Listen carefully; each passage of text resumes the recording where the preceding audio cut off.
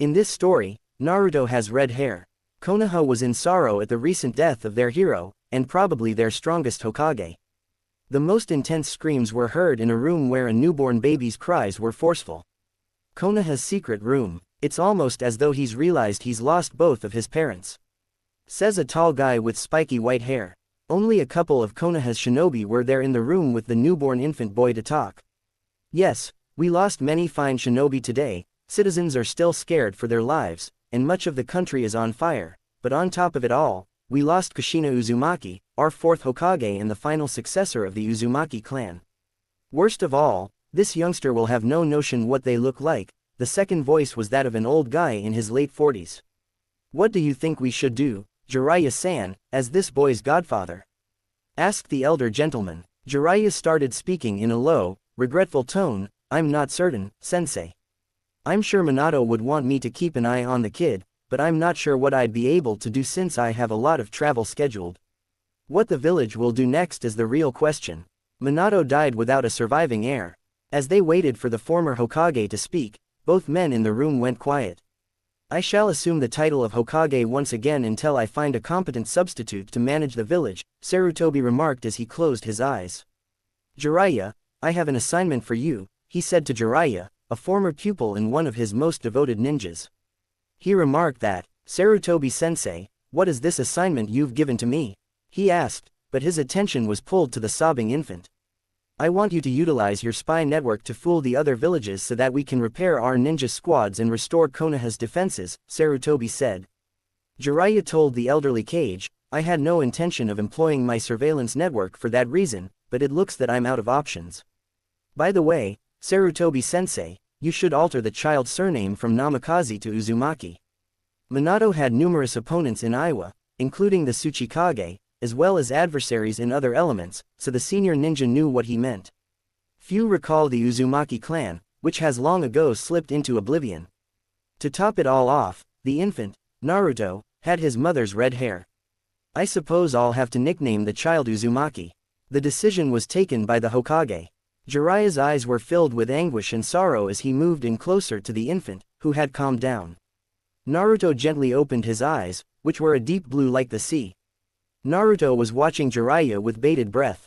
Would you look at that, similar eyes, and I believe his hair is already beginning to get spiky like Minato's, Jiraiya stated as she looked down at the kid. The sage grinned and put his finger to his face. Naruto grinned and tried to move his small hands to his face, but he couldn't. Sarutobi observed the grief in his eyes, but he also saw love. How about the whiskers? Is it due to the fact that he is a Jinchuriki? Kushina didn't have them, but her seal was distinctive, wasn't it? Jiraiya raised his hand. No, those markings existed previous to the sealing, as far as we can ascertain. So they're merely birthmarks, and if I had to guess, it's because his mother was carrying the Kyuubi when he was born, Hiruzen said. Jiraiya nodded, understanding, and kept staring at the infant, who kept staring at him. I'll pay you a visit now and then, Jiraiya remarked, smiling and nodding to his sensei. I'm going to depart right now and will return as soon as possible. I should be on my way. If I have to go, I should do it as soon as possible. Keep the kid safe, sensei, I don't want to die and have to face Kushina if Naruto comes before. Oh, and I'm sad to hear of the passing of your wife. Jiraiya stated this, and then he was gone, out the window, much to the Hokage's annoyance. Tomorrow, it was hazardous to face Kyuubi, but confronting the council was too much for the Hokage. He was now faced with his second greatest adversary. The Council of Konoha. The civilian council and the elders, comprised of Koharu, Homura, and Danzo, deliberated on what to do next.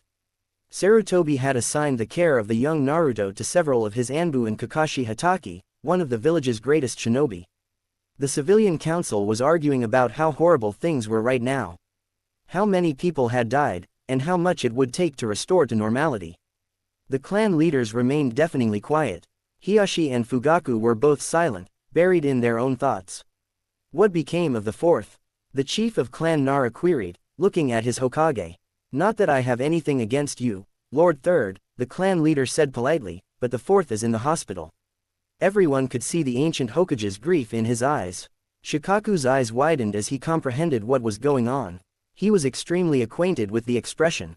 He'd seen that face before and didn't need confirmation to guess out what had happened to him. The fourth died sealing the Kyuubi, the elderly man broke the stillness with. There was nothing being spoken. Shikaku dropped his sight as he realized his comrade and Hokage had passed away. Many members of the clan shared the same idea. Minato was a well-known shinobi who died tragically. Where did he seal the Kyuubi? Danzo asked quickly, breaking the stillness. The Hokage's pupils constricted as he looked at him. Following that, the whole civilian council started to ask the same question. Sarutobi lifted his hand to hush them. He sealed Kyuubi into a baby. Naruto Uzumaki, he responded cautiously, anxious about what others would think of the situation. The civilian council was in a frenzy, demanding Naruto's execution, just as he anticipated. Kill the demon, or, he's weak now, throw him out of the community. When Sarutobi heard this reply, he unleashed his killing intent, making the whole civilian council to experience visions of their own doom. Even the bulk of the head clans were having difficulty breathing. A particular Nara was silent. He recalled his buddy Minato informing him that his kid will be named Naruto. He understood who Naruto was straight immediately. Silence, ordered Sarutobi Hiruzen, and the whole council became quiet. He gazed at every face on the council with a gloomy expression, offering nothing but anguish if they didn't keep quiet. Minato intended Naruto to be portrayed as a hero, not a monster. He's the one who prevents the Kyuubi from escaping and killing us all, explains Hiruzen. The third stated it in a threatening tone. Some civilian council members wanted to speak out against it, but when they saw Lord Third's killing expression, they restrained their mouth. I will retake the cap in my position as third Hokage, he said. Everyone seems to be thinking the same thing. No one on the council objected to this, save Danzo, who seemed annoyed. Because individuals like Hiruzen made Konoha weak, he longed to be the next Hokage. Who are Naruto's parents, Lord Third? A Hyuga queried, his eyes welling up with tears. Sarutobi had opted not to tell them because he was scared the knowledge would spread and the other 4 great shinobi villages would soon discover Minato had a son. Iwa would go to any extent to murder him in retaliation for what the fourth did to them during their effort to seize the Leaf Village. With a sad face, Sarutobi answered, I'm not sure, but I know his parents were killed in the fight against Kyuubi. The leader of the Hyuga clan disagreed, but remained silent. Shikaku Nara had already worked out who his parents were, he noted. The fact that the youngster lacked parents aided the civilian of them had already began to think of injuring the demon, and the fact that they didn't have any parents to keep an eye on him made things simpler. The elders were suspicious about the boy's father. Danzo, on the other hand, understood precisely who it was and realized the youngster could be transformed into a legitimate weapon and useful to Konoha, just as Kumo had done with their Jinchuriki. After hearing a cough, Hiruzen turned to confront Danzo. I'd want you to give me the boy, Hokage-sama. I can teach him and turn him into a wonderful village ninja, Danzo proposed with a smile. Hiruzen's and several of the clan leaders' eyes narrowed. No, and the child has a name. He shall be reared at the orphanage just like any other boy, the Hokage declared unequivocally. Danzo was not pleased with this one. He reasoned that there had to be more methods to make him a weapon. Allow me to nurture him, Hokage-sama, with all due respect. He'd have a family and could be like a brother to my kid, Shikaku offered, and the majority of the council members were surprised since they didn't anticipate Shikaku to say such a thing. Please accept my apologies, but the request has been refused. Naruto cannot be given to any clan. He will grow up in an orphanage. He'll start at the academy when he's 6 years old. The announcement was made by the Hokage.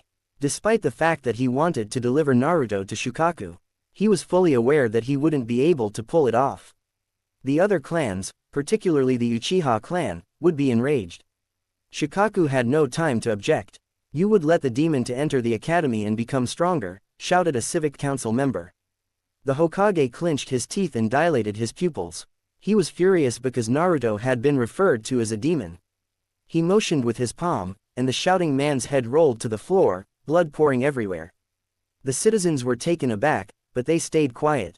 The Hokage paused for a few seconds to check whether anybody else was sick of their head. Because there was nothing but quiet, the Hokage shifted the topic. Now that we've finished this, I'd want to talk about what we lost and how much it will cost to reconstruct. The Hokage chose to change the subject. Throughout it all, one clan chief stayed mute.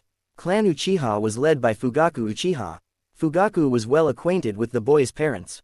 Makoto, his wife, was close to Kushina Uzumaki. He wasn't sure how his wife would react if she discovered he was being raised at an orphanage. He, on the other hand, was not excited about it.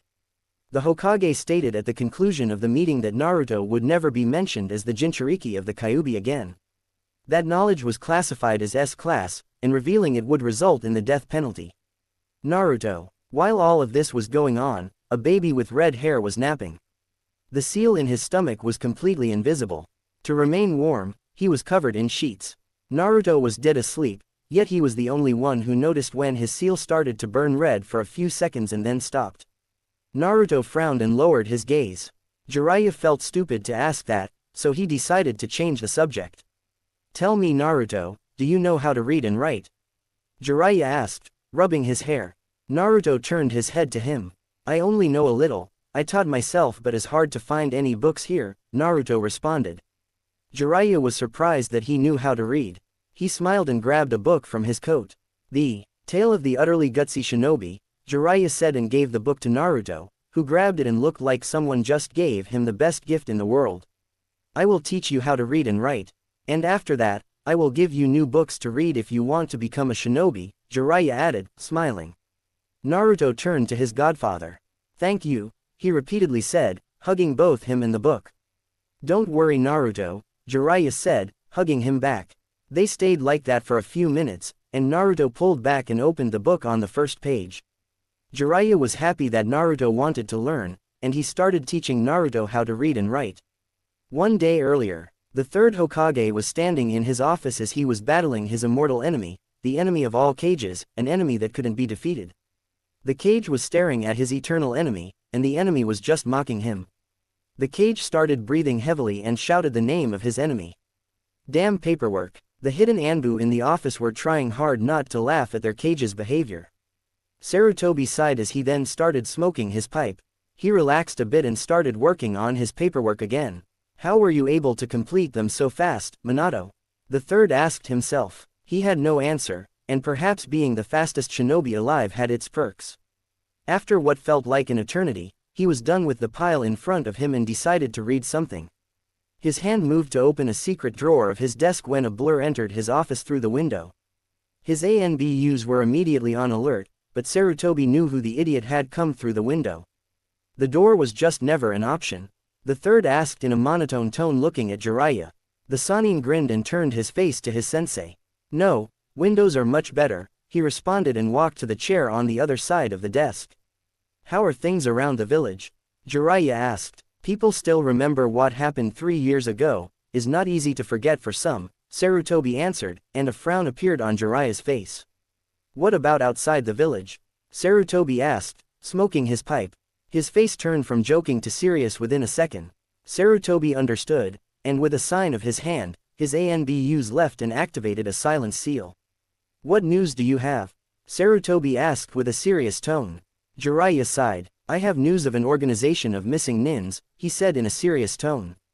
Sarutobi raised his eyebrow at this. It wasn't that much of a big deal for missing nins to create an organization. "Why is this important, Jiraiya?" Sarutobi asked, knowing there was more to this. "They all are made of S-rank shinobis, and is called Akatsuki," Jiraiya said with a dreadful tone. Sarutobi slightly paled at this. An organization made of S-rank ninjas can be a big problem, he thought. And they're targeting the Jinchurikis, and that organization just became far more dangerous in Sarutobi's mind.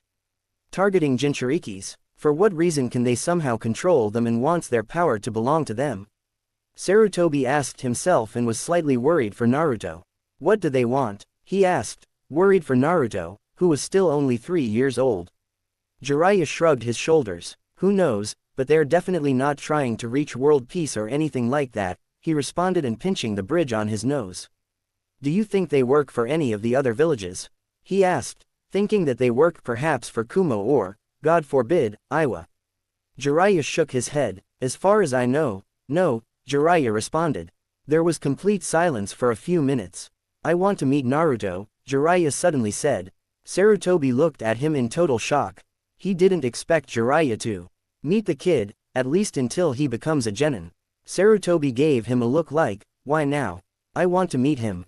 I have waited long enough, and now my godson needs me more than ever," Jiraiya added with a serious tone, and didn't care if his sensei would tell him, no.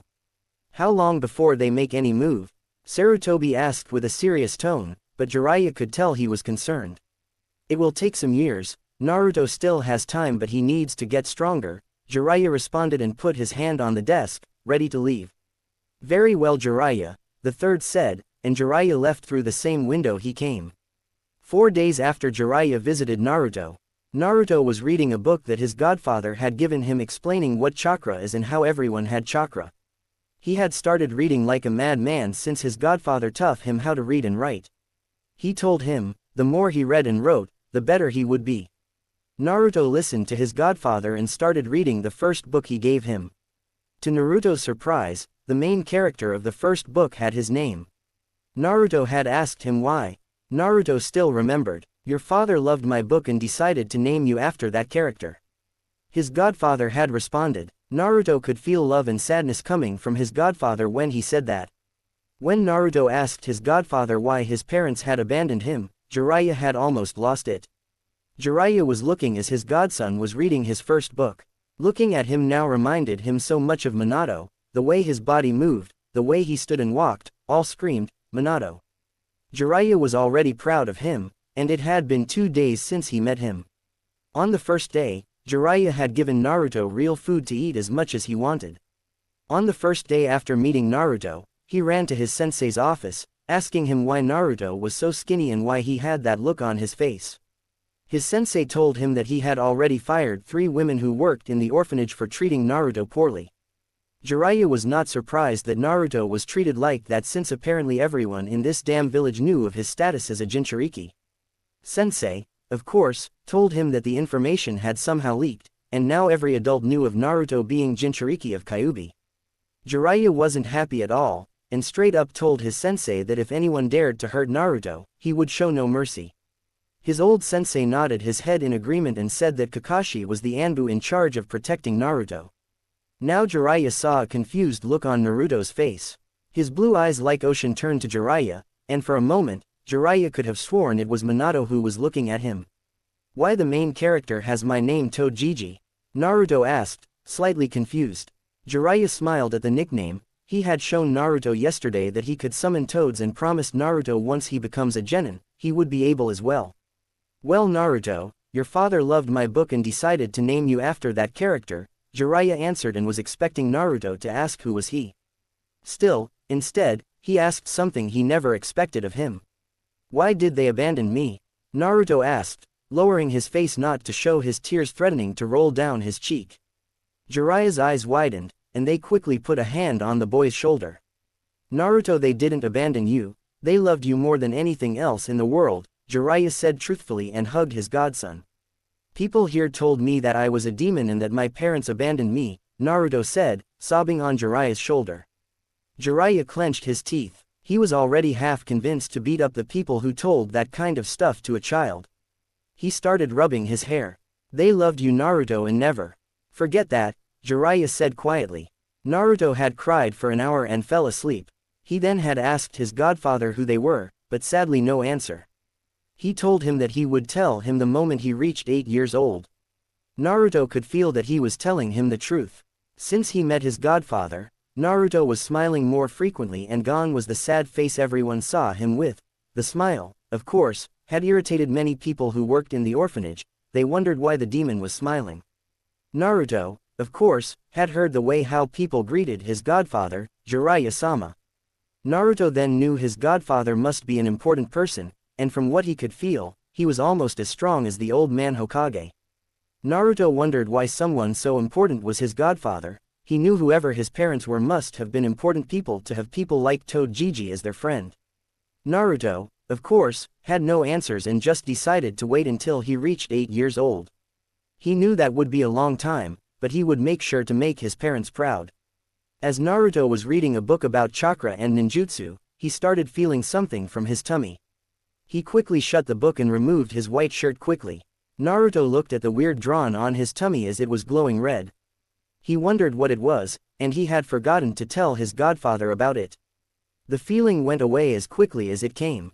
Naruto just shrugged his shoulders and decided to ignore it. but he knew that other children didn't have this drawing in their tummy. Naruto returned to his book and started reading where he left it.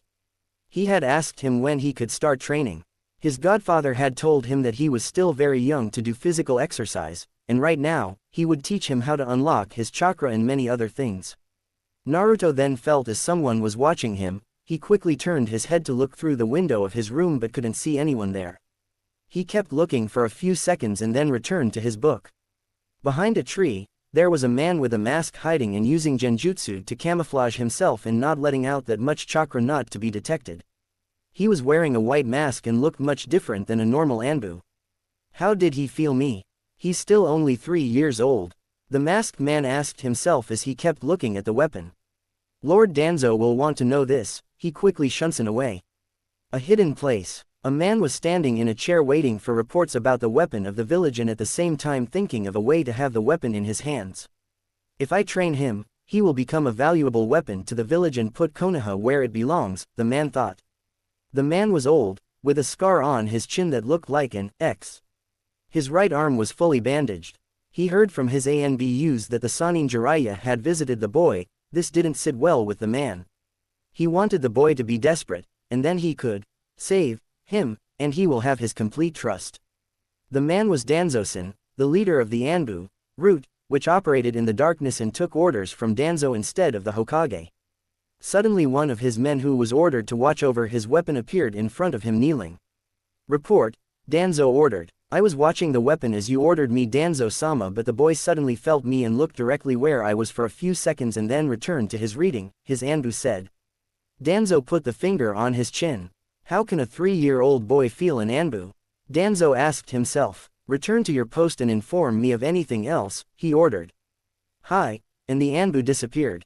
Naruto. He was waiting for his godfather to come. He would usually be here by now, but this time he was late. Naruto then felt him, and a second didn't pass, and Toad-Gigi came through the door smiling at him. Naruto immediately returned the smile and ran and jumped to his arms to hug him. How are you, my boy? Jiraiya asked and rubbing his hair, making Naruto laugh. I'm good, Toad-Gigi, Naruto responded and pulled back and went back to his book. I wanted to ask you something. Naruto asked, and Jiraiya told him to go on. Why do I have a weird drawing on my tummy? Naruto asked innocently, but Jiraiya tensed slightly, which didn't go unnoticed by Naruto, and he wondered if he shouldn't have asked. Jiraiya wondered how could have Naruto seen it. The seal would appear only if Naruto was doing something with his chakra, and Jiraiya was sure that Naruto hadn't unlocked it yet. How do you know about it?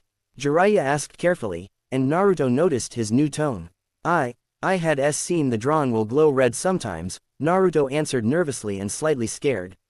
Jiraiya walked closer to Naruto and told him to remove his shirt. Naruto did as he was told and removed it. Jiraiya put his hand on Naruto's stomach, and the seal appeared. Naruto was now tense and wondered if he had done something wrong. Jiraiya analyzed the seal and could see it was intact. Glowing red, Jiraiya asked himself but could see the seal was as perfect as when Minato sealed the Kyuubi. Jiraiya then turned his eyes to Naruto and noticed the fear behind his eyes. Don't worry, Naruto, I'm sorry, I didn't mean to scare you, Jiraiya quickly said and smiled at him. Naruto felt relieved and wore his white shirt. Don't worry about that, Naruto, is nothing. His godfather told him, but Naruto wasn't convinced. He knew that weird drawing wasn't normal but decided to keep it silent since his godfather didn't like to talk about it. Jiraiya kept Naruto company for the whole day and gave him new books, each one of them for different things. One of them was also for Fuinjutsu. Jiraiya hoped that since Naruto was an Uzumaki and both his parents were good with seals, it would be easy for Naruto to learn it. He knew there was a danger that Naruto might figure out about the Kyuubi, but he hoped that wouldn't happen. Jiraiya would say that it was a seal to protect him if Naruto asked. Tomorrow, going towards the orphanage was a woman around her 30s. She had bought some new clothes for her best friend's son. She knew he was treated unfairly and still was angry that Hokage had refused her to adopt Naruto. She had requested at least 7 times to adopt him, but each time was rejected. She was going to ask for the 8th time, but her husband told her that the Hokage wouldn't change his mind. She, of course, was angry and had cried that she couldn't help him. She was followed by her older son Itachi Uchiha, which was known through the village as a prodigy. Usually, She wanted to bring Sasuke since he was around the same age as Naruto, but he was still young, and perhaps it would be better to meet Naruto somewhere else and not in an orphanage. Also, things between the village and the Uchiha clan were a bit tense. She reached the orphanage and asked the first woman she saw there. "I'm sorry, but where is the room of Naruto Uzumaki?" she asked, smiling but noticing the look of hatred in her eyes when she mentioned the name. So did Itachi, who knew what Naruto had sealed inside him. "He's in room 13, she answered with venom in every word. They started walking towards Naruto's room and didn't bother to say, thanks to the woman. After they walked away, she turned her eyes to her older son. "Treat Naruto kindly like I told you before we left home, never act like that stupid woman," she snarled. "I know Ka-chan, I know the difference between a kunai and a scroll," Itachi responded kindly. They soon reached his room, and Makoto noticed the words, "Demon," written all over the door and in the wall near the door. She sighed and knocked on the door. "Come in," she heard, and opened the door and almost thought she saw her friend instead when she saw his red hair. She then saw his eyes and noticed he was being wary of them. "I'm not here to hurt you, Naruto," she said kindly, trying to reassure him that she wasn't here for anything wrong. Naruto only just kept looking at her like he was waiting for something. "My name is Makoto, this one is Itachi, and I brought you new clothes," she said smiling. Naruto slowly walked towards her and looked at the clothes in her hands. His eyes then turned to Itachi. And then back to Makoto. "Why?" he asked her. That question broke her heart. He asked why they were being kind to him. She wanted to say that she knew his mother, but she knew that information was still hidden for a reason. "Because you remind me of someone, Naruto-kun," she responded and gave him a quick kiss on the cheek. "I will see you again whenever I can," she promised. Naruto smiled a little. "Thank you," he said. Naruto would want to talk with who appeared to be Itachi but noticed he was much older than him. She would want to stay longer, but she knew things between the Uchiha clan and the village weren't on good terms, and the last thing they needed was for them to think that she was trying to manipulate Naruto. "See you later, Naruto-kun," she said, and Itachi followed her behind. Naruto was left in his room and looked at his clothes and wondered if this was like having a mother. 2 days later, Jiraiya was looking as his grandson was reading books about the clans of Konoha. He was reading about the Senju clan, how they were able to make trees and how the first Hokage was able to build the whole village. The book also mentioned important clans from other countries, but that was on the last pages. Jiraiya sadly knew that book had nothing about the Uzumaki clan, but he would tell Naruto himself once he grew up a bit more. Jiraiya liked the way how Naruto was every time he would read, it reminded Jiraiya of Minato. But spending time with Naruto, he could see what Naruto had gotten from Kushina. He was a caring person like her, one who cared about the precious people more than anything else. But he also looked collected and not hot-headed, or maybe Jiraiya just still hasn't seen it yet. Naruto had already read all the books Jiraiya had given him about ninjutsu and chakra. He still had to read about genjutsu and fuinjutsu. But his godfather told him he needed to know about clans as well, and for their bloodlines. Naruto, of course, had asked many questions like, why no other Senju can grow up trees, what is a bloodline? Could the second Hokage really pull out water from the air itself? And many other questions. Jiraiya was happy that Naruto was so interested in books. He had already made a deal that a toad would come to Naruto every month with new books. So Naruto wouldn't get bored and would have something to do and spend time, but this thought reminded Jiraiya that he would have to leave tomorrow morning and do his duty as a spy. That broke his heart. He wanted to stay here, but the village needed information for every possible threat, and he wanted to know more about the dam Akatsuki.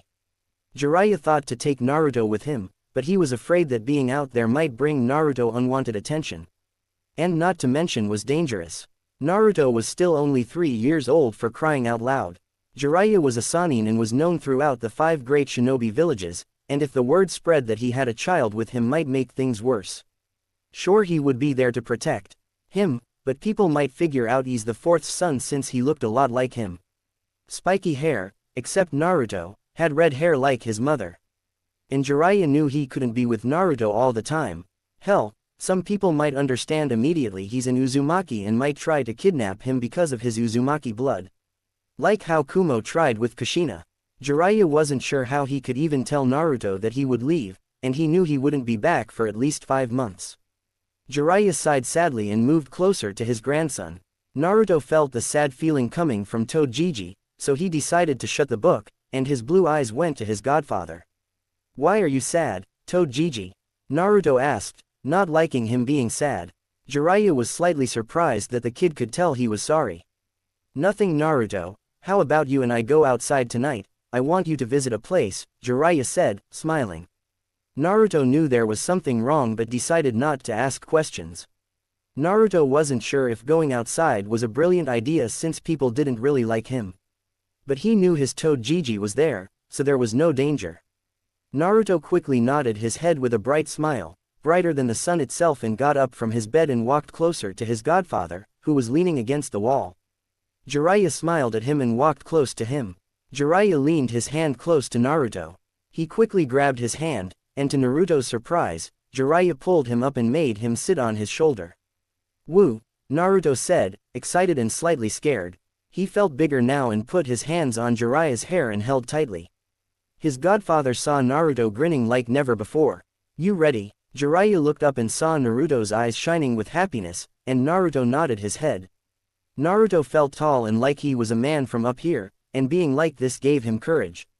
Jiraiya left the room, and the moment he left, he saw a woman looking at Naruto with hatred in their eyes. That made the bundle of joy on his shoulder feel uneasy. Jiraiya released a tiny bit of killing intent, and they gulped and backed away from them. They soon left the orphanage, and now were in the streets of Konoha. Naruto was looking everywhere curiously. He had never been away from the orphanage before. This was his first time, and he wanted to see how it was. Jiraiya was happy that his godson looked delighted, but he kept an eye on people walking around them.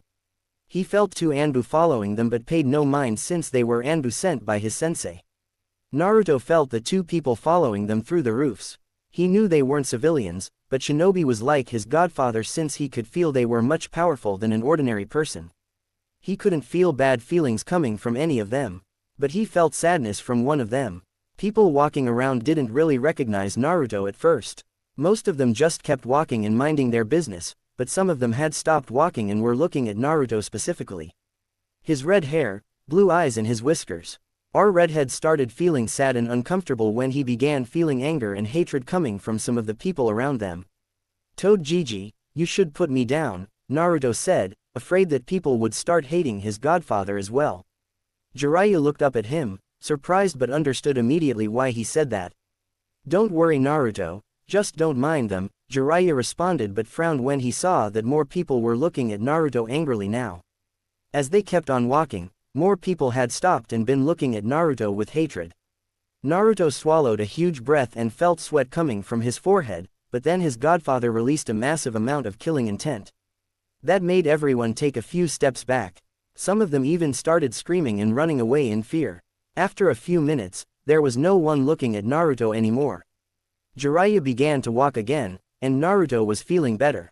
Naruto focused his eyes on the stone faces in the mountain. He knew each of them.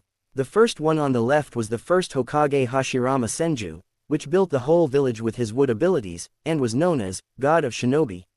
He had also battled the legendary Madara Uchiha in Valley of the End. He was known to be able to control tailed beasts with his wood abilities. Naruto had heard about the Kyuubi like everyone else, and wondered if there's more than just Kyuubi out there. Then was Tobirama Senju, which Naruto had read that was known for his high water affinity. No one was in the same level as him, even ninjas from Kiri, known for their water affinity, weren't at his level. He had created many jutsus, one of them was Hirishin that the fourth Hokage was known for. Then was Old Man Hokage, who looked younger in the stone face and in the picture in Naruto's book. Naruto couldn't really see him as young no matter how hard he tried. Naruto had read that titles of the Professor and God of Shinobi were given to him. Naruto wondered if Jiji Hokage in his younger days was as strong as the first Hokage in his prime. He had decided to ask Jiji once he saw him again. Then there was the fourth Hokage, Minato Namikaze. Naruto thought he was the coolest Hokage of them all. He was known as the Yellow Flash of Konoha because he was a master of Hirishin. But when Naruto had seen the picture of the fourth, he could have sworn that he had visited the person before. His blue eyes were the same as Naruto's, and he knew it. Naruto, of course, asked Jiraiya why he felt like he had seen the fourth before. At that moment, he noticed his godfather was very nervous and heard him mutter just like him. Of course, Jiraiya just changed the subject, much to Naruto's annoyance. Naruto had asked his godfather to learn Hiroshin, but he told him that he still needed to know the basics before moving into complicated things like learning jutsus and Hiroshin. Jiraiya knew Minato had left Hiroshin and Rasengan for Naruto in case anything happened to him. Jiraiya had decided to give them to Naruto when he reached 8 years old. But Jiraiya wasn't looking forward to telling Naruto about Kyuubi. He knew Naruto still hadn't asked why people hated him, but he knew he would ask that question sooner or later. Naruto had told him about the kind lady named Makoto who had given him clothes. Jiraiya, of course, knew her since Kushina had mentioned her, but he wondered if she had a purpose of meeting Naruto. He knew there was a chance that she just wanted to be kind to him out of her friendship with Kushina. But Jiraiya knew that things between Konoha and Uchiha clan weren't good and had heard some shinobis claiming that Kyuubi had a Sharingan the night he attacked. Of course, maybe they had just thought they saw it, but Jiraiya knew Minato was a master at Fuinjutsu and would never let Kyuubi be released unless someone attacked them. Now he made his way towards the favorite place of his mother. Naruto was busy looking at the face of the fourth Hokage in the mountain when he heard. "Ooh, look who we have here," he heard his godfather say towards 3 men who were walking towards them. In their shoulders were 3 kids. The first man was giving Naruto and Jiraiya a warm smile. His hair was almost brown and tied like a cactus. He had a scar on his face and was wearing the usual Jonin outfit. With black sandals. On his shoulder was a boy who looked bored and ready to fall asleep. His hair was the same as his father. The second man had long blonde hair and was wearing a white outfit, and beneath it, Naruto could see the Jonin outfit. On his shoulder was a girl around his age with blonde hair as her father. She was smiling at them. The third one was a fat man with weird marks on his cheek. He wasn't smiling at them, and Naruto could feel the stare of the third one. And on his shoulder was a boy who also looked to have problems with his weight. "Jiraiya-sama, is good to meet you again. Who is the cute boy on your shoulder?" the first man asked, taking a step forward and giving Naruto a warm smile. Jiraiya looked up at Naruto. "Oh, my name is Naruto Uzumaki, Shinobi-sama," he answered respectfully. Jiraiya held a burst of laughter, and so did the girl.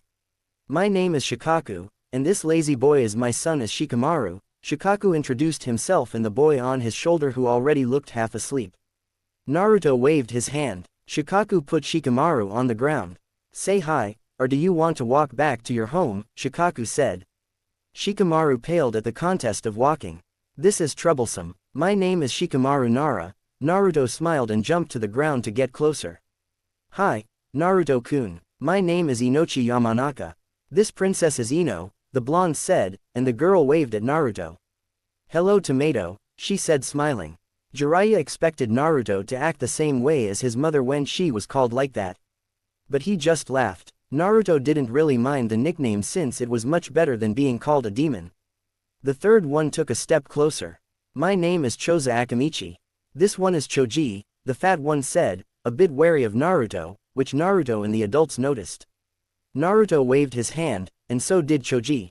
Naruto turned his eyes to Shikamaru and Ino, who were standing close to him. "Do you want to come with us?" Naruto asked hopefully. Jiraiya was about to respond when he was interrupted. "Of course we can stay outside a bit longer," Shikaku answered immediately. Shikamaru looked ready to protest, but his father glared at him. "Very well, we're going to Ichiraku Ramen," Jiraiya said happily that Naruto could finally meet kids of his own age without glares. Choji looked happy and was clapping his hands. "Yeah," Naruto shouted, raising his fist in the air. Soon they started walking towards Ichiraku Ramen. Naruto, Shikamaru, Ino and Choji were walking forward and talking, and the adults were a bit behind talking about different things. "So Naruto, what is Jiraiya-sama to you?" Shikamaru asked curiously. "He's my godfather." Shikamaru's eyes widened slightly, and he murmured something under his breath. "Wow, really? He's one of 3 Sanins," the girl Ino shouted, surprised. Naruto raised his eyebrows in confusion. "What's a Sanin?" he asked. They all started looking at him like he had gone mad. "Didn't your parents tell you about the Sanins?" Ino asked, confused. That question made Naruto sad, and his smile slowly disappeared and turned into a frown. "I don't have parents," Naruto said quietly, almost like a whisper. He was feeling tears in his eyes but swallowed a huge breath. He didn't want to cry in front of them. Ino lowered her head. I'm sorry, she apologized with a sad tone. Choji looked saddened as well, and so did Shikamaru. Naruto quickly shook his head. Don't worry Ino-san, how about we talk about other things? Naruto asked, wanting to change the subject. Very well, what do you like to do the most Naruto? Choji asked curiously. Naruto knew what he liked. I like to read, and I like to spend time with Toad Gigi, and Hokage Gigi, Naruto responded, smiling brightly. All three of them looked at him, confused. You mean, you call Hokage-sama, Gigi? Ino asked but more like a statement. Naruto didn't understand why that was apparently a big deal but just nodded his head. What about you guys? Naruto then asked and putting his hands behind his head. Well, I like to watch clouds, and sleep. Mostly sleep, Shikamaru replied, yawning. Naruto's sweat dropped while Ino and Choji already knew his answer. Don't mind him, he's just lazy, Ino said, looking at Shikamaru and then her head turned to Naruto. I like to look at the flowers and spend time with my friends, Ino responded, changing the answer. Naruto knew what she was going to say but didn't mind. Now he had his godfather, and he was happier than ever. That's cool Ino, Naruto responded and smiled at Ino, which made her turn her face away. Naruto was confused while Shikamaru was murmuring. Troublesome blonde, I like to eat. Spend time with Shikamaru in a barbecue in any restaurant, Choji answered, smiling. Tell me Naruto, will you become a shinobi? Ino asked, smiling at him. Of course, I will become a shinobi and become a Hokage Dadbao, Naruto shouted the last part with his eyes screaming determination. All three of them looked shocked by Naruto's statement that he would become Hokage. At the same time, Jiraiya was looking at Naruto proudly. I have no doubt you will, Naruto. Thank you Toad Gigi, Naruto said quietly and stayed like that for 30 minutes. I love you Toad Gigi. I love you too Naruto-kun. In a forest, Ka-chan where are we going? A little girl with red hair was asking her mother as they kept walking through the forest. It has been raining for 2 days now. Since her father died from the shinobis, it had started to rain. The ground was muddy, and her feet were all aching. Soon Asha, very soon we will go home, her mother replied, turned to her daughter, and started walking towards her daughter, who was 4 years old. Asha saw her mother picking her up in her arms. Asha's eyes focused on a weird drawing that was in her mother's right hand. Her mother made a few hand seals with her right hand. Uzumaki style, rainforest, her mother said, and it started raining even more. We will soon find our home, Asha, her mother promised with a smile. Her purple eyes look at her daughter with love. Soon Asha, soon. Naruto was crying, he tried to hold his tears, but he couldn't no matter how hard he tried. Naruto was in front of Konoha's gate about to say goodbye to his godfather, who would leave to chase away the bad people. Hokage Gigi was standing close to him. Jiraiya had a sad face looking down at his grandson in all but blood.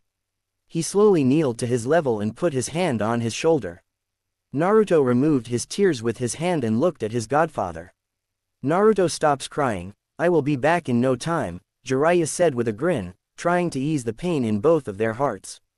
Naruto nodded and swallowed hard not to let more tears fall. Remember what I told you.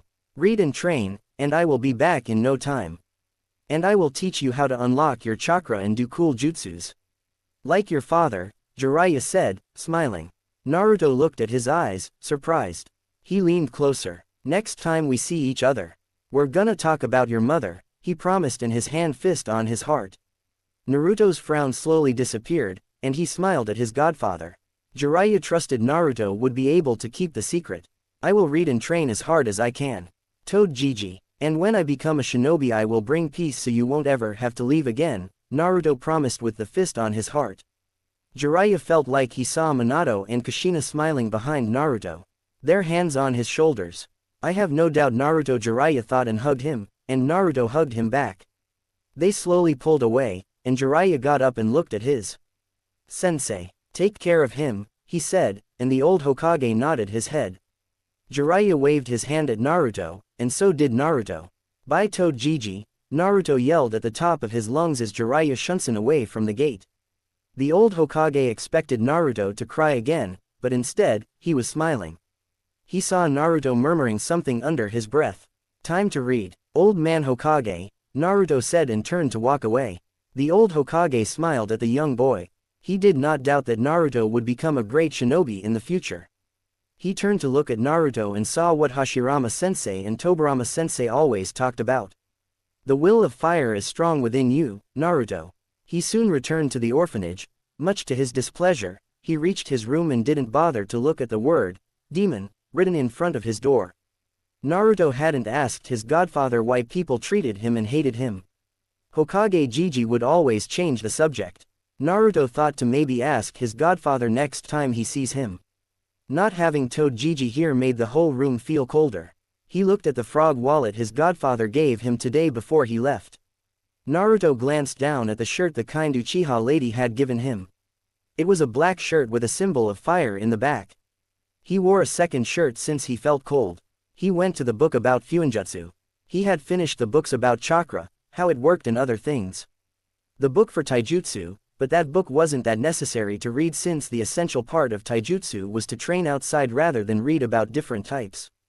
In the book for clans of Konoha and clans outside Konoha, Naruto read about Senju, Uchiha, Nara, Yamanaka, Nara, Akamichi and many other clans. He looked at the title. The Art of Fuinjutsu Level 1. He opened the book on the first page, and his eyes went to the author's name. Yutari Uzumaki. Naruto's eyes widened at the last name.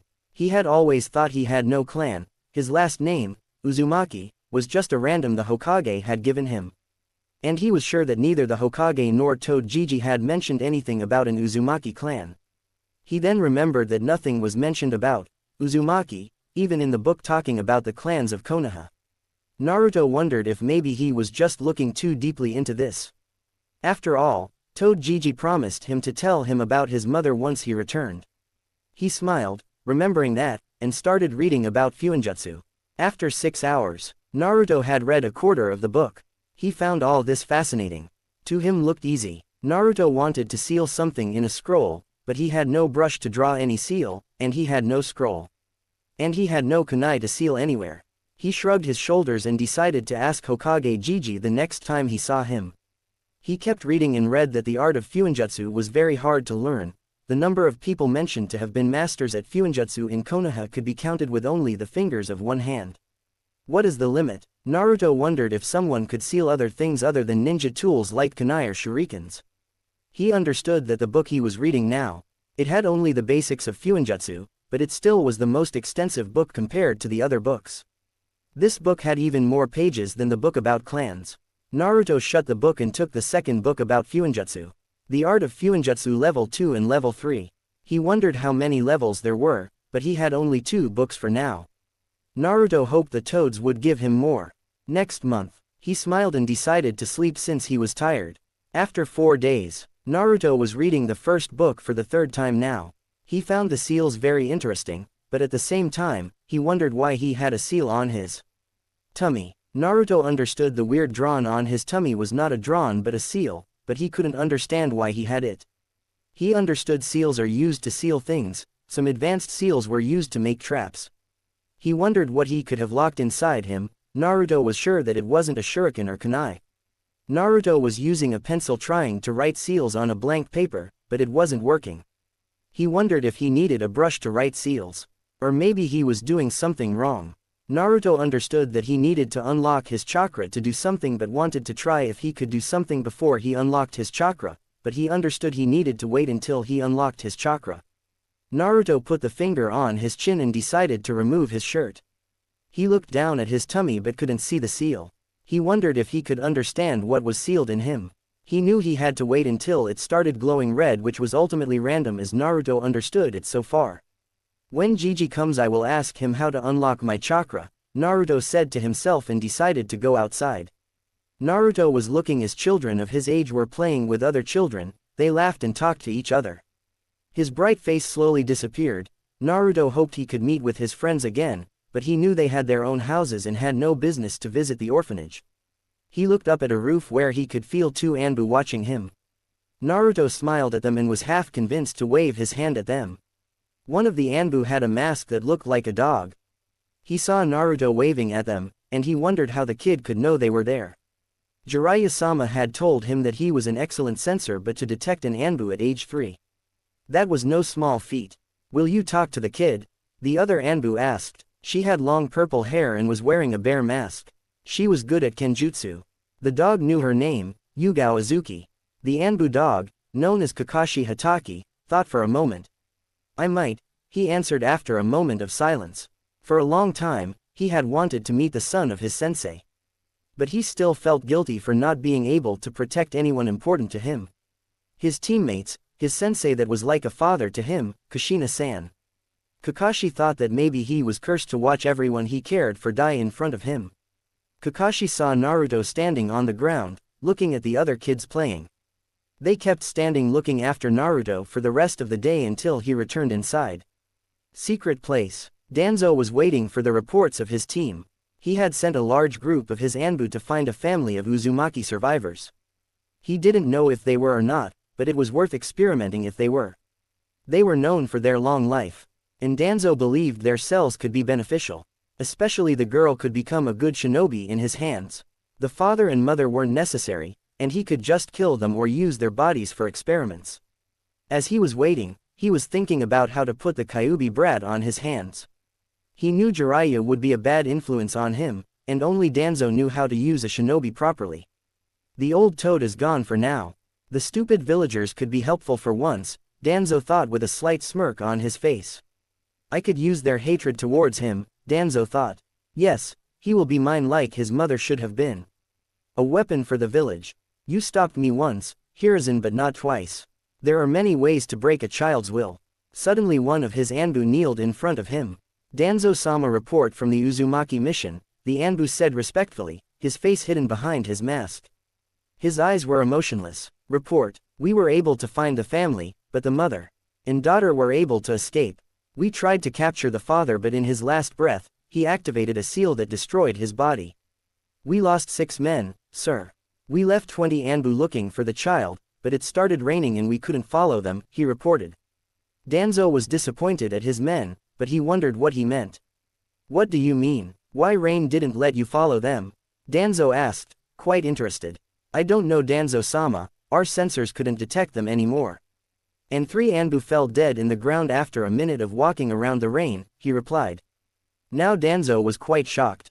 Interesting jutsu. Someone must be pretty capable of using water jutsus to be able to make rain. I want my new weapons found. I want both the girl and the woman alive. Ashara Uzumaki 3 days later. We have been in the run for a week now. The ground was all muddy, her legs were itching everywhere. Her clothes were full of mud around. Her mother would once a day wash her clothes with her water jutsus. Asha couldn't understand why this was happening, why the weird shinobis attacked them. They were peaceful people and did nothing except fishing. Her mother was getting more tired each day. She would leave her with a clone at least 3 times a day and return when she found something to eat. Ka-chan, when will Tu-chan return? Asha asked, not understanding where her father was. Her mother's eyes were saddened for a moment, and Asha was sure she would cry. She was about to apologize. He will return soon, Asha. He just has something to do with the ninjas that came to our house, she replied and fought back her tears. Asha knew her mother wasn't telling her the truth but decided not to ask more questions. They were using a tree to cover themselves from the rain. Looking at the rain now, Asha wondered why it hadn't stopped raining since they left their home. Why is raining so much? It helps Asha-chan, this way the bad people won't find us, her mother replied, tired and breathing heavily. Ka-chan, where are we going? She asked with a tiny voice. She felt her mother's hand on her long red hair. To a new home, my sweetheart, she replied kindly and removing the dirt from her hair. Asha didn't want to leave her old home. She was happy there with her Ka-chan and Tu-chan. She always thought that her home was the most beautiful home to exist. She remembered the sea close to their home and would sometimes just stare at the sea near their house. It was beautiful. She always liked it and occasionally would dream as the sea was talking to her. Outside her home was a treehouse that she sometimes would hide when she played with her parents. Asha didn't want any other home. The tiny house close to the ocean and with a treehouse was the best home. She felt hot tears in her eyes when she thought about her house. Almost like her mother could feel her sadness. What's wrong, sweetheart? She asked, and making her daughter turn her face to her. I want to return to our home, she replied, tears rolling down her cheek. Her mother's smile slowly disappeared. I know that, but we will soon have a new home. You will love it, she replied in a tired voice. Asha noticed her mother looked very tired now, and she saw that it had stopped raining now. She was breathing heavily, her legs could hardly bring her to this point, but she knew they needed to leave soon. We need to leave, she said in a serious tone. She slowly tried to stand on her feet and used the tree close to her to stand. Ka-chan, you're tired. We should rest, her tiny Ruby said. She smiled but knew they didn't have time to rest. She put a smile on her face for her daughter, she couldn't let her get scared. Don't worry, I'm well rested now, she replied and grabbed her hand, and they left towards their new home. Nico Uzumaki, after 3 days. She felt exhausted, that's the only thing she felt. Her legs felt numb, her skin was irritated everywhere. She would catch up on blood every few hours. Nico made sure her daughter wouldn't see her. But she knew her face was getting paler. Her red hair had started losing its color. They had begun becoming gray, losing their pigment. She couldn't understand why all this was happening. Horrible people destroyed her homeland, they were a peaceful clan. But it seems in this world people didn't care. As long as they viewed you as an enemy and not an ally, you needed to be destroyed despite fighting only when they were threatened. Nico could still remember her home, and it was the most beautiful place in the world. She had escaped along with her parents and a friend of hers. Her parents died shortly after they found a peaceful place to call home. Rieiho Uzumaki is her friend, then her lover and then her husband. He was all she had for so many years. Their love grew when their family grew, her daughter, Ashara Uzumaki. Or as Rieiho liked to call her, his Ruby. Nico didn't know why he called her like that, but Asha always liked when Rieiho called her that. Nico was sure that she had found her new home, she had a family that she loved. But people still remembered the Uzumaki clan. People still remember their abilities. Nico felt multiple people coming towards them. She swallowed a huge breath, she was scared, but for her daughter.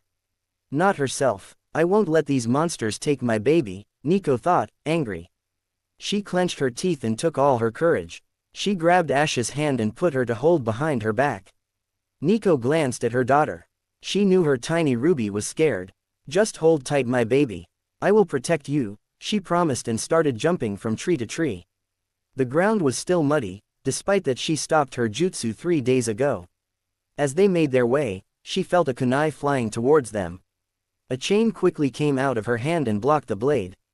But she knew whoever threw that wasn't alone. She felt her senses skyrocket. She promptly landed on the ground avoiding a fireball jutsu that burned the tree she was standing on. Mama! Her daughter screamed, scared. Nico looked around and saw herself getting surrounded by at least 20 shinobi. All of them were wearing masks. Nico knew they were Anbu, but she felt that something was off with them. Her daughter covered her face in her back, not daring to look at the shinobis surrounding them. She was crying. Nico narrowed her eyes at the Anbu. What do you want? She asked, her voice high. She was breathing heavily. Nico knew that she didn't have that long before everything was over for her. Come with us. Danzo-sama wants his weapons, one of the emotionless ANBUs replied. His hand goes to a kunai on his jacket. Nico didn't know who the man was, but she knew from the way the Anbu talked. This man was dangerous and looked at them as weapons. She knew her chances of winning were thin. She looked behind at her daughter, who was still standing on her back, she covered her face. Nico gave her a sad smile before turning to the Anbu. I'm sorry, my Ruby. I'm sorry, Rieiho. I have failed our family, she thought and started raising all her chakra left. She slammed her hands together. I won't let your monsters to hurt my daughter, she screamed, and the ground started shaking. One Anbu jumped from the ground to a tree and jumped in her direction with a sword in his hand. Ready to slice her legs. Nico felt a tear rolling down on her cheek. She screamed, Uzumaki style. Chains of hell, she shouted, and hundreds of chains came out from the ground moving at high cage speed. The Anbu with the sword tried to swing at the chain. But he was quickly surrendered by chains. The others tried to run away but were quickly captured. And so was every shinobi around Nico. They tried to break free, but the chains were strong. They all were black chains, and some of them slightly shining. All of them couldn't get out, but they felt their chakra running lower and lower. One of them tried to hand signs but couldn't move his arms, not even a cm. They all had no emotions, but now they were looking at Nico with fear in their eyes. She took a deep breath and prepared to kill them all. Please number, one of them shouted, but the chains quickly ripped them apart. Their arms, legs and heads were ripped apart from their body. The sound of their bodies ripped apart was heard. It was a terrible sound. The blood fell in the muddy ground like rain. Nico slightly smiled, seeing that all of them had died. She looked behind her and saw that her red crystal was safe. She smiled for the first time since they were attacked. "Is all right now, Asha?" "They're gone," she said gently. Her daughter slowly moved her head away, but Nico didn't let her look at the bodies. Asha looked at her mother, but then her hair slowly turning completely white. "Ka-chan, your hair," she said, afraid. Her mother suddenly felt a massive pain in her stomach. She felt like something was ripping her apart. She fell to her knees and caught a tremendous amount of blood that completely covered her hand that she tried to stop the blood. No, so soon, Nico thought, knowing her time was gone now. She quickly put her hands on her daughter's shoulder and made her look at her. She kept breathing heavily, her throat dry. Her eyes felt dry too. "Listen to me, Asha. I need you to go away now," she said as her breathing was getting worse. Her daughter quickly shook her head, and tears streamed down her cheek. No, I won't leave you. Not like Tu-chan. He told us to leave and now he's gone. I won't leave you," she shouted, crying and hugged her mother tightly. Nico wanted to speak again, but she could hardly breathe. She tried to but couldn't talk. Her words were stuck in her throat. Her sight was getting fuzzy. She soon felt herself hitting the ground. Her eyes looked at her daughter as she was looking down at her with tears in her eyes. Her tears fell on her face, but her whole body was numb. She could hardly feel anything. "Sarah, please take care of my daughter," Nico thought as her sight was getting fuzzier.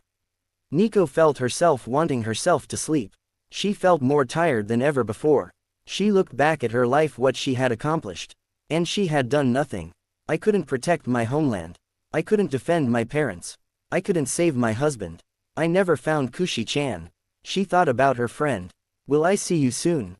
she asked herself. She then remembered that her life wasn't a complete failure.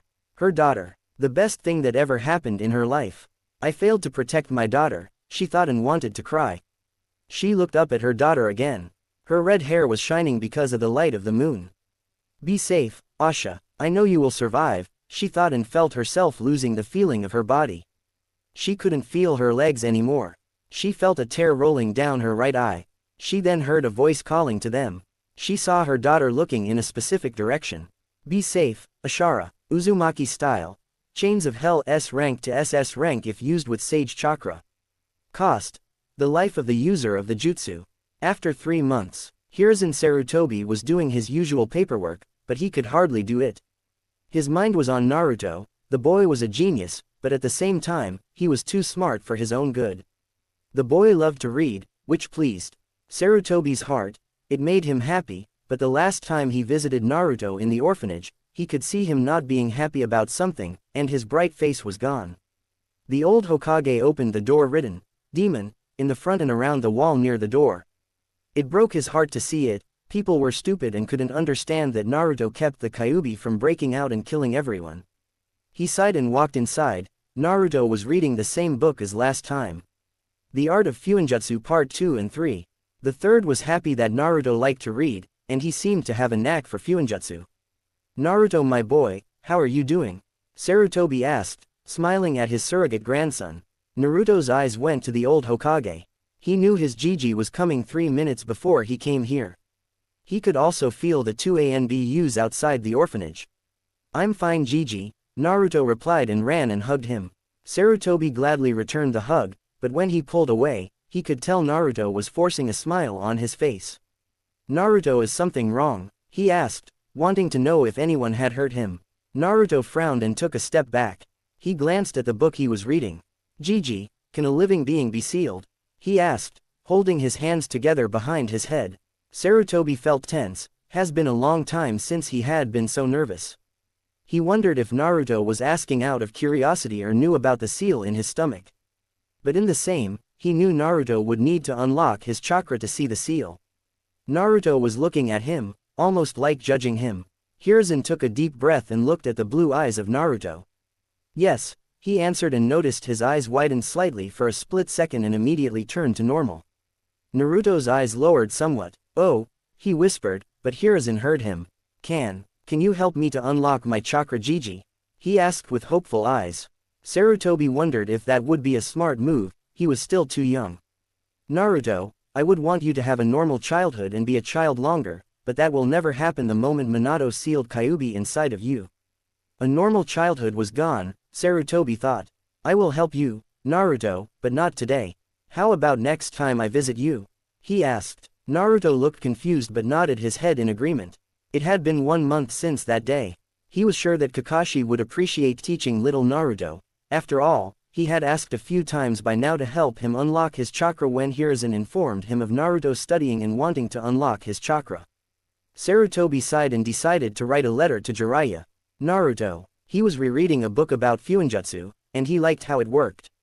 But at the same time, he was getting frustrated. He wanted to try himself to do some of the seals, but he couldn't do anything without unlocking his chakra.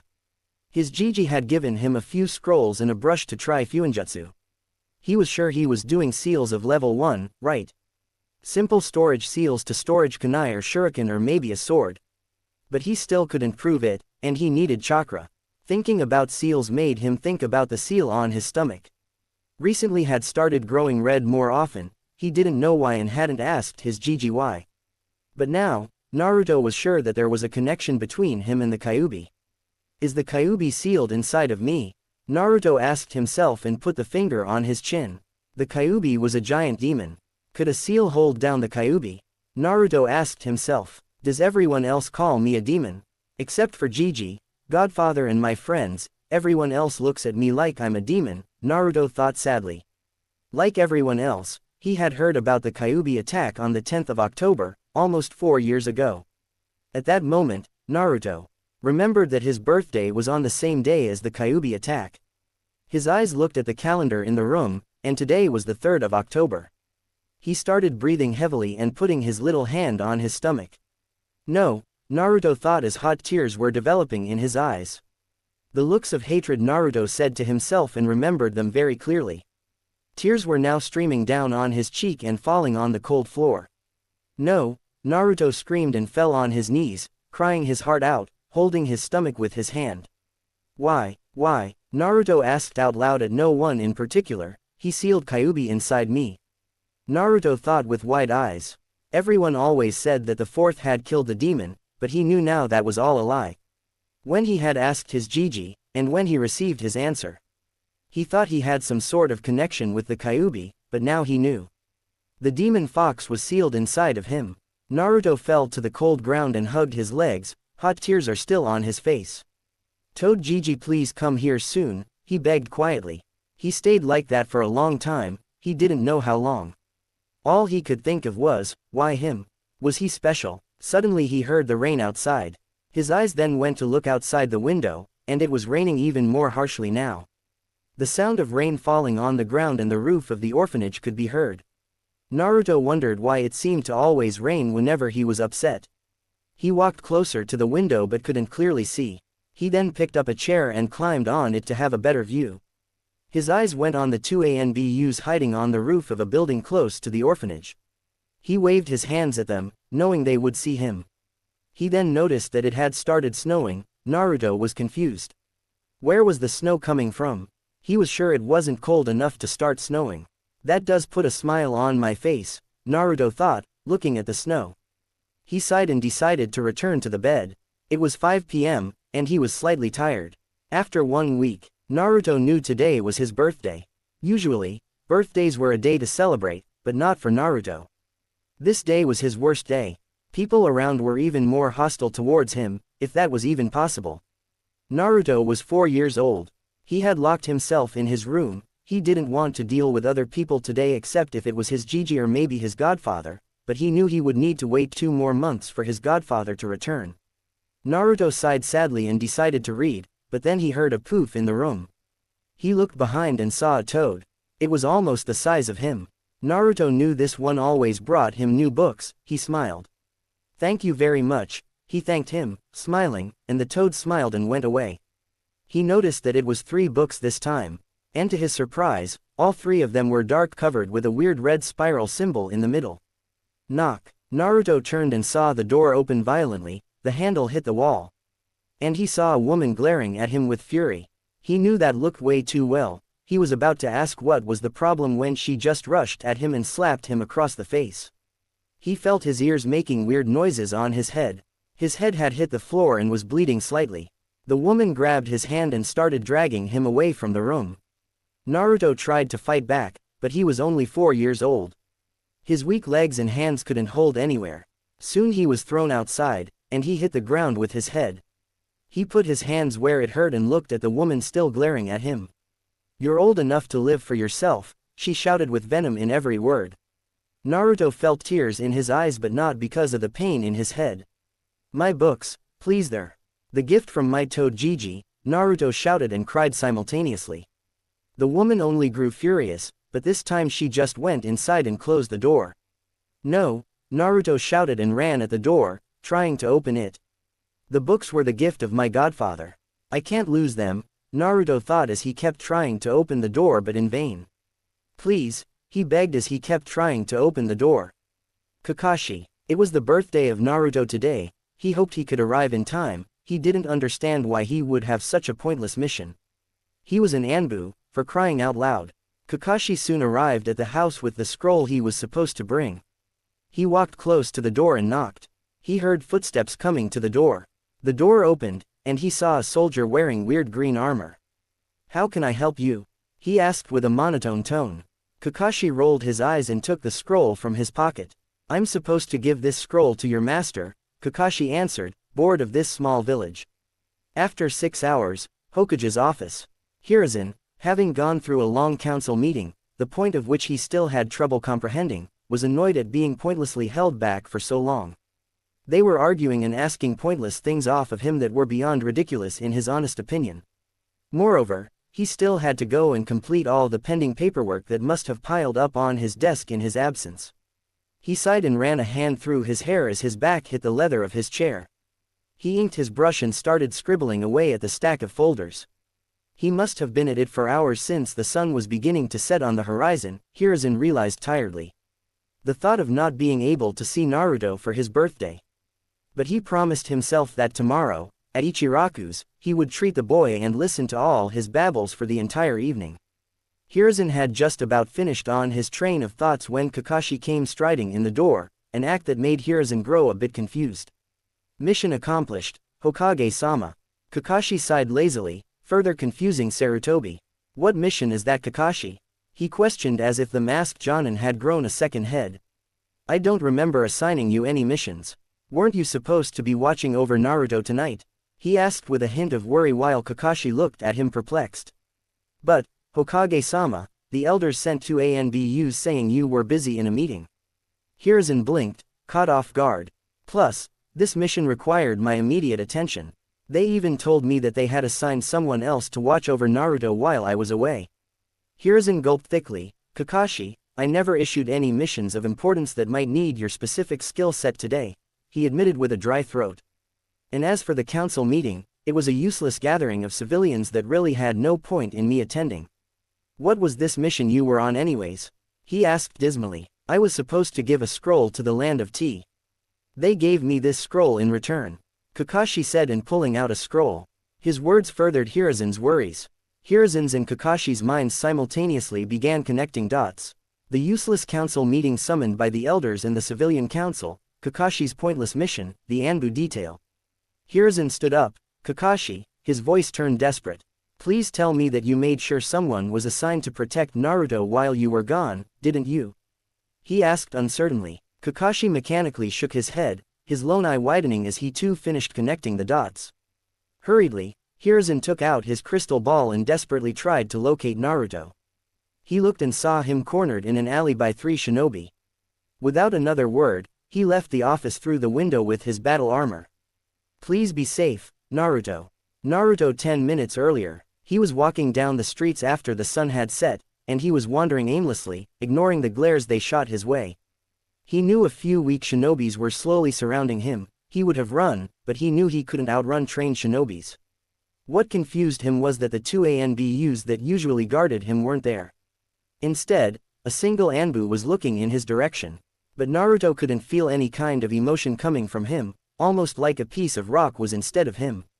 Suddenly, out of nowhere, Naruto was pulled into an alley, and he fell on his back. Regaining his bearings, Naruto saw 3 people donning the Leaf's forehead protectors and flak jackets surrounding his way out the alley.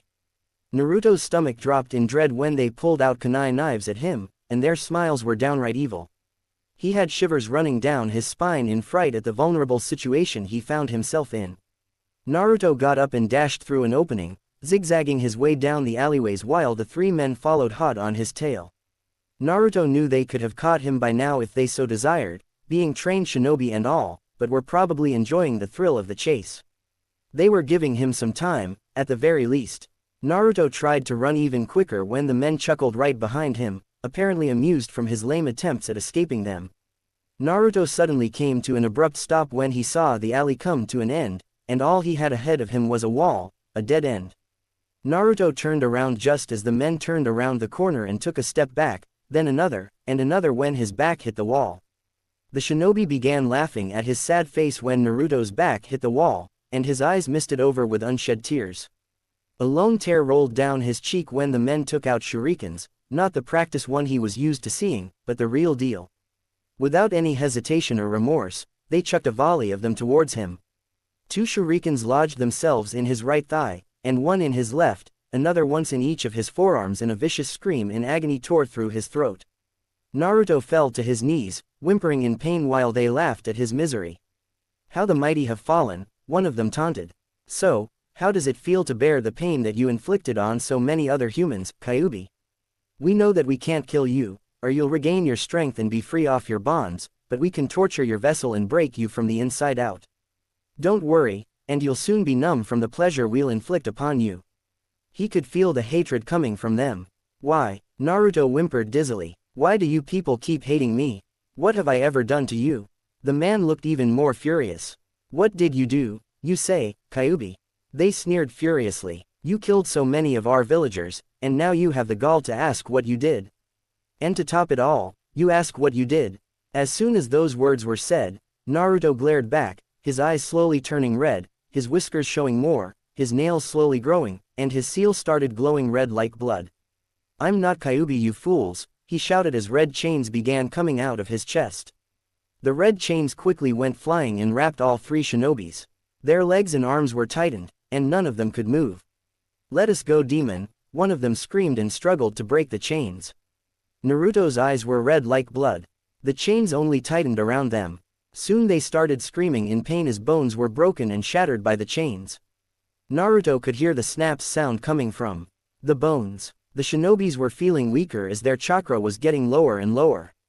Naruto had 8 chains coming out of his chest, and slowly a 9th one came out and flew towards one of them and pierced him through the chest. The soldier fell to the ground, and at that moment, blood came out of his mouth. He was struggling in the ground, coughing blood and trying to stop the blood, as he was drowning in his own blood. Naruto felt like he now was awake. He looked at the dead body in fear and sadness. Tears in his eyes as he couldn't believe what he had just done. The chains quickly returned to his chest. "Die!" Both of them shouted and threw shurikens at him despite the massive pain around their legs and arms from the broken bones. As this was happening, Naruto looked at his tiny hands. The blood had flown to his face and hands. "What have I done?" Naruto said to himself. He felt like a monster. What would Gigi think of him? What will Toad Gigi think of me? Will they abandon me? Naruto asked himself, crying. The shurikens were blocked by an Anbu standing in front of Naruto.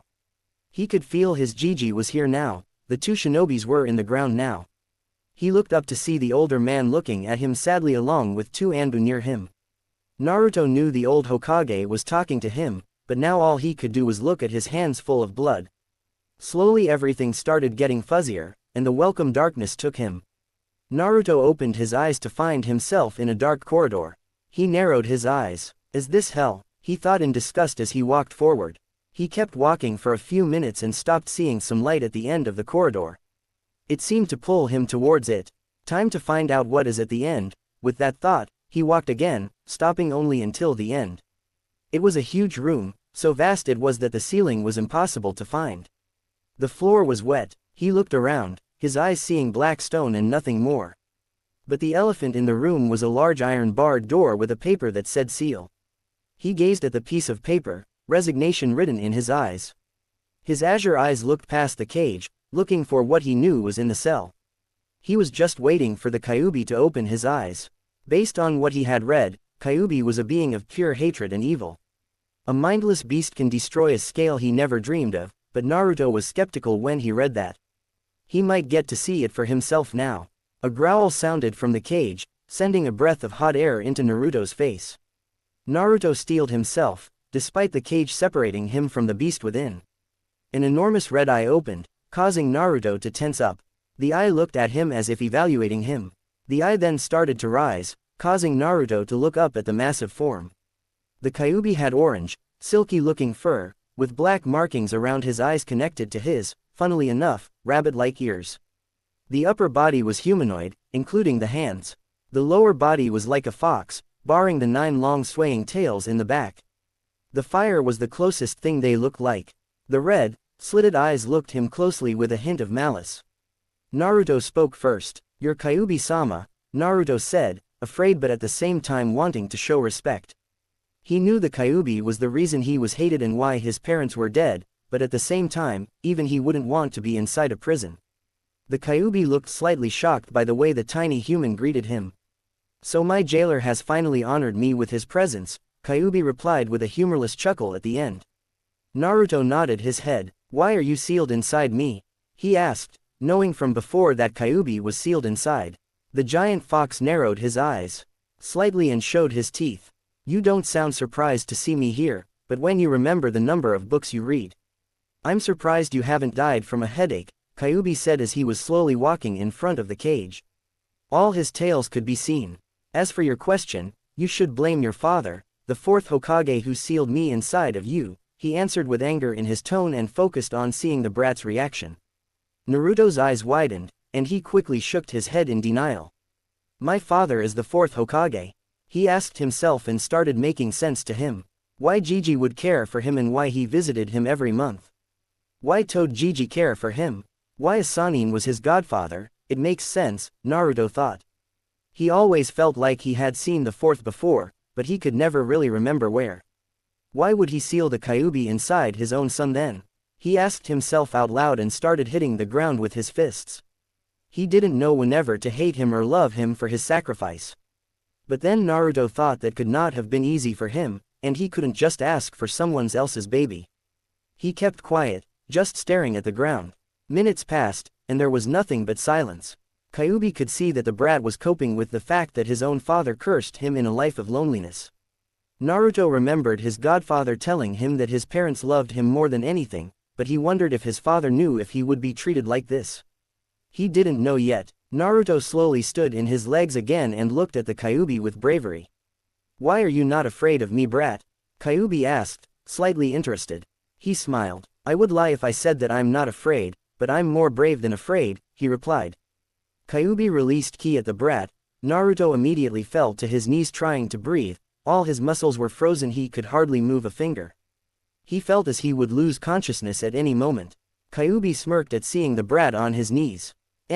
Nice tea, try," Naruto said, panting and his voice low, but Kyuubi heard him.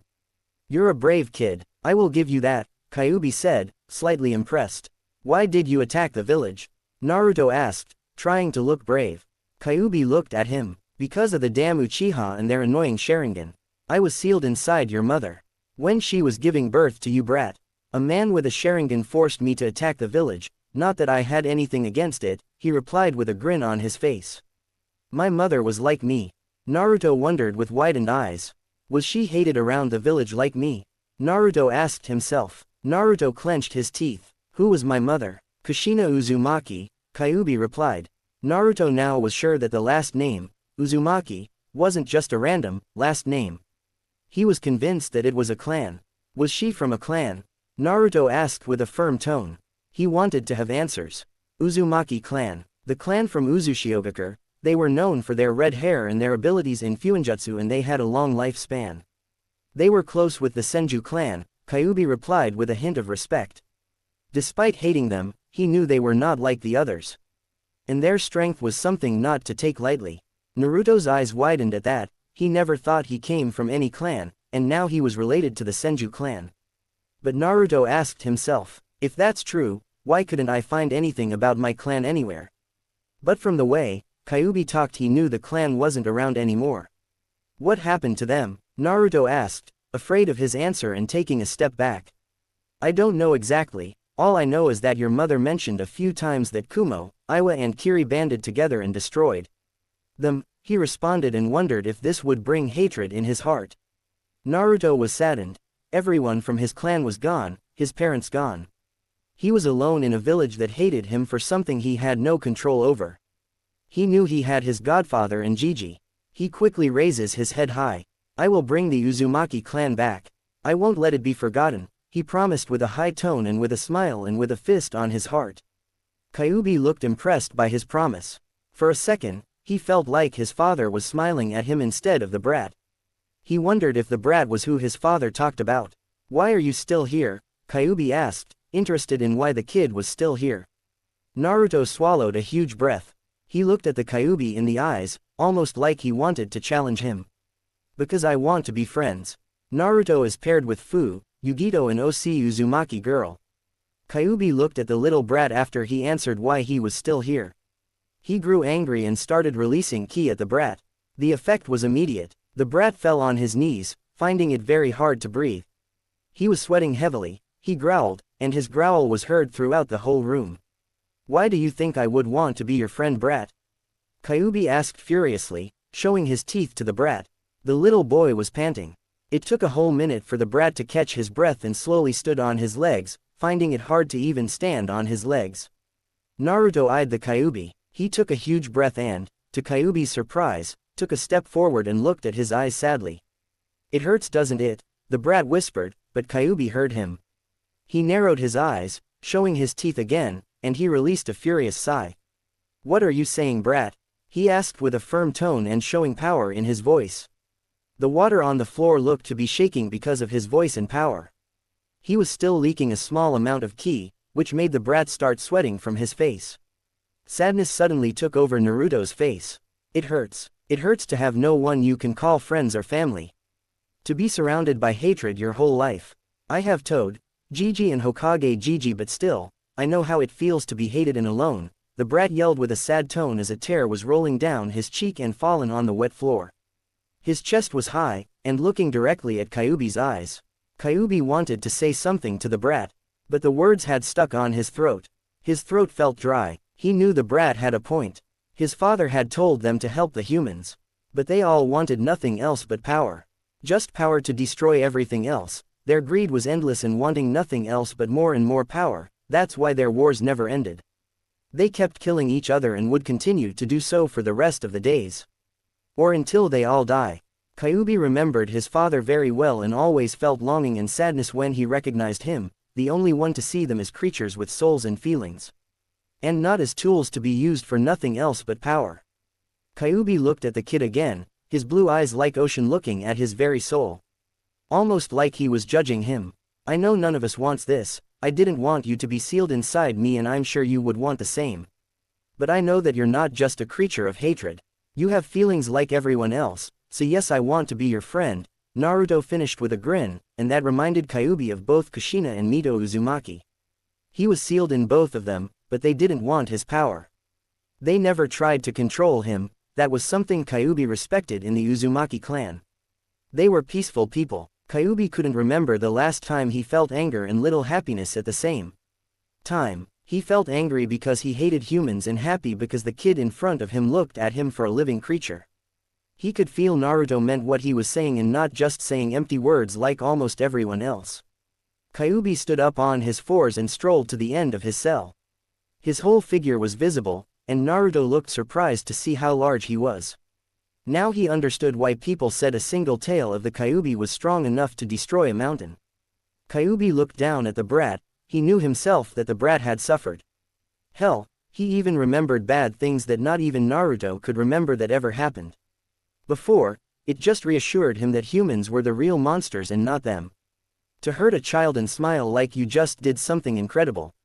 Kurama looked at Naruto's figure, evaluating him. So far, he thought of Naruto as a smart kid with a cool head on his shoulder. Father, you said we should help the humans. I will give this brat a chance, Kyuubi thought with a sad smile on his face, remembering him much to Naruto's surprise. Naruto was still looking up at Kyuubi. He could feel and see different emotions flashing through his red eyes. To him, it reminded him of Toad Gigi when he said goodbye to him. The Kyuubi suddenly sighed loudly. "Very well, Kit. From now on we are friends," Kyuubi said with a bit of a smile on his face, resting his head on his paws. Naruto smiled, and his face brightened like a candle. He put his fist up. "Yes," he yelled at the top of his lungs with closed eyes. Naruto opened them to look at Kyuubi again. "What's your name, Kyuubi-sama?" Naruto asked, still showing respect in his voice. Kyuubi smirked at the way he called him and gave him a confused look. Naruto noticed his confused look. "You have a name, right? I mean, Kyuubi just means 9 tails," he added as his smile looked up to brighten up the large room. The water on the floor looked calm. Kurama was surprised that Naruto knew he must have a name and that Kyuubi is not his name. He could also feel the positive energy coming from the brat, which confused him. It felt different but familiar at the same time. The energy, the calmness coming from Naruto reminded Kurama of Hashirama Senju and Mito Uzumaki. He wondered if the brat had any connection with them, but the only connection he might have with them was through his mother and father. As far as he knew, he was an orphan that no one knew who his parents were. Kurama only knew what Kushina knew. He shrugged his shoulders slightly and decided to think about it later. He focused on the kid again. "My name is Kurama, Kid," Kurama replied, looking down at Naruto. Naruto smiled that he knew his name, but at the same time, he knew Kyuubi wouldn't just tell his name to anyone. He raised his head. "Well, Kurama-san, I'm Naruto Uzumaki, it's nice meeting you," he introduced himself with an open hand on his chest. Kurama chuckles at his childlike behavior. He thought that it would be less horrible to have someone to talk to, and perhaps with time. "Well, since we're friends, I want you to walk close to the bars and remove a bit from the seal. A fingernail would be enough," he requested. Naruto looked confused and raised an eyebrow at his request but just decided to do it. He slowly walked to the bars, and water raised him to the seal. He glanced at Kyuubi before putting his finger at the top of the seal. He was about to remove a bit when he suddenly felt a presence inside the big room. Suddenly his hand was grabbed, and he was thrown down on the floor. Naruto didn't know who this was but could feel this one was strong. He looked up to see blue eyes like his staring at him. At first, he didn't understand who this person was and how was he here, but then he went to his hair and face. Naruto felt himself freeze when he understood who he was looking at. The long yellow spiky hair reached his shoulders, blue eyes like his, and the white coat with fire painting at the bottom and the word, Yondaime, 4th Hokage, written. His mouth opened and closed, not knowing what to say or even think. He looked at his hand reaching down at him. His small hand slowly grabbed his big one, and the Yondaime helped him up. He was still speechless. He wanted to say something, but all the words had stuck on his throat. Naruto smiled at seeing his father, but he wondered why was he here and how. "Yondaime, I'm surprised to see you here," Kurama said with a hint of anger in his tone as he showed his teeth at the Hokage and released a small amount of his ki. The fourth turned to look at the Kyuubi, surprised. He expected him to be much harsher towards him. But he was still confused and concerned at the same time. He made this to help Naruto if he ever lost control but looked down at him. He could see that Naruto hadn't lost control, so why was he trying to remove the seal? Minato hoped to God that Kyuubi wasn't manipulating Naruto to free him. Finally finding his voice, "Dad?" Naruto asked tentatively. His eyes showed confusion but longing at the same time. His voice was as low as a small whisper. Looking at him now, Naruto felt that this wasn't the first time he had seen him in person. He just couldn't put a finger where he had seen him before. The 4th Hokage smiled at Naruto, the same smile he had seen from his Toad Gigi and Hokage Gigi. A smile of love, but Naruto could feel concern coming from the 4th. "Yes, Naruto, I'm your father." He finally spoke to his son and walked closer and kneeled in front of him, and gave him a big hug. Naruto felt confused at first, but then he felt hot tears in his eyes, as his hands were trembling like a leaf, his mouth felt dry. "Where have you been all this time, Two-chan?" Naruto finally asked, and his tears rolled down his cheek. He hugged his father tightly, afraid that he would disappear at any moment. The 4th felt his heartbreak hearing his words and his son crying his heart out against his shoulder. Minato kissed his cheek and messed his hair that reminded him so much of Kushi-chan. Minato slowly pulled away and gave his son a good look, his blue eyes like his, but unmistakable red hair. He would recognize that hair everywhere. "You have grown, Naruto-chan, you have become a man," Minato said, touching his nose with his, making Naruto laugh. To Naruto, it felt good to have someone to call Tu-chan finally. He was sure this was a dream. He would soon wake up in the orphanage in the cold bed alone like always, having no one around to talk to. "Where have you been all this time, Tu-chan? Why did you and Ka-chan have to leave me alone? Do you know how much I missed you both? How much I wanted to have someone call Tu-chan and Ka-chan and," he stopped talking and couldn't stop crying. Naruto wasn't sure if he was happy or angry to see him. Minato gave his son a sad smile and put a hand on his head. "I know we left you alone, and there's no excuse for that. A parent's job is to always be there for his children," he said with sadness, knowing from Naruto's voice that he was hurt. His son said nothing to that and just kept clearing away tears from his face with his hand. "Tell me, Naruto, do you not live with anyone?" Minato asked, and not wanting to receive the answer, he knew he would. He hoped that Shikaku or Jiraiya-sensei was raising him. After a few moments of silence, Naruto shook his head, not knowing what to say. His head down and looking at the floor. Minato felt like another stab in the heart. He was about to ask. Again, "Hokage Gigi visits me once a month in the orphanage. Toad Gigi was with me for a week but left 3 months ago because of work," his son said with a sad tone. His voice was small and fragile. Minato felt a hint of happiness that his sensei had at least visited Naruto and not forgotten about him and left him alone. He would want him to raise Naruto, but Minato wondered where Tsunade was. "Naruto, what about Tsunade? Is she not with you?" he asked, confused and leaning his head closer. Naruto looked up at his father in confusion. Why was his father mentioning Toad Gigi's teammate? "She's not with me," he replied curiously, and thinking if he could have someone else to call Fall family. Minato sighed sadly. "She's your godmother. I don't know why she isn't with you," he replied sadly, thinking of a reason why Tsunade would not stay to take care of Naruto. Perhaps she was too heartbroken. She was a good friend with Kushi, and Minato found it suspicious that she would not stay to raise Naruto. He decided to put that thought away. For now, there was something else he needed to ask, and he knew he didn't have that long. "Naruto, tell me, why were you trying to remove the seal?" he asked kindly, but Naruto could hear the seriousness in his tone. He was about to reply when Kurama spoke. "Yondaime," he spoke with a firm tone and with a slight hint of anger still in his voice, grabbing everyone's attention. Minato turned back to look at Kyuubi, and Naruto's eyes went to Kurama. "I wanted to be able to talk to Naruto, that's why I told him to remove a small part of the seal," Kurama answered, glaring daggers at the fourth. Naruto could tell that Kurama wasn't a big fan of his father. He saw his father glaring at Kurama, not trusting a word. But he quickly walked between him and Kurama, grabbing his attention. Minato looked surprised to see Naruto do that, and Kurama was even more so. "Kurama is my friend Tu-chan," Naruto spoke with a high tone and firm, leaving no place for arguments. Minato's eyes widened slightly. Kurama smiled at the brat and nodded his head at the Hokage, confirming what Naruto said was true. Minato was about to say something when he saw his body slowly disappearing. Naruto immediately alerted and ran at his father. "Tu-chan," he screamed and hugged him. "Naruto, I will be leaving now, but remember that I love you with all my heart and I'm proud of you. Hiruzen has a few techniques that belong to you. Time will come when you meet your mother too, and be happy," he said with care and love in his tone. His hand slipped through Naruto's shoulder. Still hugging him, Naruto nodded his head. "Yes, Tu-chan, and don't worry, I'm studying. I will become better than you. I have friends, and will have a family one day," he promised as Minato disappeared with a smile on his face, leaving Naruto looking at the place where Minato was.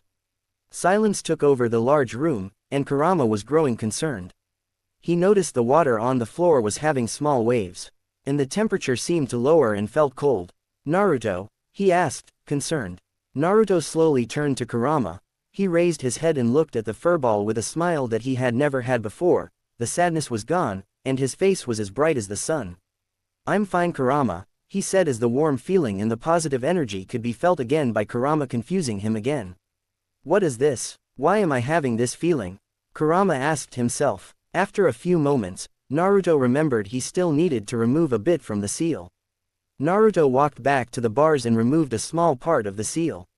He could feel Kurama's chakra around, and it was dense and more than before. Suddenly Naruto disappeared from the mindscape. Kurama knew the time for him to wake up had come. He couldn't help but smile. Perhaps this one isn't worthless, Kurama thought, and decided to rest. Well, father, I'm doing what you told us to, Kurama thought with a smile on his face. Secret place. In a large room, Danzo was sitting on a chair and waiting for reporters. Soon an Anbu kneeled before him.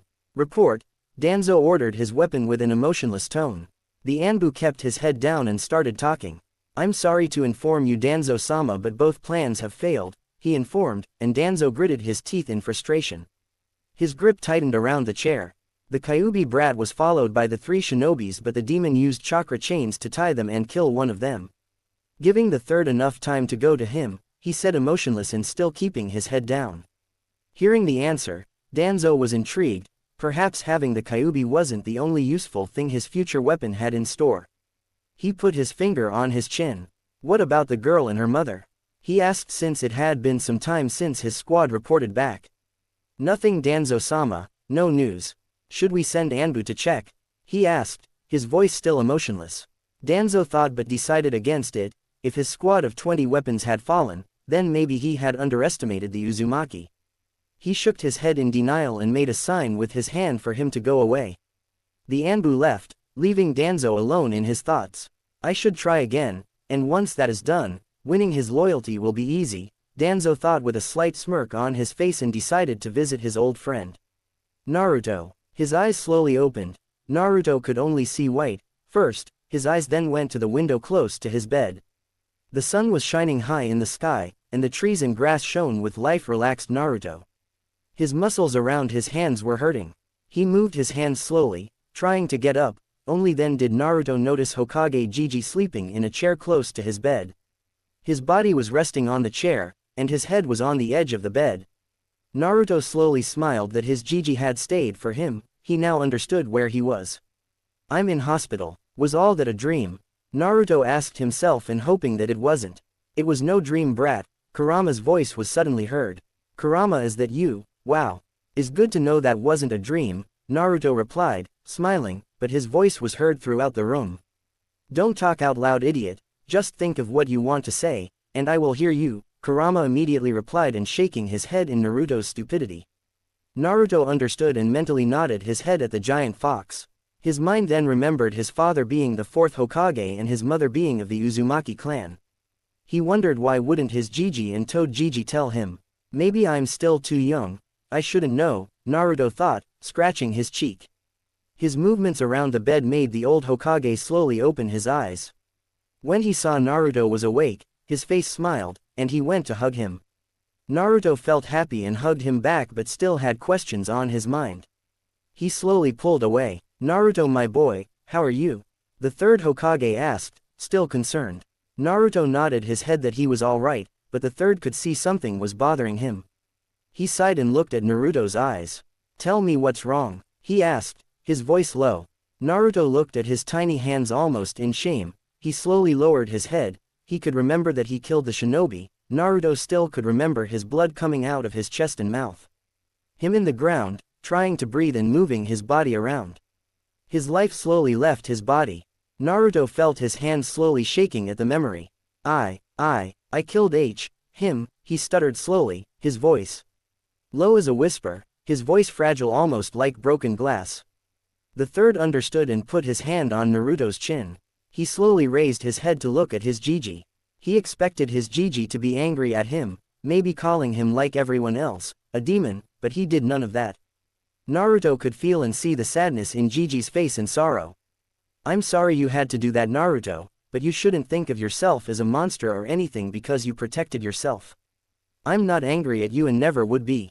Listen, in the shinobi world, killing is part of the job. But we do that to help people.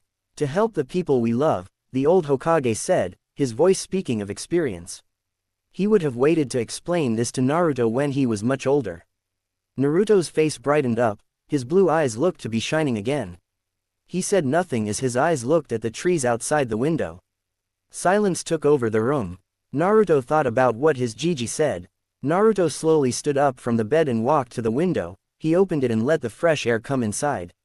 He closed his eyes and took a deep breath. He felt at peace, the birds singing outside, the leaves sound as the wind moved to pass them. The wind hit his face. He opened his eyes again and turned back to see his Jiji in the chair smiling at him.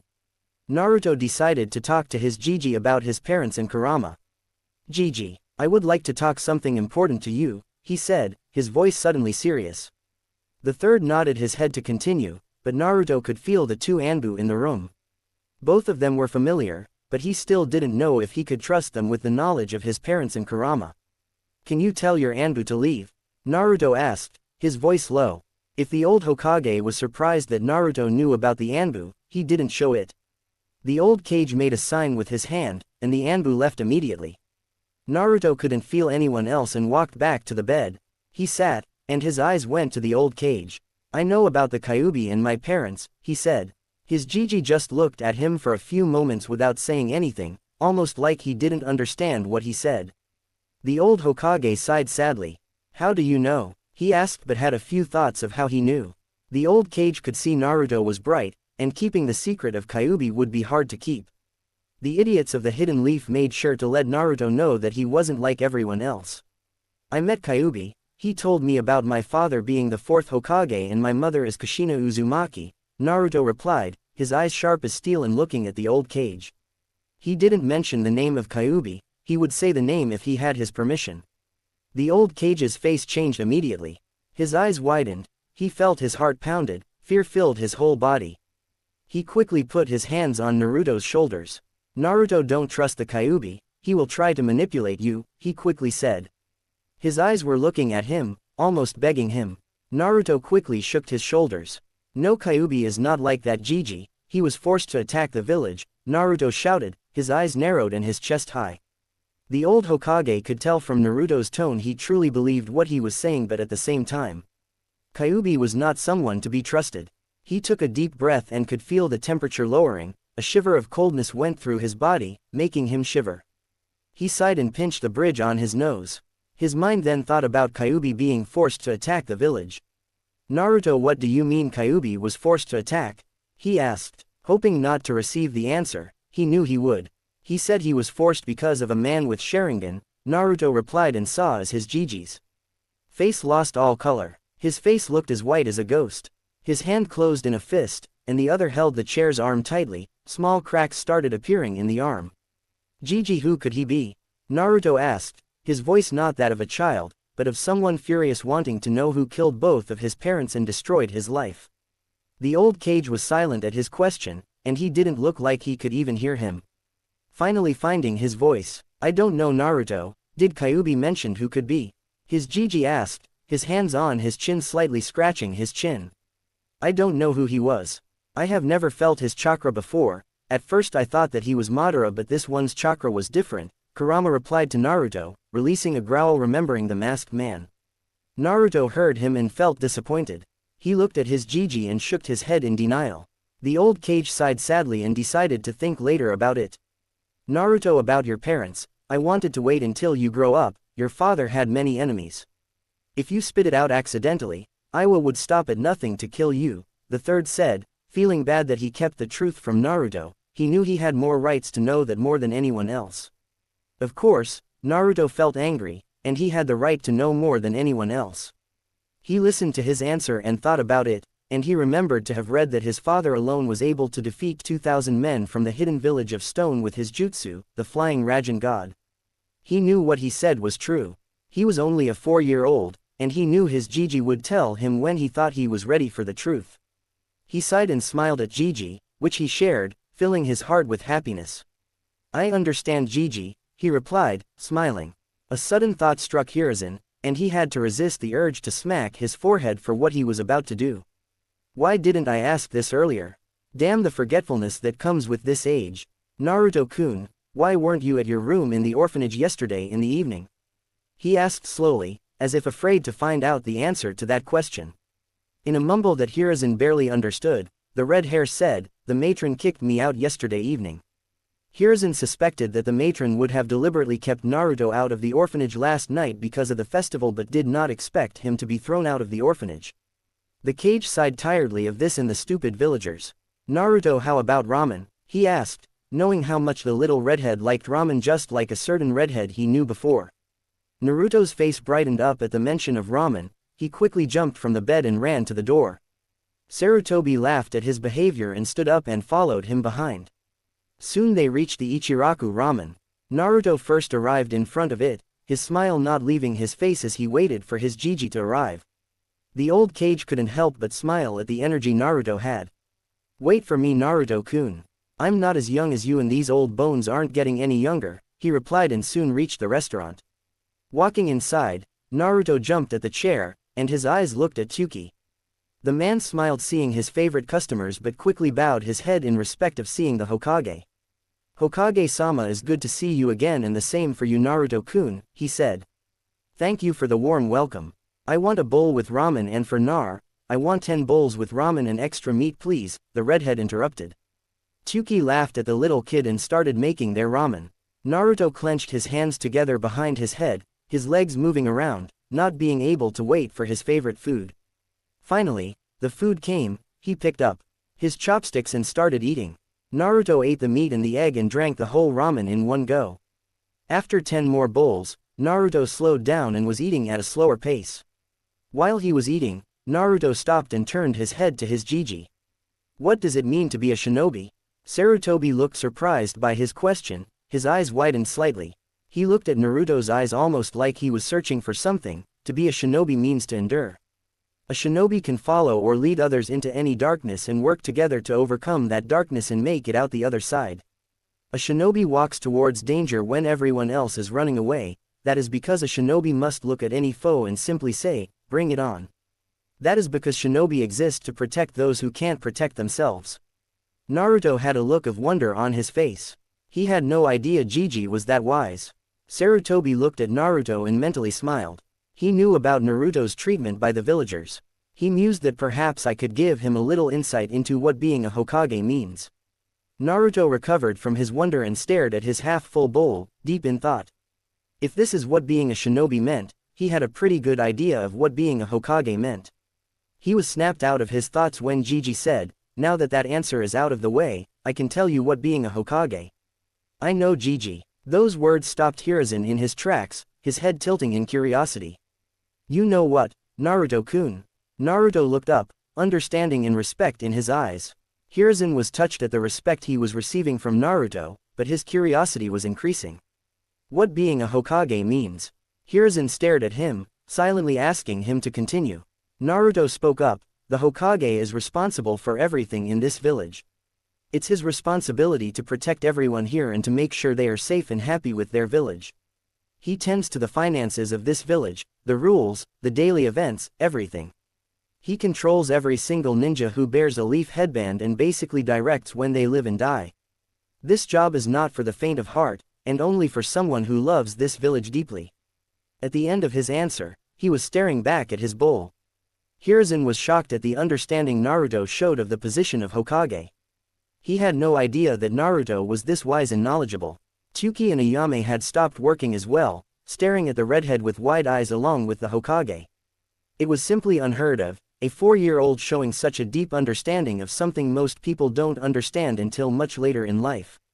Some never understood in their life. Hiruzen was shocked so much that he didn't notice his jaw was hanging a bit. Such a deep perception and insight at such a young age, he thought with wonder. Only one person had shown such understanding like this, and he, too, was 3 years older. Itachi Uchiha was a prodigy among the likes of Kakashi Hatake and Minato Namikaze. Naruto looked up when he felt a hand on his shoulder.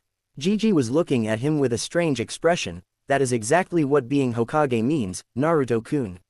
After they ate, Sarutobi paid for the ramen and left the restaurant. Naruto was staying close to Gigi. The old cage decided to talk with Naruto. He looked at Naruto with a serious look on his face. "Naruto-kun, we have to find a new place for you to live." The words were out of his mouth before he could stop them. "Not another orphanage, Gigi." Hiruzen stared at the desperate look Naruto was giving him. He was scared that one day it would come to this. And surprisingly, He agreed with Naruto. He did not want Naruto to live anywhere he would be hated. Unfortunately, that left only one option. Naruto-kun, that means you have to live alone, he said, silently wishing he could take the boy in himself. Unfortunately, he could not. The dreaded civilian council was in his way. Naruto crossed his hands over his chest defensively, not hesitating for a moment to answer. Better than living in someplace where I am treated like a demon. He was looking at Hiruzen, chin tilted upwards in a way only children could show their stubbornness. "Oh Kushina, his stubbornness reminds me so much of you," he recalled with a sad smile. He knew Naruto would not budge from his point. Sighing, he said, "But are you sure you will be able to take care of yourself? You will have to cook for yourself, bring food for yourself?" he asked, wanting to know if Naruto was fully aware of what it meant to live alone. Naruto didn't care, still keeping his hands crossed over his chest. He just nodded. Sarutobi accepted it and decided to give him an apartment. "Very well Naruto, I will go now to find a place for you to live," he replied and made a sign with his hand. An Anbu appeared in front of him, waiting for orders. "Spend time with Naruto until I return," he ordered, and a slight smile on his face seeing Kakashi's head perk up at his request. Hiruzen turned to Naruto whose focus was on the Anbu. "See you later Naruto-kun," he said and Shunsen away to find an apartment for Naruto in punishment to the orphanage for kicking Naruto out. Naruto was standing in front of the Anbu, not knowing what to say. He knew this one looked after him. "What do you want to do Naruto-kun?" the Anbu asked, smiling behind his mask. Naruto could feel the happiness coming from the Anbu and wondered why it was that. After a few moments, he answered. "Well, can you help me to unlock my chakra old man?" he asked, seeing his white hair. An annoyed look spread through his whole face at being called old. He was only 19 years old, for crying out loud. "Ah, I'm not that old kid. Why do you have white hair then?" Naruto asked, pointing the finger at his hair, knowing the Anbu wasn't that old but decided to make a joke. "Follow me, I will help you to unlock your chakra," Kakashi replied, completely ignoring the question. Naruto smiled from ear to ear and followed him. Naruto was holding behind Anbu's back, his hands holding tightly around his neck. They soon reached an expansive training yard. Close to the yard was a lake and a forest. The ground was full of grass, he could see some trees had scratch marks on them. He jumped down from the Anbu's back and looked around. It seemed the perfect place to train. His eyes then went back to the Anbu. "What should I do? And what should I train first?" Naruto asked excitedly, talking fast to the Anbu. The white hair raised his hands. "Hey, calm down. First, you're only 4 years old, which means too young for physical training. Your bones are still weak and not well built for physical training. That means after you unlock your chakra, you can train your chakra control," he stated, looking down at Naruto. The redhead nodded his head, slightly disappointed, but as long as he could train his Fuinjutsu, he was happy. "Good, now to unlock your chakra, you need to meditate," he said and saw Naruto raise an eyebrow wanting to elaborate. Kakashi couldn't help but be reminded of Minato-sensei when he looked at him like that. For a moment, he thought his sensei would be the one to talk to him, not Naruto. "What then?" he asked, putting his hands behind his head. "Well, when you meditate you will feel this feeling, and you need to pull it towards you," he added, smiling behind his Anbu mask. Naruto nodded his head fast and quickly sat where he thought was alright in a mediating position, holding the fingers of his hands together. Naruto could feel the grass softly touching his legs whenever the wind came around. He closed his eyes and started focusing on finding the feeling the Anbu was telling him. "Don't worry if you can't do it immediately, some can take time to unlock it. Hell, even the likes of Yondaime and Sandaime, third Hokage, it took at least 2 days to unlock," Kakashi said, wanting Naruto not to feel bad if he couldn't do it first try. Naruto kept quiet and just focused on the task at hand. While this was happening, the Anbu pulled out an orange book and started reading. He knew Naruto had his eyes closed, so he wasn't looking and would keep his eyes closed for some time. But he kept an eye on Naruto from time to time to see if he opened his eyes. Naruto felt nothing, and he couldn't feel anything.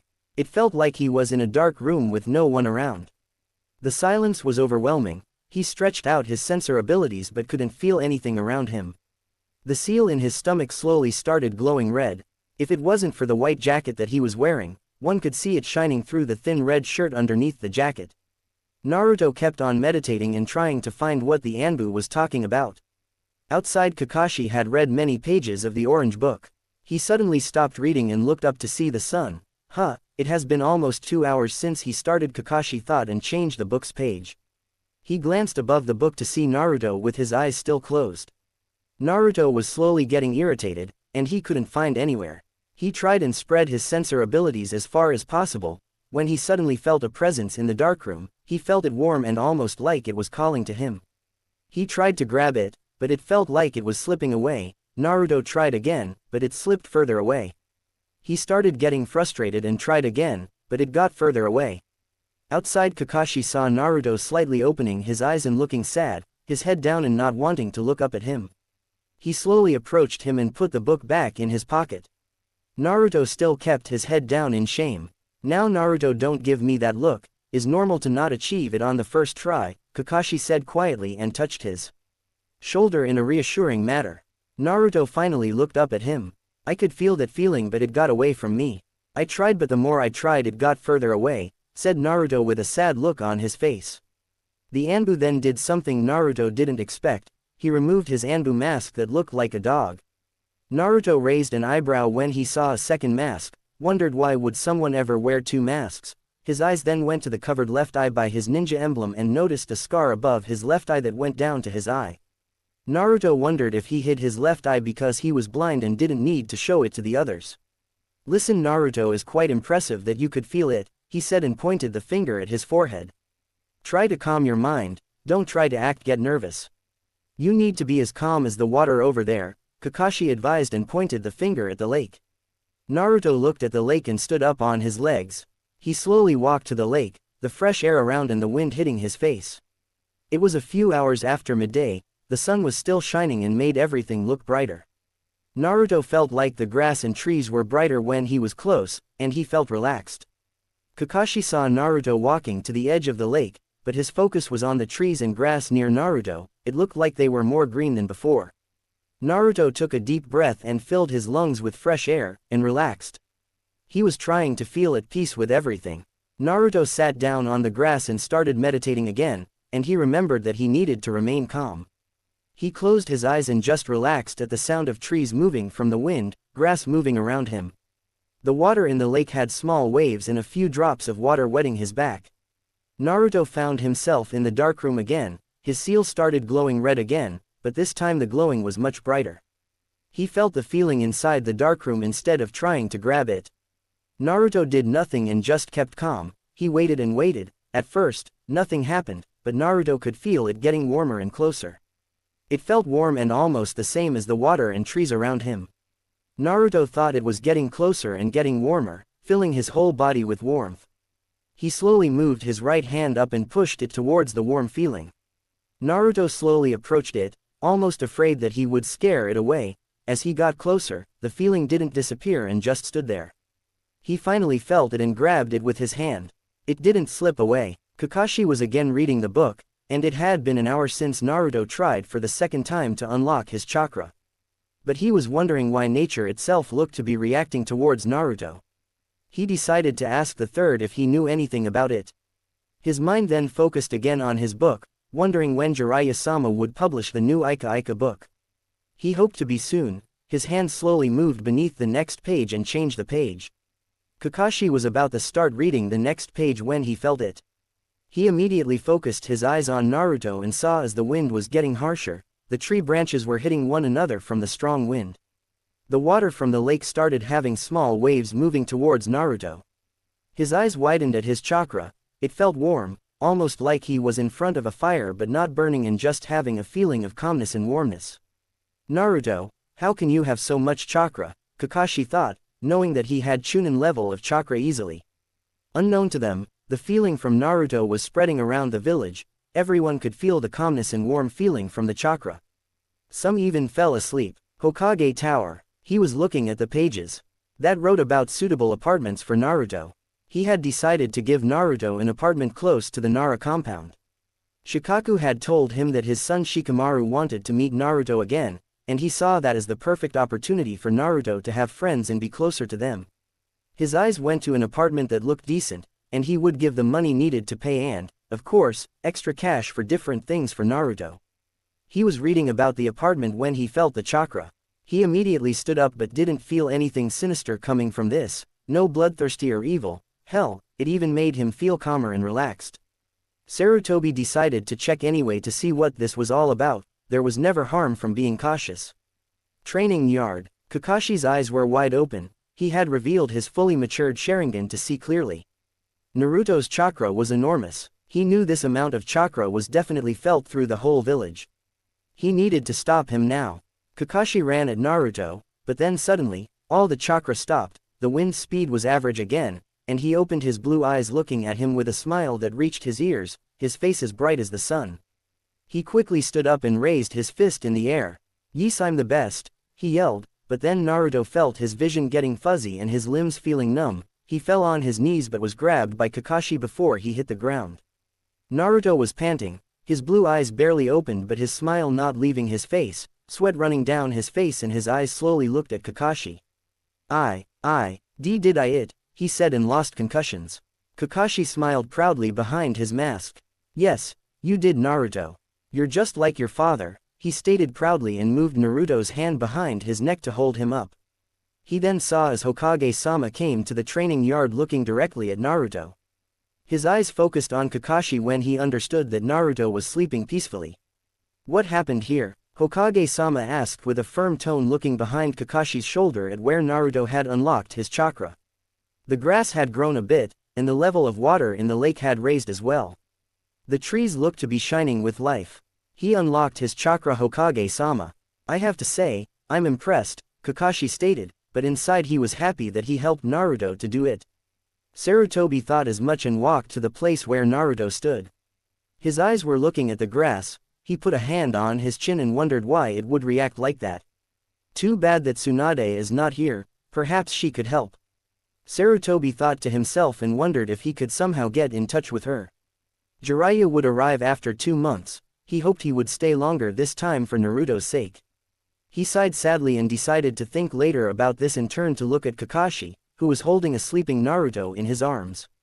He noticed that he didn't have his Anbu mask anymore but ignored it. "Bring him to my office. When he wakes up I will bring him to his new house," he ordered with a voice as strong as steel. Kakashi nodded and shunted away from the training yard. Mindscape. Naruto slowly opened his eyes, and he immediately felt the familiar chakra of Kurama close to him. He slowly stood up on his little legs to see Kurama sleeping behind the cage like a lazy fox, but what caught Naruto was the ambient around the seal had changed. It didn't look like a sewer anymore, but like a forest, and to his surprise, it looked similar to the woods in the training yard. He had so many questions on his head and turned to the only one who he thought had the answers. "Wake up, lazy fox," he screamed, making Kurama open his eyes immediately. When he saw who shouted, he glared and growled at the brat. "Why did you wake me up?" "I was sleeping," Kurama asked, growling and showing his teeth to Naruto. Naruto didn't look intimidated in the slightest, he just shrugged his growls off. "You sleep all the time, furball. Hell, I bet most of your life was spent sleeping. I want to know why my mindscape has changed," he asked and pointed his hand to the forest that his mindscape had become. Kurama knew about the forest, and his mind this was better than before. "Why would I know that, brat? This is your mind, idiot, and second, this forest is much better than that sewer," he replied, liking the trees and the river close to him. The forest had grown even inside the cage, and near his paws was a small river. Kurama couldn't feel the fresh air and forest smell but still was better than the damn sewer. Naruto nodded since he liked this more than a sewer. Thinking about the seal reminded him of his seal glowing red, and he had noticed in both times when he tried to unlock his chakra, he felt his seal glowing like many other times. "Kurama, why does my seal in the stomach glows red sometimes?" he asked, hoping the giant lazy fox had answers. Kurama raised an eyebrow at his question. "What do you mean?" he asked for Naruto to elaborate further on what he was saying. Naruto was surprised to hear his question. "I mean, since I remember myself, I could feel sometimes something in my stomach. And many times I saw the seal glowing red like fire," he replied and put a hand on his stomach. "I don't know why would that happen. I don't feel any different from your seal to your mother's seal, but maybe you should have asked your father when he was here," Kurama replied and thought what might cause the seal to do that. Naruto smacked his face with his hand for forgetting. He had been so excited to see his father that he completely forgot about the seal. He sighed and decided to forget about it. So far, nothing terrible had happened because of the seal. His mind then went that he was able to unlock his chakra. He felt so powerful when he did it, and he felt chakra all around him when he did. Naruto knew he could always feel things that he wasn't supposed to, but now he thought he felt even more than before.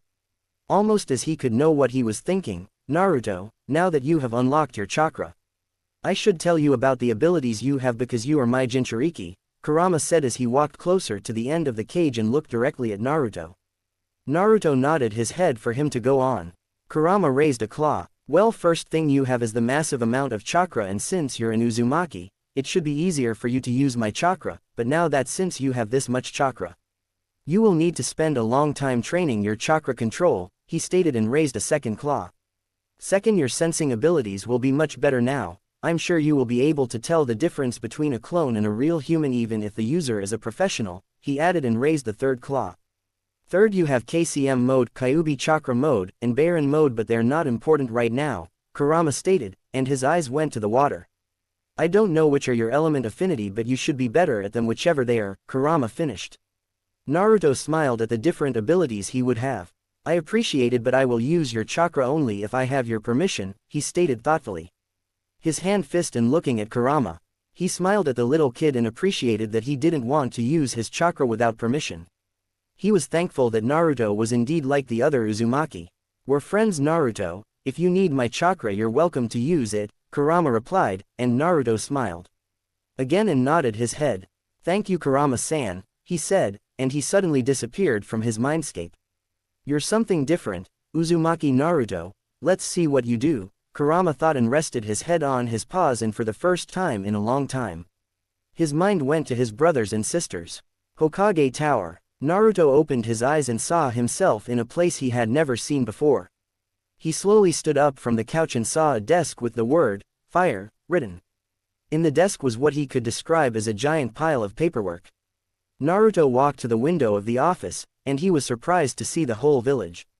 Now he understood that he was at the Hokage's tower. Naruto turned around, and his eyes went to the pictures above the desk. Naruto knew immediately who they were. It was the picture of the Shadaime, first Hokage, the god of shinobi, Nadaime, second Hokage, the greatest water user to have ever existed, third Hokage, and his father, the Yellow Flash. Naruto focused his eyes on the picture of his father. He knew they were 4 Anbu in the office. Naruto could feel one of them was worried for him. The handle of the door moved. Naruto turned to the door when Jiji walked inside. Hokage smiled when he saw Naruto. It's good to see you, well, my boy, come with me, his Jiji said kindly. Naruto walked to him, and he put a hand on Naruto's shoulder and shunsen away. Naruto now noticed they were somewhere else, and they were in front of a big house with 4 floors. I really need to know how to do this jutsu, Naruto thought, and thinking that perhaps Tojiji could teach him when he arrives. The house's walls were painted red outside. Naruto could see a few cracks around the wall. The roof was red too. Jiji walked first, and Naruto followed him upstairs. During their walk, Naruto could feel many people around. Some who saw him started having bad intentions. It wasn't his first time, but Naruto still hated their behavior towards him. It is not my fault and is not Kurama's fault, Naruto thought. They soon reached the 4th floor. His Jiji took a key from his pocket and opened the door. Walking inside, Naruto entered what he thought was the restroom, and the room had 3 doors. One had written, toilet, the second had written, kitchen, and the third bedroom. The house wasn't cold but neither warm. The restroom had an oversized couch that was in a decent state, a big square table close, a TV and a shelf to put books on. Seeing the shelf reminded Naruto of the books he still had left in the orphanage. He looked up at his Jiji, hoping he would help him. Jiji, can you bring the books Tojiji gave me? They're still in the orphanage, Naruto requested with a tiny voice, hoping he could have his books back. The old Hokage immediately nodded his head, gave him a warm smile, and turned to the door. Wait here, Naruto-kun, he said, reassuring him, and shunsen away, leaving Naruto in his thoughts. He looked around the restroom again and sighed, slightly scratching his cheek. Well, this is our new home, Kurama. Naruto. 2 days later. He was lying on his head, and he could hear the clock ticking. It was silence. Naruto had his eyes open and just listening to the clock ticking.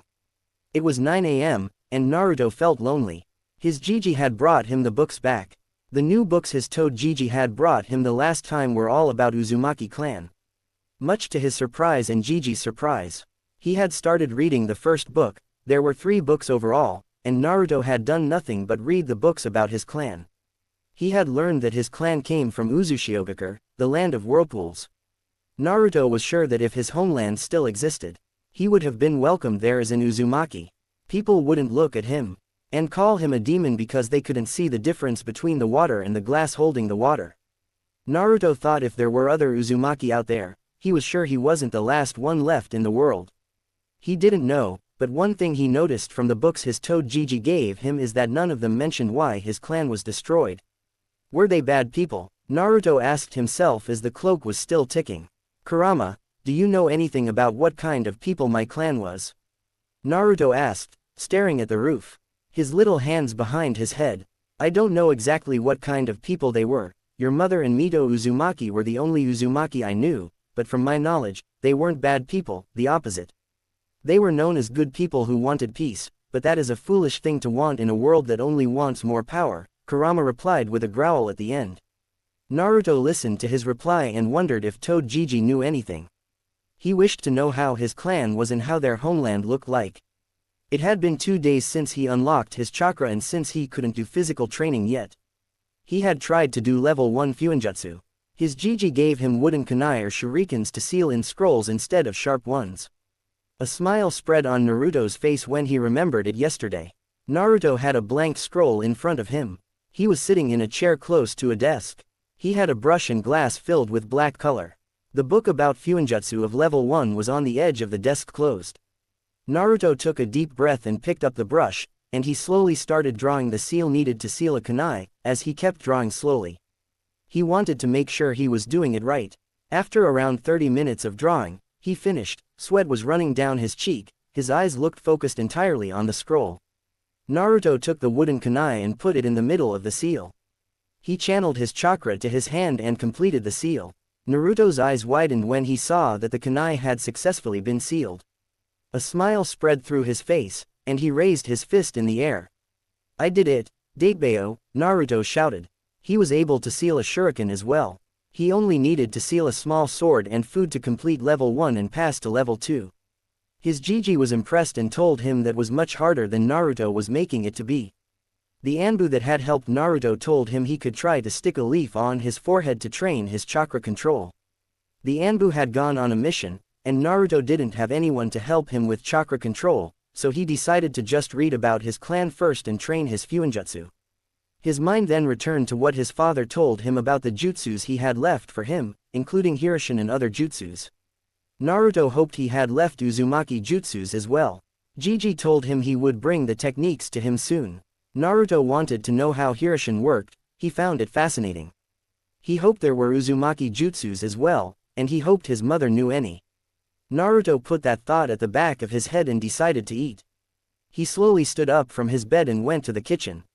It had enough for him to cook unless I burn the house trying to cook, Naruto thought with a slight chuckle. The kitchen had a large table, different items to use, and a different set of knives. The book his Gigi gave him about cooking was lying on the table. He scratched his cheek softly and walked to the table. Naruto opened the book and started reading through different things he thought he would be able to cook. Later, Naruto sat eating his dinner at his dining table. The cooking book the Hokage had provided was invaluable, allowing him to cook food for himself. He made sure to follow the instructions in the book word for word, and the results were dangerous. While cooking, his oil had almost caught on fire, and his soup had been in hot temperatures for longer than necessary, resulting in his soup tasting sour. After another dangerous try, he was able to cook something decent. He was eternally grateful for what the older man had done for him. Now that he thought about it, he figured that some instructors would be prone to discriminate against him when he entered the academy 2 years later. Perhaps this was the way of an older man looking out for him in his shinobi life, he thought. As he finished his food, Naruto couldn't help but feel the loneliness in the apartment. It was so quiet that even the drops of water from the sink could be heard. Naruto thought of going outside, but the last time he did, he was attacked. Jiji assured him that the guilty ones had been dealt with. Naruto couldn't feel a lie coming from his Jiji, so he trusted him. Naruto wondered if his friends would want to meet him again. A sudden knock was heard on the door, making Naruto escape his thoughts. His eyes went to the door, and he could feel that his Jiji was on the other side of the door. He stood up and walked to the door. He reached up the handle and opened the door.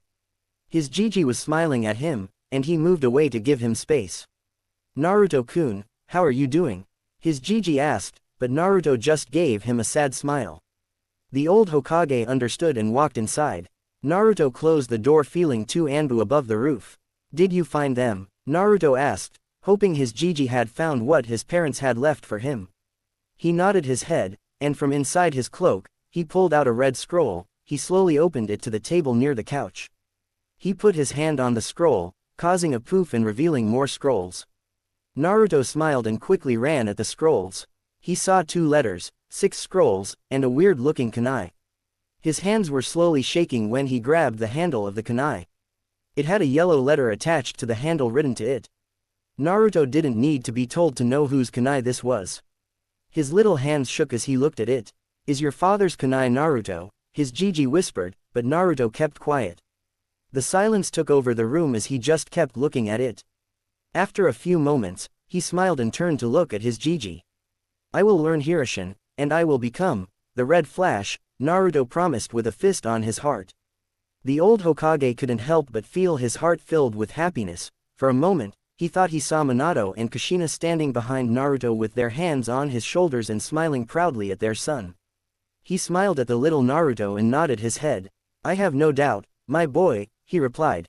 Naruto slowly put the kunai back at the table, and his hand went to the first letter. He sighed and took all the courage he had to open it. He slowly opened it, almost afraid that he would ruin it. "Dear Naruto, oh, my sweet little child, how I wish that I were alive to see you grow into a fine young man like your father. I'm writing this letter in case something happens to us, and you're left alone. If you are reading this, it means that we are dead. We are so sorry for leaving you, baby. First things first, I love you with all my heart, Naruto. A mother never stops loving her child, even in death. Know that I am still watching over you, and another thing, don't you dare visit me unless you are 110 years old. I want you to live an entire and happy life and only die of old age. Second, if you decide to become a shinobi, remember the 3 vices of shinobi life. First is alcohol, be responsible about it, and don't become a drunk idiot. The second is money, use it responsibly, and try not to waste it. If you do want to waste it, better do it on your wife. The third are women, and as your mother, I absolutely forbid you to become a pervert and a womanizer. Respect women and also find a woman you love and want to spend your life with. Don't settle for anything less. One of the scrolls, one left for you, contains my sword, the Red Phoenix, if you ever decide to use Kenjutsu. I hope my sword will help you. The second scroll contains various jutsus of my clan. Be careful how you use them, they're all A-ranked jutsus or above, use them only with the permission of Jiraiya, your godfather, Tsunade your godmother, or the old Hokage Sarutobi. The second contains the ring with which your father proposed to me, give it to the girl you believe will love you for the rest of your life. Once again, your father and I love you, no matter what. Remember that, Naruto. With love, Kushina Uzumaki. Naruto hugged the letter dearly, almost like his life depended on it, hot tears running down his cheek and falling on the floor. These were the only words he had from his mother. The person who loved him. How much Naruto would give to have her hear and call him Sochi. He felt a hand on his shoulder, and his Jiji gave him a sad smile. Naruto stopped and put the letter on the table. He then picked up the second letter, which he knew was his father's letter. Dear Naruto, if you are reading this letter, then it means that I'm no longer among the living. I desperately hope that your mother is with you, but if that is not the case, let me explain a few things to you. My name is Minato Namikaze, the Yondaime Hokage. If you already know this, then you are probably in the academy. If not, it is good to read. Keep it up. If you did not know about my identity as your father before this letter, please don't be upset at Sandaime-sama. I left him specific instructions about my identity only if you were a Chunin or married. I made many enemies during the Third Great Shinobi War, especially from Iwa. If people were to know about it, you would be a prime target for all my enemies. I want you to know that even if you are yet to be born, I love you with all my heart. It was the happiest day of my life when your mother announced that she was pregnant with you. Since I was an orphan, I don't have any special jutsu to give you. But what I have left, I hope you master them. The improved notes I made from scratch in my quest to learn and master Nadime-sama's Hiraishin no Jutsu are in one of the scrolls, one left for you. Also, I leave the Rasengan to you in hopes that you can complete it, something that I never could. It is in the second scroll. Your mother was Kushina Uzumaki of the Uzumaki clan, and she was the loveliest and one of the most compassionate women I've ever met in my life. She is perhaps the only one who loves you more than I do. When you find love, make sure she's a clever, funny, beautiful smile, gives advice when you need it, doesn't leave you alone, and is a little hot-headed. With all the love in the world. Dad. Naruto felt a loss of words. His parents truly loved him with everything they had. He thought as his parents were talking to him. He hugged both of his letters. The silence took over the room as Naruto was quiet. He slowly gathered both letters together and went to his bedroom. Naruto hid them away and returned to his room. His Gigi had stood up and had walked to the door. I will leave you alone, Naruto. I understand you will need some time with yourself, he said with a sad tone and opened the door and left. Naruto said nothing and just returned to the table where the scrolls were. There were 6 scrolls, 2 yellow ones and 4 red scrolls. He grabbed the first yellow scroll. He opened it to find text and the name at the top of the scroll. A-rank, Rasengan. He read through the scroll but understood this was still very complicated for him. Naruto smiled, knowing his father had left his jutsu to him. He closed it and grabbed the second yellow scroll. S-rank, Hiraishin. Naruto read through the scroll, and for this one, he would need to know at least level 8 of Fuinjutsu. He was happy that he wanted to learn Fuinjutsu anyway, and this gave him one more reason to learn it. Naruto closed the second scroll and opened the first red scroll. Inside it was a seal, and Naruto was sure it was his mother's sword. He opened the seal, and a sword showed up. The blade was long, the size of Naruto. The pommel of the blade was red, decorated with what looked like the wings of a bird. The scabbard was dark in color, decorated with thin red lines making it look like wings. At the top of the scabbard was the symbol of the phoenix. Naruto slowly grabbed the pommel. The material used made it feel soft on his touch. Much to Naruto's surprise, the sword wasn't heavy. He opened it a bit to see the metal, and it looked as sharp as the day it was forged. His reflection was on the blade, but Naruto could see tiny marks on the sword. He closed it and put the sword back to the scroll. I will become a master of Kenjutsu just like Yuka-chan, Naruto thought and opened the second scroll. High A rank, Fire Style, Phoenix S, rank if used with Hokage level of chakra. Naruto found the jutsu very dangerous, and he wondered if he had a fire affinity to use it. S rank, Uzumaki Style, Rainforest. Cost, 10 years lifespan. Effect, absorbs the chakra of anyone who's hit by the rain and will result in death if combined with pressure release. Naruto's eyes widened at the cost of the jutsu, and he could tell this one was dangerous. But was dangerous for the user as well. And the last scroll had danger written all over it. Naruto could feel this was not to be messed with. He slowly opened it, only for his jaw to reach the floor. SS rank, Uzumaki Style, Water of Life. Cost, medium Biju level of chakra and high chances of death. Effect, absorbs the water and chakra of everything around the user, including living things in diameter of 1 kilometer to 10 kilometers. The water and chakra gathered can be used to attack the enemy for further damage. Needed, high water affinity and high earth affinity, and sage chakra. He wondered who could use a jutsu as destructive as this one. He knew someone must have created and used it. Naruto understood no one except his Gigi and Toad Gigi should see these scrolls. He took the scrolls and sealed all of them in the first scroll. He took the scroll and hid it away. Naruto smiled and returned to Fuinjutsu learning. He would do his parents proud. He would bring back the Uzumaki clan. Naruto, after 1 week. Hokage told him yesterday that his sensei with 2 masks had returned yesterday and told him he could start training again tomorrow. Now Naruto jumped from his bed, and he quickly made some food for himself. Eggs with bread. After eating breakfast, Naruto ran to the door.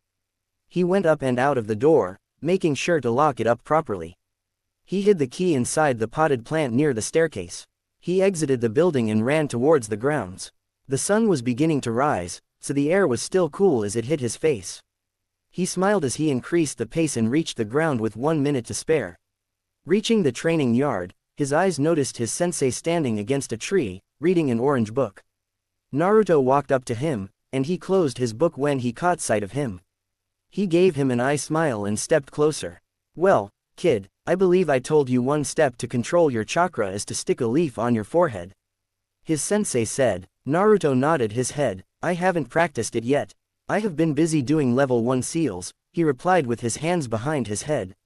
His sensei's widened that Naruto could do level 1 seals. "Well, I will teach you how to do it, give you a few hints here and there. And my name is Kakashi Hatake," Kakashi sensei introduced himself. Naruto was sure he had heard that name before but couldn't point a finger where. "Alright, kid, the first step is to take a leaf and use your chakra to stick it to your forehead like this," his sensei said, demonstrating the exercise. Naruto saw with awe as the leaf stuck on his forehead. Naruto nodded before picking up a leaf from the ground and keeping it on his forehead, and imagining his chakra creating suction at the point where the leaf touched his forehead. After a few minutes, the leaf fell to the ground. Naruto just smiled and picked up again. Kakashi was resting in the grass against a tree, reading his book and looking at Naruto. Naruto closed his eyes and tried to concentrate and focus his chakra on a single point. Surprisingly, after 8 more tries, the leaf stuck on his forehead like glue. Only 9 tries to get the amount of chakra right. The leaf quickly stuck to his forehead on the 10th try, and he stood there smiling proudly. Using chakra for the first time felt really good. He had to imagine how his chakra flowed and sort of command it to do so, and voila! Task accomplished. Kakashi smiled behind his mask to see Naruto with a leaf on his forehead, his eyes closed, but when Kakashi got closer, he noticed the leaf was soaking wet. But what caught even me by surprise was that the leaf was greener now and looked slightly more extensive, almost like it had started growing branches. Seeing this reminded him of the talk he had with Hokage-sama, the day Naruto unlocked his chakra. Kakashi looked at the sleeping form of Naruto lying on the couch of the office, his head resting on a small pillow and not making single snoring. Kakashi smiled behind his mask but then turned to his Hokage, who looked deep in thoughts. His hands clenched together and rested his chin on his hands, smoking his pipe and just staring at the space. Kakashi knew he had the same question as he did. He cleared his throat to get his attention. Hokage-sama looked up at him, almost waiting for him to ask questions. "Hokage-sama, do you know what that chakra was from Naruto? And why did the wind, grass, and trees act like that around him?" Kakashi asked but looking at the cage's face, and he knew there was a high chance.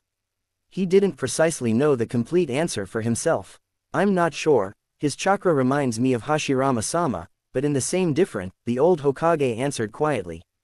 Kakashi's eyes widened at his response. "First Hokage, is Naruto a senju, but he has red hair and has chakra chains?" Kakashi touched his cheek slightly. "Hokage-sama, does Naruto have senju blood?" Kakashi asked respectfully and glanced at Naruto, who was still sleeping. The old Hokage moved away from his pipe and released the smoke from his mouth. His eyes looked up at Minato's picture on the wall. He took a deep breath and looked at Kakashi again. "I don't know, but I just know that his chakra is similar to Hashirama-sama," Hokage replied and took a blank paper from his drawer and started writing a letter to Tsunade. Kakashi wasn't sure what to think of it but decided to ignore it for now. He had no answers for now. "Naruto, you did well," Kakashi complimented him with an eye smile. But still very impressed with how fast Naruto completed his chakra control exercise. Most kids took 4 to 5 days to get this exercise right, and this kid had done it in 1 hour. Absolutely unbelievable and outright ridiculous, Kakashi thought. He thought that Naruto had gotten a lot from his sensei. Naruto noticed the way he was looking at him, and he could feel pride but a hint of sadness coming from his sensei. "Sensei, why are you sad?" Naruto suddenly asked, caught him unguarding. Kakashi knew from the Hokage and how Naruto always knew where they were that he was a sensor, but being able to feel emotions was something he had heard that only Mito Uzumaki could do. "Don't worry, Naruto, you just remind me of someone," Kakashi replied proudly at his tone. Naruto grinned. "You mean I remind you of my father," he stated, and Kakashi took a step back, and his mouth and eyes widened. "Ah, how do you know that?" Kakashi asked curiously that Naruto knew about his father. The Hokage had mentioned nothing that he had told Naruto anything about his heritage. Naruto's grin grew. Furball told me, and then Gigi Hokage confirmed it, he replied. Kakashi felt a cold sweat on his forehead at the mention of the Kyuubi, but at the same time was thinking, why would the demon fox tell Naruto that? He opened his mouth to speak when Naruto raised his hand, almost knowing what he would say. I know what you want to say, and no. Kyuubi is my friend and is not trying to corrupt or manipulate me, he stated with his arms crossed in front of his chest. Kakashi was surprised to hear that answer, and he didn't expect the fox to be friends with Naruto but decided to ignore it for now. He was sure Hokage-sama knew it and was alright with it. He then remembered that Naruto knew about his parents. Naruto, since you know about your parents, you should know that the fourth Hokage was my sensei, Kakashi said and saw Naruto open his mouth wide open and form a fist. I knew. I heard your name somewhere, Naruto said, surprising him even more. What kind of man was my father? What about my mother? Naruto asked fast and walked closer. Kakashi raised his hands in front of him. Hey, slow down. And yes, I knew your father and mother, he replied and saw Naruto smile from ear to ear, his face brightened like the sun. Do I take a lot after my parents? Naruto asked enthusiastically. I suppose you take a lot after your father, Kakashi stated. In what regards? You're a lot like him, and your personality is similar to your father, your hair is like your mother. And your face is similar to your father, Kakashi responded, smiling behind his mask. Naruto sits in the grass. He sat close to him and talked to him about his parents. After 2 hours of talking, they stood up. Naruto was smiling proudly, and Kakashi was just smiling at the little kid. Naruto decided to return to training now. Hey, Kakashi-sensei, now that I've got it, what's next? Naruto asked with a grin. At this point, he was keeping the leaf stick with only minimal concentration. Kakashi grinned, a grin that Naruto didn't like. It might mean his doom. Now, he said, taking out kunai, keep that leaf stuck and dodge these. With that, he threw the kunai at him. Naruto didn't know that Kakashi was only throwing kunai with no blade, which could hardly damage anyone. It was only his danger sense that saved him from being skewered. This continued for almost 15 minutes, and at the end of those, Naruto was heavily panting. He looked like he almost wanted to kill me, he thought, drawing deep breaths. Kakashi looked proud. Well done, Naruto. You successfully dodged the kunai and kept the leaf stuck to your forehead. Take a 5-minute break. Not many, no scratch that, no one managed that on their first try. It was starting to look like that this kid was born to be a shinobi. Kakashi contemplated if he should teach Naruto the tree walking exercise next. A relatively complex practice, a genin level. But Naruto wasn't even in the academy. Still, it doesn't hurt to try. He decided to see if Naruto was really a prodigy, and Jiraiya-sama had asked if he could take care of Naruto and train him when he was out there. After the 5-minute break was over, he called Naruto, and they both walked towards a tree. Your next exercise would be to climb this tree with only your feet, he said. Naruto gave him a quizzical look. Isn't that kind of impossible, sensei? Kakashi's eye smiled and lightly bonked him at the back of his head, with the aid of chakra. Honestly, where does your intelligence sometimes go, out of your head? Naruto rubbed the back of his head and laughed sheepishly. Kakashi then demonstrated the exercise. This is kind of similar to the leaf sticking exercise, except you are sticking yourself to a tree instead of sticking a leaf to you. If you use too little chakra, your foot won't stick. You use too much chakra, you get blasted off the tree. Begin. You can use a running start if you want. He showed him climbing the tree and throwing an actual kunai in front of him. Now I understand why trees around the training yard have scratches around. Naruto thought Naruto as he walked to the tree and put his right foot on the bark, regulating the amount of chakra required to stick. After he got it right, he kept in mind the amount of chakra and carefully pushed the same amount in his left leg. Taking a deep breath, he lifted his left leg and put it on the bark, not losing concentration in his right leg.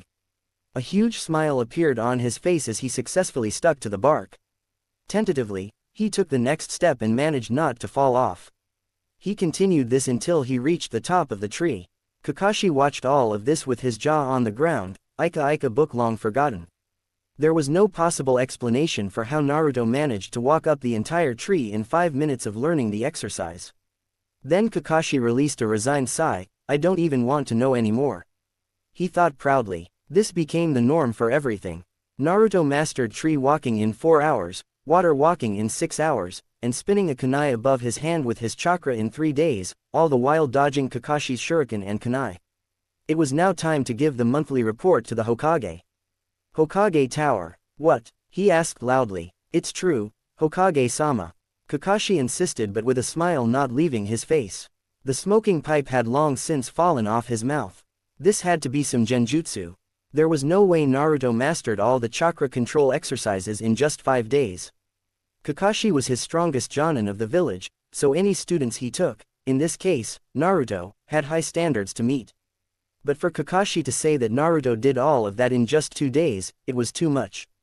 He did not doubt that Naruto was very physically capable. Still, he had an Uzumaki heritage and, as such, had monstrous reserves of chakra that no one of his age could match. He expected Naruto to have problems controlling his chakra, not to mention the amount of chakra of Kyuubi. Still, from Kakashi's report, it looked like he had excellent control of his chakra. Kakashi then slowly asked him, knowing the Hokage was rattled to his bones by the news, Hokage-sama, can I have your permission to start teaching him ninjutsu? He asked since Naruto was still very young for taijutsu training. Yes is granted, but only easy ones for now. Tomorrow. After closing the door to his apartment, he set the thick book on the dining table and entered his bedroom, falling asleep. It was a late night after all, and sneaking around made him tired, especially after training the whole day. His alarm rang at 7 the following day. Waking up, he did his morning rituals and made himself some breakfast. That reminds me, the stock that Gigi gave me will be finished soon. I need to go shopping, he thought. After breakfast, he picked up the Fuinjutsu volume and started reading about level 1 since he needed to seal food, to pass to level 2. He finished it in 4 hours, including the test his mother wrote for him at the end of the book. Fuinjutsu is so easy, and I don't understand why Gigi makes it such a big deal, he thought in confusion as he checked the answers of his test. It's not, you insane child, Kurama grumbled. He had been seeing and hearing Fuinjutsu since the Tree Huggers era, and frankly, it annoyed the hell out of him. He was much more suited to perform acts of destruction than delicate writing. And it didn't help that Naruto liked Fuinjutsu, but it surprised him since he was an Uzumaki. Naruto. What is it, furball? Naruto asked, half joking. Kurama growled at his name but then decided to ignore it since Naruto was only a little brat. It's good that you're training, but tomorrow, I would like to try and give you a bit of my chakra so that you can get used to it, Kurama replied. Naruto smiled at his friend and mentally nodded his head. When they were close to Shuse's place, Naruto finally broke the comfortable silence that had been surrounding their walk. Nay. Where are we going? He almost shouted. His exuberance shone through to his bright blue eyes. Shikamaru's mother turned and smiled gently to him. To a friend's place, their food is the best, she said quietly. Naruto's eyes widened. No way. Ichiraku's ramen is the best, he said as he pointed at Shikamaru's mother accusingly. Shikamaru and his father chuckled as Yoshino's eyebrow twitched. Suddenly a shout could be heard from the compound they were now standing in front of. Oi! A heavy-set woman came bursting out the doors. The entire Nara family stepped back as the woman rounded on Naruto. Who dares say my cooking is not the best in this village? She shouted to Naruto. Naruto glared back up at the woman. No food is better than Ichiraku's. Ramen is the food of the gods, he shouted to the now red-faced woman. The woman's eyes narrowed. We'll see if you can keep that tune after you eat my cooking, the woman said as she brought herself up to her full height, and Naruto saw that she was wearing a purple blouse with golden trimmings, a pair of black pants and heeled shoes. Her eyes had some coloring to the at the corners as she looked up at the Nara family and broke into a smile before reaching down and grabbing Naruto by the scruff of his clothes. Let the lesson begin, she shouted as she turned around and headed back into the compound. Close the door behind you, Shikamaru-kun, she yelled as Naruto got glimpses of a few doors before he was set into a seat. Naruto's mouth watered as he looked at the veritable feast in front of him. Shikamaru chuckled as he walked up behind Naruto. This is the Akamichi clan, they have some of the best restaurants in the city, Naruto, he said as he sat down next to him. Naruto was still focusing on the food as the same woman from before, and 2 males entered the room. Shikamaru munch, so you're the munch guest tonight, Choji said as he looked at his friend. He sat down next to him and finally noticed Naruto staring hungrily at the table.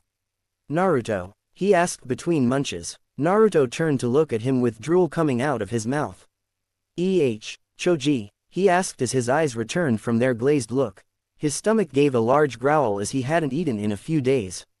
Choji blinked at his stomach's growl, and the older-looking Choji laughed heartily from the head of the table, bringing the young adult's attention to how Shikamaru's parents and Choji's parents had finally joined them. "I don't believe we have had introductions, have we, Naruto-san?" she said quietly. Naruto smiled at her and nodded. "I am Uzumaki Naruto," he said boisterously, breaking the shock of his manners. "Nara Yoshino," Shikamaru's mother said as she smiled.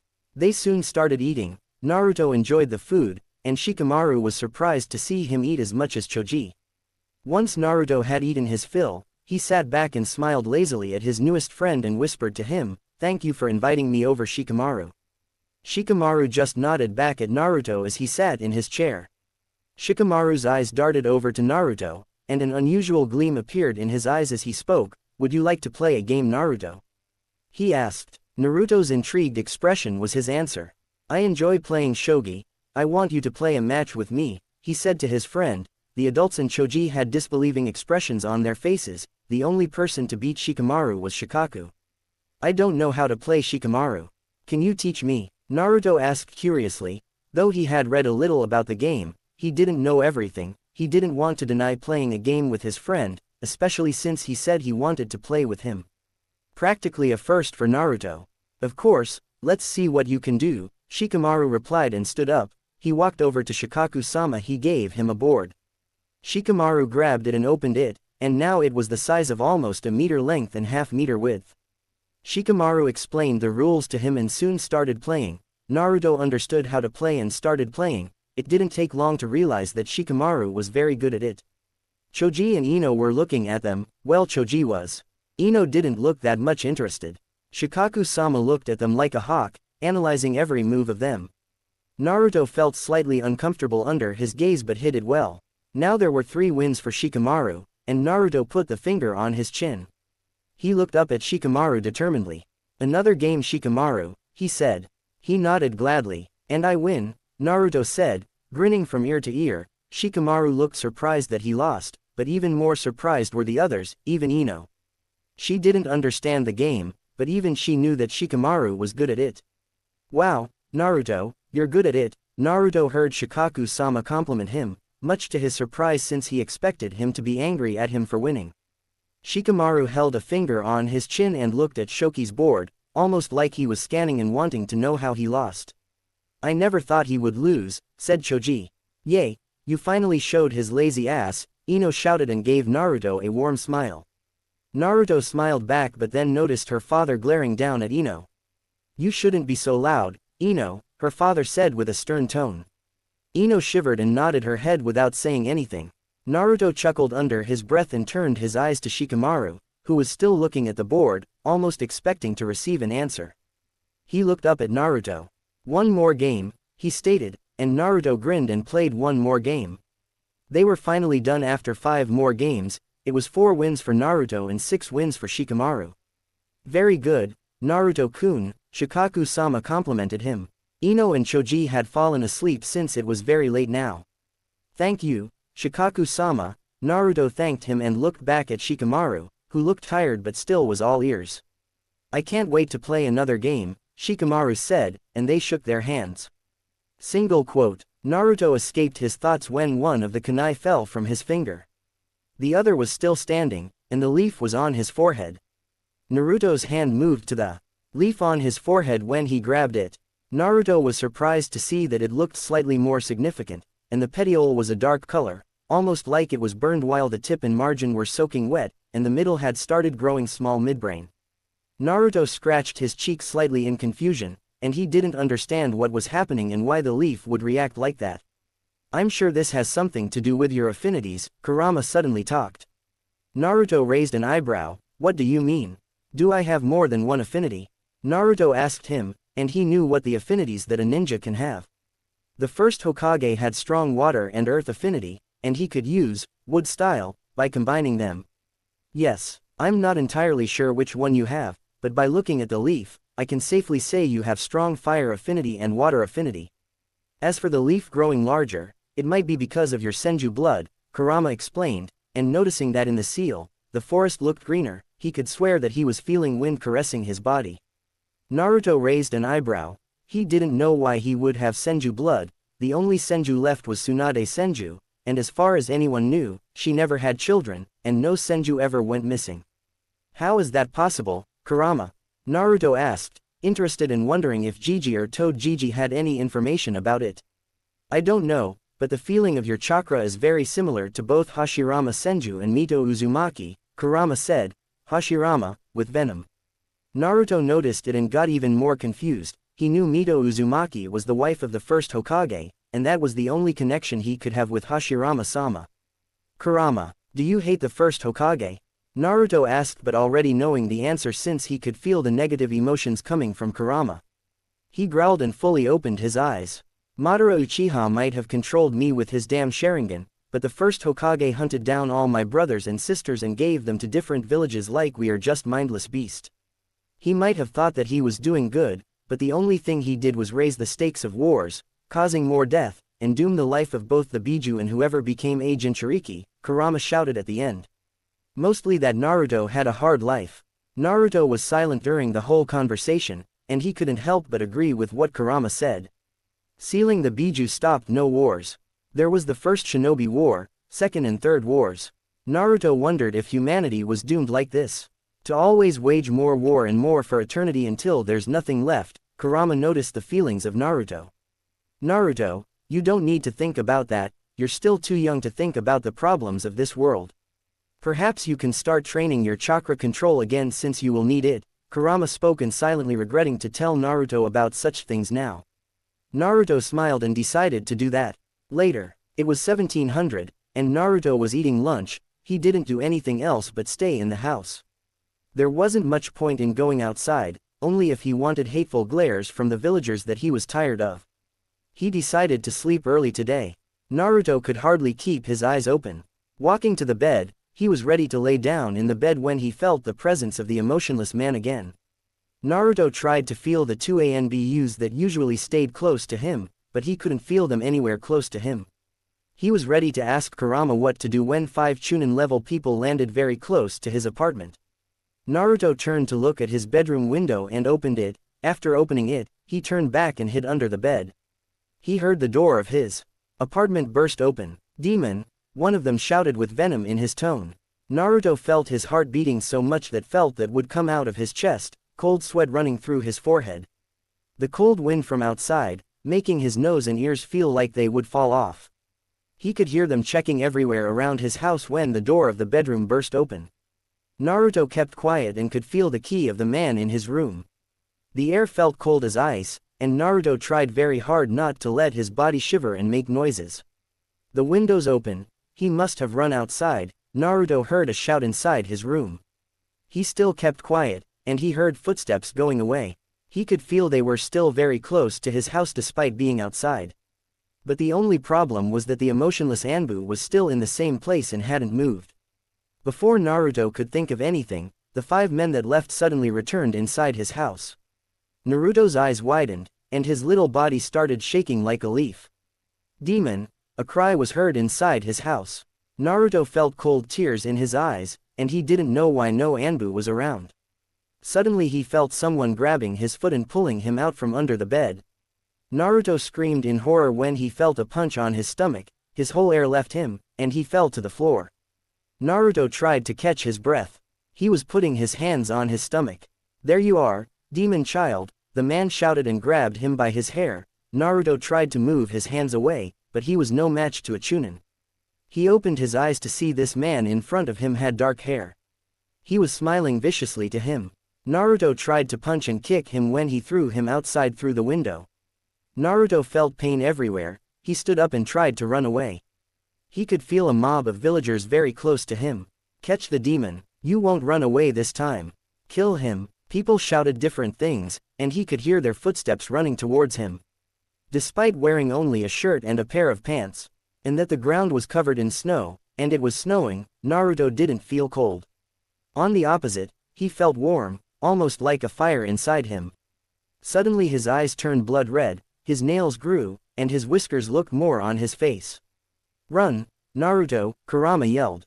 Naruto felt a surge of power inside him and ran away with all his strength. He ran to his right and then to his right again. He remembered this way was where Shikamaru's house was. He was sure he would be safe if he could get there. But suddenly, the emotionless Anbu moved and landed right in front of him, punching him in the face and throwing him against the wall. Naruto growled at the strange man and tried to run away when he felt a sharp pain in his hand. Ah! Naruto screamed. He saw a kunai on his right palm. Blood coming out of the wound. He gritted his teeth almost to the point of breaking. The mob reached him. If that wasn't enough, Naruto could feel 5 shinobi amongst them. The Anbu had immediately left. Naruto could feel the gaze of hatred in both ways. Tears fell freely from his red eyes. Look at the demon, like a rat in the mousetrap, one of them shouted and walked closer. Kurama inside felt furious at the stupid people. I'm not a demon, Naruto yelled, his voice sounding demonic. The mob flinched by his tone, but they quickly started walking towards him. One of them reached him. This will be fun, child, he whispered the last part before he punched him in the gut.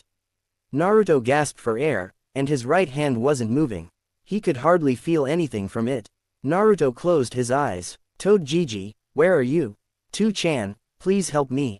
Ka-chan please, Naruto begged as he felt punch after punch to his body. Soon he was lying on the cold ground, blood coming out of his nose, ears, and mouth. His right palm had stopped bleeding, and he felt no pain, his whole body felt numb. Kurama was trying to heal him when one of them pulled out a kunai. This is your end, he shouted and went to stab him in the neck when everything went dark. Naruto couldn't see anything that happened next, but he could have sworn he heard the sound of wood piercing flesh and the screams of agony. Kid Naruto arc completed. Next. 4 years of training arc. Hokage Tower. Hearing the council complaining about nothing at all was slowly driving him mad. He couldn't understand why he was even here, why was he needed? Sarutobi thought they wanted to hurt Naruto, but he knew two trustworthy Anbu was watching him. He knew they wouldn't let him out of sight, and he was safe. He pinched the bridge on his nose, his eyes roamed around the council room and stopped at his old friend, Danzo. They both were old shinobi, good at hiding their emotions, but Sarutobi could tell that something was up. Just the way the edge of his lips was slightly upwards worried him. He remembered that Naruto told him about the emotionless Anbu spying on him when the first attack happened. Hiruzen hoped his eyes were playing tricks with him, but he couldn't help but have a bad feeling on his gut that something was up with this council meeting. Kakashi was away in an S-rank mission, leaving Bear and Cat to protect Naruto if needed. Sarutobi had received a letter from Jiraiya informing him that he would arrive soon. He hoped he had answers for Naruto's chakra. He had read a few scrolls and books and found no answers, not good enough answers. He remembered and heard from Tobirama-sensei that nature itself looked to react from Hashirama's mood and his chakra. That was proof enough for Sarutobi to believe that Naruto had Senju blood, but the question remained, how? And Hiruzen found no answers. He glanced at the photo of Minato hanging on the wall. The old Hokage wondered if his successor had any secrets that he didn't want anyone else to know. Thinking about Minato made him remember how Naruto felt if he was happy here. The old Hokage was no fool, and he knew his surrogate grandson wasn't happy. No, he needs a family, but who can give him that? Minato, what would you think about the village you gave your life for? What would you feel about the way they treat your son? Sarutobi asked himself and decided to ignore it. For now, he put that question at the back of his head and focused on the pointless council. Hokage-sama, one of the civil council members asked, looking at the Hokage. Sarutobi narrowed his eyes at his tone, leaking his ki, showing who was in charge here. The man looked to get the message as he put his hand on his chest and tried to catch his breath. His color was gone from his face. White as milk, and his hands shaking. Yes, Hokage replied quietly, his hands clenched together in front of him. Another man close to him suddenly stood up. What he wanted to ask was, what will we do with the demon? The man asked with a disgraceful tone. The old Hokage closed his eyes, his hands clenched tightly, and his shadow looked to grow behind him, his eyes couldn't be seen. Next time you refer to Naruto like that, will be the last time you talk, Hokage promised. The air became cold for everyone in the room. Even Danzo was sweating slightly from his forehead. The man fell back on his seat, his face white as snow, his mouth hanging open. The old Hokage glanced at everyone around the council room to see if anyone wanted to sleep. The silence grew in the room. Sarutobi moved away from his pipe and decided to move to the next topic. Anything else? He asked, wanting to end this pointless meeting. A few moments of silence followed, and even the clan heads started looking at the civil council. One of them moved his elbow to one close to him. The man looked to wake up and opened his mouth to talk when everyone suddenly felt a surge of power, and it came from outside. Every ninja in the room stood up, looking at the windows when the power stopped. It disappeared as fast as it appeared despite feeling it only for a short moment. The old Hokage recognized Naruto's chakra. Without a second thought, he moved his fingers, and 3 Anbu showed up. With me, he ordered and left through the window in a hurry. Please be safe, Naruto, the old Hokage thought. Jumping from roof to roof, they reached a hallway that was close to Naruto's apartment. Sarutobi felt his heart beating in his throat. The smell of blood was in the air. The old Hokage knew that smell way too well. The thought that the smell came from Naruto frightened him. They were jumping down. His eye was met with a view that came out from a war battle. Blood was dropping in the ground from the corpses that were torn apart and hanging in the air. The blood was streaming down the halfway like a small lake. Sarutobi saw wood piercing through their flesh and bones. Guts falling on the floor, making a terrifying sound. Snow was red. Some of the villagers had their faces split open, from wood piercing them behind their heads and splitting their faces, skin hanging from limbs to limbs. Wood looked to have grown inside some of them and come out from different parts of their bodies. Sarutobi looked at some of them that looked like branches of a tree coming out of their bodies. All their eyes showed fear and terror, their mouth left open, screaming until death embraced them. Sarutobi closed his eyes, snow falling on his hat. He opened them again and ignored the carnage in front of him. He didn't count them, but he knew they were at least around 30 bodies lying around. Slowly moving to the end of the hallway, he was met with even brutal sight. Naruto lying on the ground, covered everywhere in blood. Without thinking twice, he rushed at the young boy, touching his neck and looking at his chest still moving up and down made him sigh in relief. The old Hokage moved him in his hands, his little body like a glass that could easily break. Guilty and sadness filled his heart. He had failed Minato, he had failed Jiraiya, the second and first Hokage, but most importantly, he failed Naruto. Anbu, Hiruzen screamed, and they kneeled in front of him. He turned to them, still holding the little boy in his hands. Send him to hospital. If they give you crap, arrest them and send them to Ibiki, he ordered. Quickly grabbing Naruto, they moved away, leaving him alone in his guilty. The old Hokage looked down at the snow covered in blood. A part of a body fell in the ground, but Sarutobi didn't bother to look who it was. His eyes slowly looked up, looking at the trees that had grown. They made the symbol of a spiral, the bodies still hanging, like tree decorations. He took a deep breath and decided to deal with whoever had organized this. Naruto. He felt his body floating in the space, his whole body feeling numb. Water covered his body lying on his back on the cold floor. The water almost reached his nose. His eyes opened beneath the water. Usually, he felt at peace around nature, but now, he felt cold. The water felt cold on his skin and clothes. The air itself felt cold.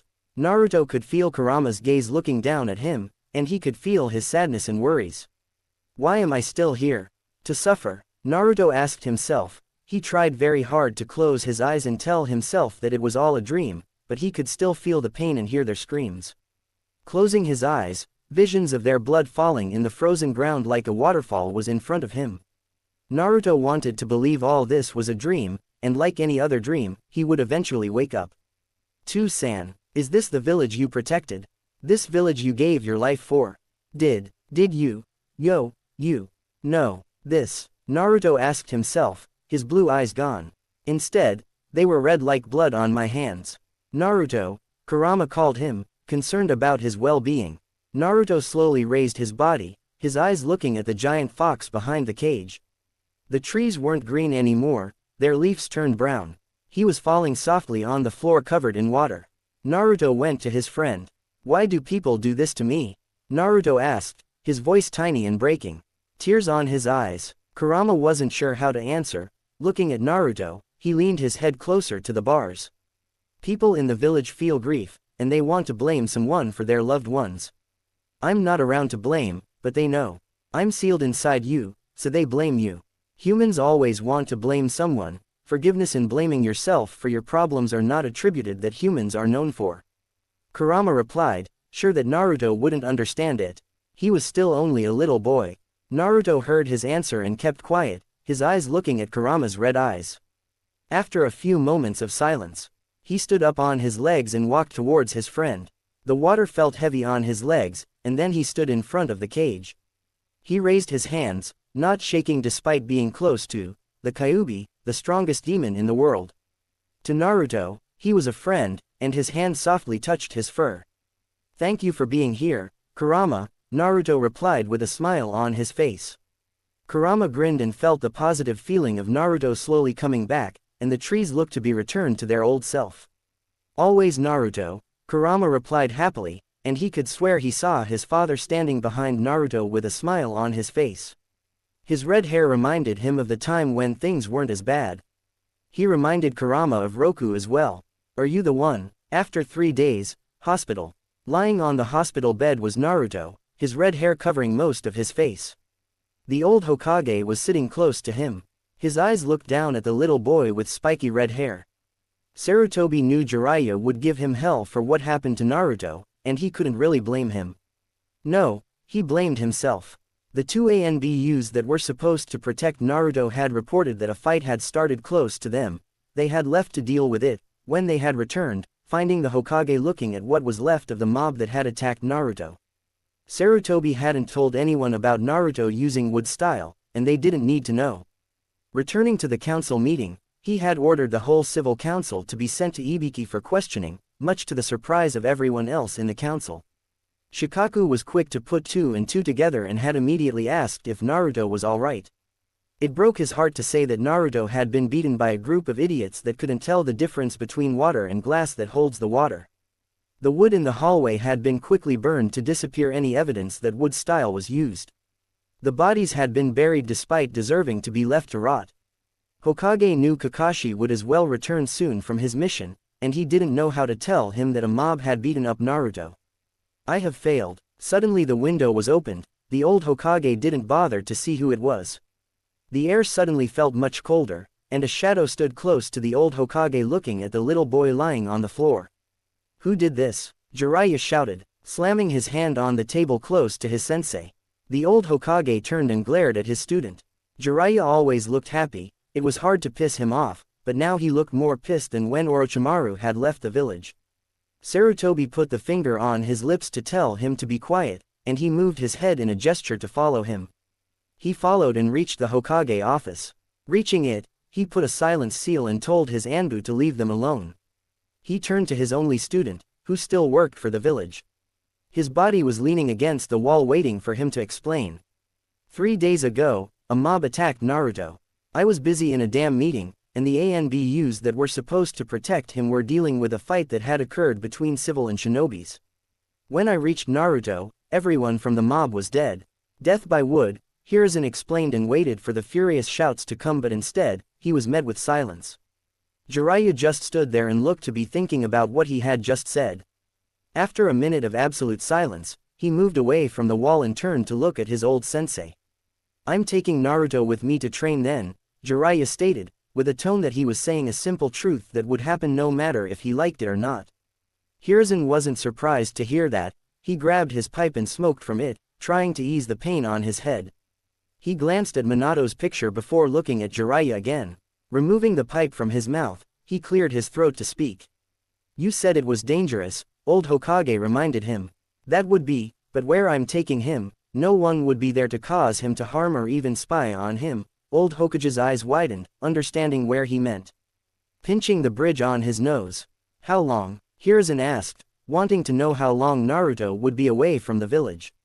4 years. What about the academy? Hiruzen asked, thinking that Naruto could spend more time with his friends once he started the academy.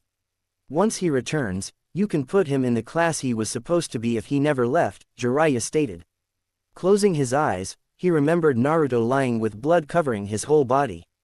Is granted, Ashara Uzumaki. The sound of the sword hitting wood could be heard throughout the forest. She moved her hands again and slashed the tree in half. The tree fell to the ground. The tree was still young but still was an achievement. Sweat covered her face, breathing heavily, trying to catch her breath. She decided to lay down on the grass and rest, and her purple eyes looked downwards at the seal on her wrist. The seal was a red color and had appeared when her mother had died. Her thoughts went to her mother and father. She knew what had happened to her father, and her mother was buried close to a tree. Her red hair reached to her shoulders, her small sword tightened behind her back. A symbol of phoenix was on the pommel of the blade, a yellow bird spreading his wings, beneath surrounded by flames. It had been months. Asha wasn't sure how many since the hidden village of Taki had found her. The town was full of waterfalls, even the air itself looked to have tiny drops of water in the air. The leader of the group was Lord Shibuki. A young man with black eyes and long, dark brown hair going just behind his neck wore gray pants and a green shirt. The village was built around a lake, and the water was very relaxing. Some village women would sometimes wash in a hidden lake away from their eyes. Asha hasn't bathed in any lake yet, but that wasn't important to her right now. The leader had told her she could stay here as long as she wished. Ashara had eagerly accepted. She lived in a small house in the village, with only 2 rooms. The restroom and bedroom were in the same room. The toilet was in the second room. It wasn't the best house, but Asha didn't complain. She made sure to visit her mother's grave every day, tell her how she had been. The Anbu that followed had disappeared. Their bodies were burned when they died, leaving no evidence of which village they were. Asha didn't know, but she promised herself to take revenge on whoever ruined her life, and killed her family. Asha had started studying shinobi stuff the 3rd day she had arrived, mostly on seals. Sadly Taki had no seal master, and the last one had died 2 years ago. Walking back to the center of the village, Asha was heading to her home and glancing at the seal on her wrist. The seal looked like a spiral, with an empty circle in the center, with a small flaming circle surrounding the seal. She didn't know what the seal meant.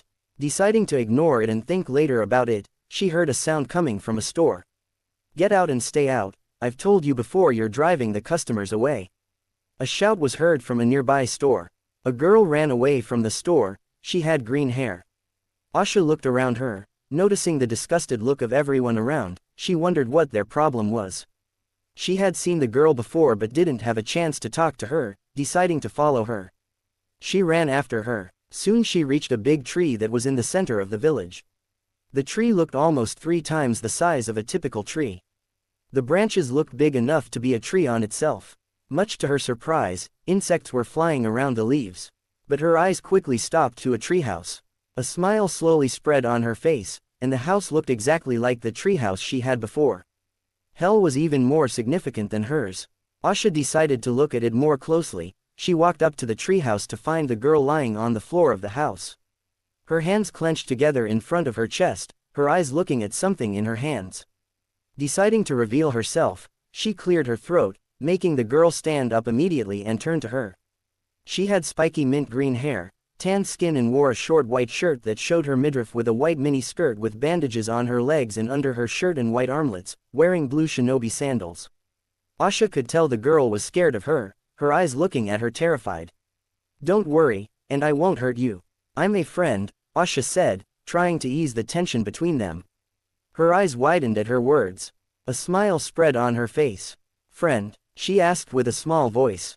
Asha nodded her head. "Yes, and my name is Ashara. You can call me Asha." Databane, she introduced herself with an open hand in front of her chest.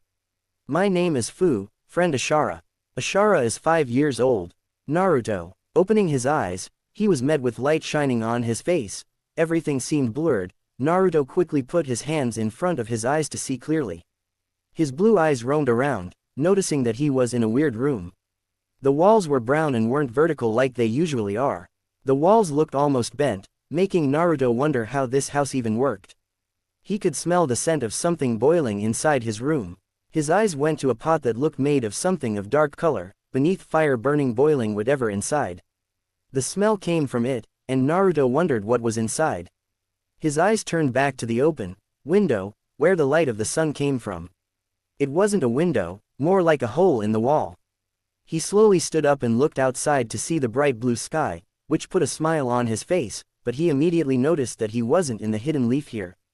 The grass and ground were the same. He could see a weird tree that looked like big leaves raising from the ground. In the tip of them was a small hole and water came out, falling in the lake. Naruto wondered where he was, but he couldn't shake the weird calm and relaxing feeling he was getting from this place. His eyes then turned to look at some giant toad statues. He slightly scratched his cheek, wondering what kind of place was this. He closed his eyes but couldn't feel anyone around.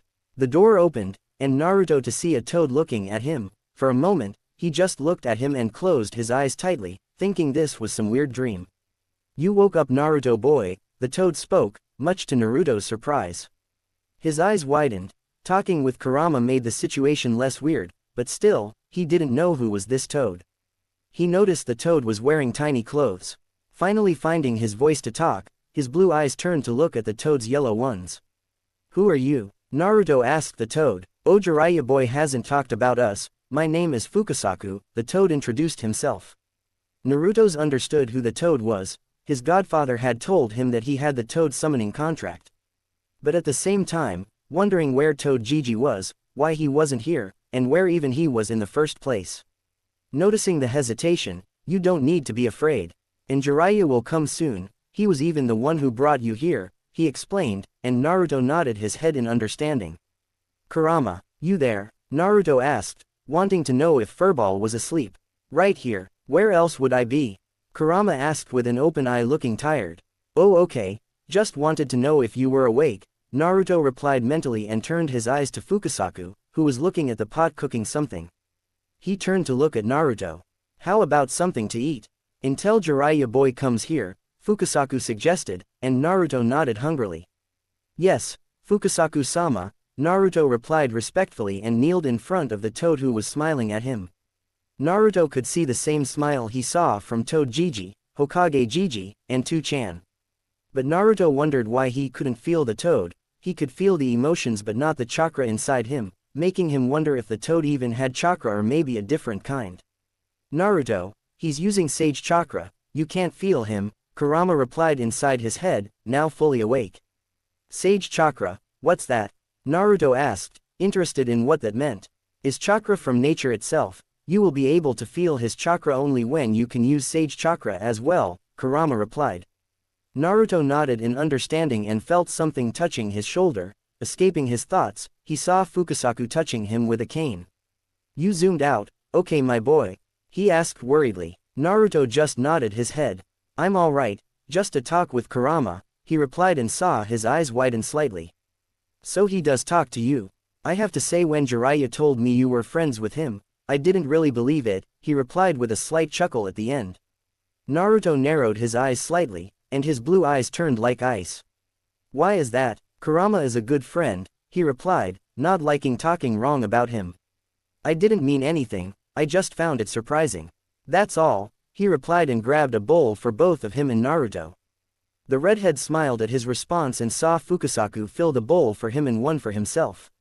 He handed it to him. Naruto looked down to see that it was soup, with a small thing that looked like a sausage but more white than usual. There were a few fruits around. "We don't usually eat this dish but I know you wouldn't like what we usually eat so Shima made it for you," he said and started eating the dish. Naruto wondered what was the usual dish but decided to eat for now before it got cold. While eating, Naruto couldn't help but remember the screams of the people he killed. The trees tearing them apart, he knew it wasn't his fault. He was protecting himself from stupid people but still couldn't help but feel guilty for what he did. Naruto felt like a huge weight was on his shoulders and was getting heavier each day. Naruto stopped eating and looked at his right hand. He still could feel it. Before the bad shinobi went to cut his throat, his right hand had touched the ground, and his chakra had gone to his right hand, and the trees grew and killed everyone nearby. "Demon, you're a demon. You child of sin, why can't you just die? Die demon, kill him, you took my family away." Naruto felt hot tears on his cheek. The hateful glares, the words, the hatred. Now the beating was too much for him. What has he done to deserve any of this? Naruto understood the village would never see him as anything but a demon who took away their family. Who killed them without mercy. Die, just die demon. You killed my father. You heard the fourth is dead because of him. Your parents abandoned you demon. No, that's not true, they loved me. Ha ha ha ha, who would ever love you, demon? Naruto. He opened his eyes and turned to see his Toad Gigi standing in front of the door leaning against the wall. More tears rolled down his cheek, and Naruto jumped like an arrow to him. He hugged him and cried his heart out. Jiraiya looked down at his grandson in all but blood, and it broke his heart to see him in pain. These were times when he wished that Minato had sealed Kyuubi to someone else. He knew it wouldn't be fair, it was selfish, and Minato had a big heart to do something like that. But looking at Naruto, "I'm here, my boy, just let it out," he said quietly and rubbed his red hair. Naruto kept crying for an hour against his chest. Kurama talked to him, trying to ease his pain. Naruto stopped and slowly looked up at his Toji and opened his mouth to speak, and his mouth felt dry like a desert. He was happy to see him again. Naruto hoped he would stay longer with him and not leave him alone. "I know what you want to say, and isn't your fault. What they did is on them, not you." "Never you." Jiraiya started rubbing his hair with his right hand. That seemed to calm Naruto, who nodded his head. After minutes of silence, the redhead turned to look at Fukasaku again. "Where am I?" Naruto asked quietly. "You're in Mount Myoboku, the place of the toads," Fukasaku said and walked towards the door. Naruto glanced at Toji, and he gave him a reassuring nod. He made a small smile and followed him outside. Looking outside now, the place looked larger than inside the little house.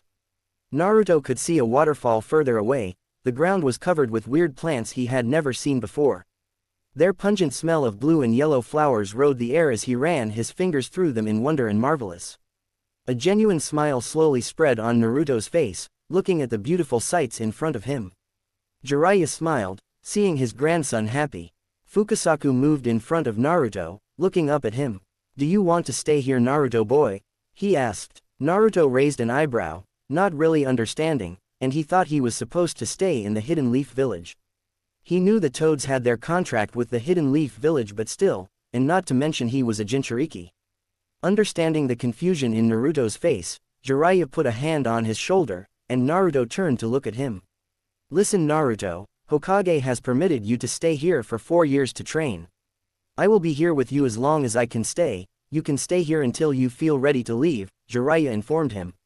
His smile like that of Tu-chan on his face, that smile warmed Naruto's heart to no end. "Stay here, this place is much better than the place that hates me," Naruto thought, but then he remembered his only friends, Shikamaru, Choji and Ino. He wondered if they would feel betrayed for not visiting them. "What about my friends?" Naruto asked with a tiny tone. "You can stay here for 4 years and then meet with them again at the academy. They already know you won't be around for some time because of their parents," Jiraiya replied, rubbing his red hair that looked to be shining under the light of the sun. Naruto looked downwards and wondered. He could feel his Toji wasn't lying. His mind then went to the academy, and a smile appeared on his face. A place where he could make even more friends. Naruto knew he would eventually meet them again, and the thought of Hidden Leaf Village reminded him of the people inside it. He would meet them again and would return as strong shinobi. He looked up at Toji and nodded his head in confirmation. Jiraiya smiled and so did Fukasaku. Hearing that answer, he took a small paper note out of his pouch and handed it to Naruto, who had a confused look on his face. "What? A piece of paper?" Naruto asked, not understanding what he was supposed to do with it. "That is not an ordinary piece of paper, it is a paper made from a special type of tree, which is grown and fed with chakra. They are used in products that react to even the slightest hint of chakra in any number of ways, depending on the nature latent in the chakra. This allows a person to know what nature affinity they have." Jiraiya explained, wanting to know Naruto's chakra affinity. Naruto nodded in understanding. "Good, just so you know, all you have to do is place your hand on the paper and channel a bit of your chakra to it and it will react to whatever affinity you have, so if you have an affinity to fire the paper will ignite and turn to ash. If you have an affinity to water the paper will become damp, if you have an affinity to earth it will turn to dirt. If you have an affinity to lightning the paper will crumple up and if you have an affinity to wind the paper will split in two," explained Jiraiya. Naruto nodded his head as he already understood it all and then channeled a small bit of his chakra into the paper. But what happened next surprised everyone, including Naruto. Instead of cutting into 2 pieces as Jiraiya thought, the paper was cut into 3 parts as it fell to the ground, where the first one turned to dirt, causing the grass close to turning to dirt, the second became damp, and grass became wet. The third turned to ash, causing even the grass close to burning slightly. This showed that Naruto had 4 natural nature affinities, 1 for earth, 1 for water, 1 for wind, and 1 for fire. Even Fukasaku was shocked by what he saw. it wasn't that someone had 4 affinities every day but not just normal ones. He noticed the grass in New Naruto had a high affinity for fire, water and earth, and average wind affinity. At least for now. On the other hand, Jiraiya expected wind, earth, and water because of his wood style and wind because of Minato, but the fire was probably from Kushina. But she had average fire affinity, not high ones. Naruto looked downwards at the grass and wondered. He was confused while Kurama inside was smirking from ear to ear. Naruto could feel his happiness and wonder, why? He was about to ask why when his toad Gigi talked to him. This is a surprise, but a welcome one. Now since you have 4 different affinities, we can start training you once you finish your chakra control training, Jiraiya stated, then put a hand on Naruto's shoulder. Naruto noticed and could feel the seriousness of his face. Naruto, what you did to stop the mob was, wood style, the ability of Hashirama Senju. While you're here you can train and talk about it with the toads, but when you return to the village, I want you to keep it a secret, Jiraiya stated with seriousness but at the same time wondering how he could get in contact with Tsunade. She will need to know about Naruto and probably reveal some secrets. Naruto nodded his head in understanding with a big bright smile on his face. Jiraiya smiled back and couldn't help but think about Minato. He wondered if he had secrets that no one knew about. Jiraiya didn't know and decided to keep it a secret for now. Well, now let's take a walk around Naruto boy, Fukasaku-sama suggested, and Naruto followed him eagerly since he liked the place around. Jiraiya watched them walk ahead and wondered if Naruto still wanted to become Hokage or did he have any other dream. Jiraiya wasn't sure, but whatever it was, he would always have his support. Ashara Uzumaki, the girl named Fu introduced herself with a big smile on her face. To Asha, she looked normal and wondered why the village would hate her. Is this your house? Asha asked, pointing at the house and wanting to start a conversation. Fu smiled and nodded her head, but Asha could see a hint of sadness behind her eyes. Yes, Asha, this is my home.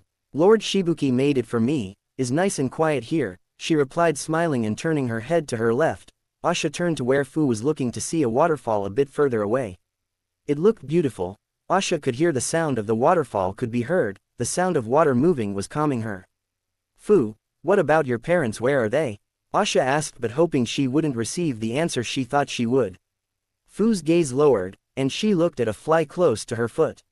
My father died in a mission, and my mum she died 2 years ago, she answered, her voice breaking. Asha moved closer and put a hand on her shoulder. I understand, my mum and dad died protecting me. I miss them every day, Asha said quietly, trying to ease her pain. Fu's widened, and looked at her surprised, but kept quiet. After minutes of silence, Asha pulled away and decided to ask something that was bugging her. Fu, if you don't mind me asking, why did the villagers look at you like that? Ashara asked quietly. Fu felt a shiver of fear in her body, her right hand touched the ring finger of her left hand. Her friend didn't know about her condition, and she was sure the moment she would reveal it, Asha would leave her alone as well. I hold the 7 tails, Chome, she replied and closed her eyes tightly, waiting for the shouts and the insults to come but heard nothing. Fu slowly opened her eyes to look at her right to see Asha still standing there with a raised eyebrow. So, what? She asked, still not understanding what the problem was. Ashara knew how the seal worked. And having something sealed inside you didn't make you the beast itself. Fu's eyes widened at her question, and she was sure she had heard her wrong. Yo, you mean you don't have problems with that? She asked fearfully, still afraid that Asha would look at her with the same hateful eyes. Ashara just shrugged her shoulders. That doesn't change anything, that dough, she was interrupted mid-sentence when Fu jumped and hugged her tightly and smiled from ear to ear. We are friends, she shouted happily. Asha smiled and hugged her back. Fu was crying tears of joy. Pulling away, Ashara caught her breath from her bear-like hug. Yes, we are friends, Databane, she replied, smiling and wondering if there was any Uzumaki around. She was sure there must be others from her clan, and she wasn't alone. Fu, would you like to train? She asked, and Fu immediately nodded her head in agreement. While this was happening, Chome was awake and wondered who this girl that had no problems with Jinchuriki was. At first, wondered if the girl was a Jinchuriki but couldn't feel any of her brothers or sisters inside her. She understood this girl, Ashara, had a big heart and just didn't care. Now Fu, You can finally have a friend, Chome thought. Naruto, after 2 years. It had been 2 years since Naruto had arrived on Mount Myoboku. He had started training a week again after he had arrived, first only chakra control, and Jiraiya-sensei would throw things at him sometimes when they were training him. Naruto couldn't remember the last time he felt so happy. Not being in the village and seeing him as a monster for 2 years helped. A part of Naruto wasn't really looking forward to going back to the village. He knew that the people there had not forgotten about him despite not being in the village. Toad-Jiji would visit every 4 to 6 months and stay for mainly 3 weeks. Naruto liked his company. Fukasaku-sama and Ma-san were good company as well. But Naruto spent the time mainly with Fukasaku since he was training him in taijutsu. Naruto had met different toads that lived here, like the head of the toads, Gabamunta. He found him funny but sometimes really annoying. His son Gamakichi, who was a friend to Naruto. Within the last 2 years, Naruto had trained and learned quite a few useful jutsus. Naruto hadn't made much progress when it came to his wood style since he had no scrolls to help him, and no one was around to teach him in wood style. But Naruto was able to do 2 wood style jutsus. Wood style, ground spike, B rank. A jutsu that made wood spikes grow from the ground around the area the user chooses can grow as large as the amount of chakra that the user uses. Wood style, wooden cage. C rank, B rank. It creates a cage used to trap the enemy.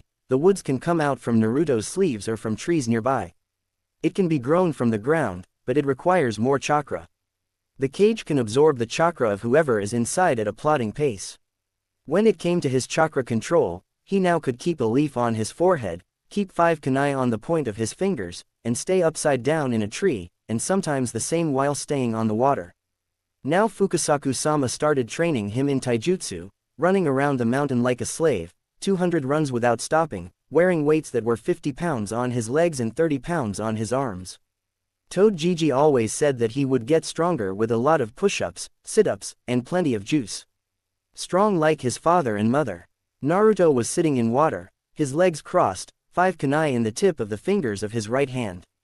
A leaf on his forehead, Kurama was giving him a bit of his chakra, which made it harder to control his chakra.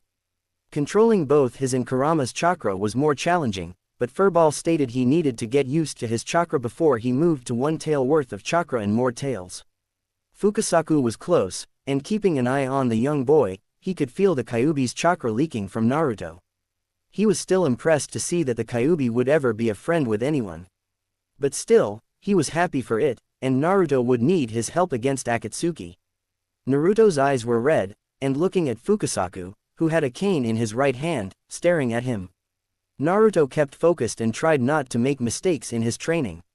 Toad-Jiji promised to start training him on elemental manipulation once he can do chakra control exercises while using Kurama's chakra.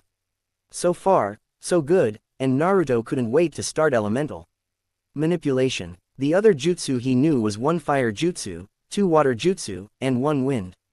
He still didn't know any earth jutsu. Fire style, fireball, water style, bullet point, water style, shockwave, wind style, great breakthrough. When it came to Fuinjutsu, he was in level 4, and it took him 7 months to pass level 3. To pass level 4, Naruto needed to write a trap seal, chakra flowing seal, and weight seals.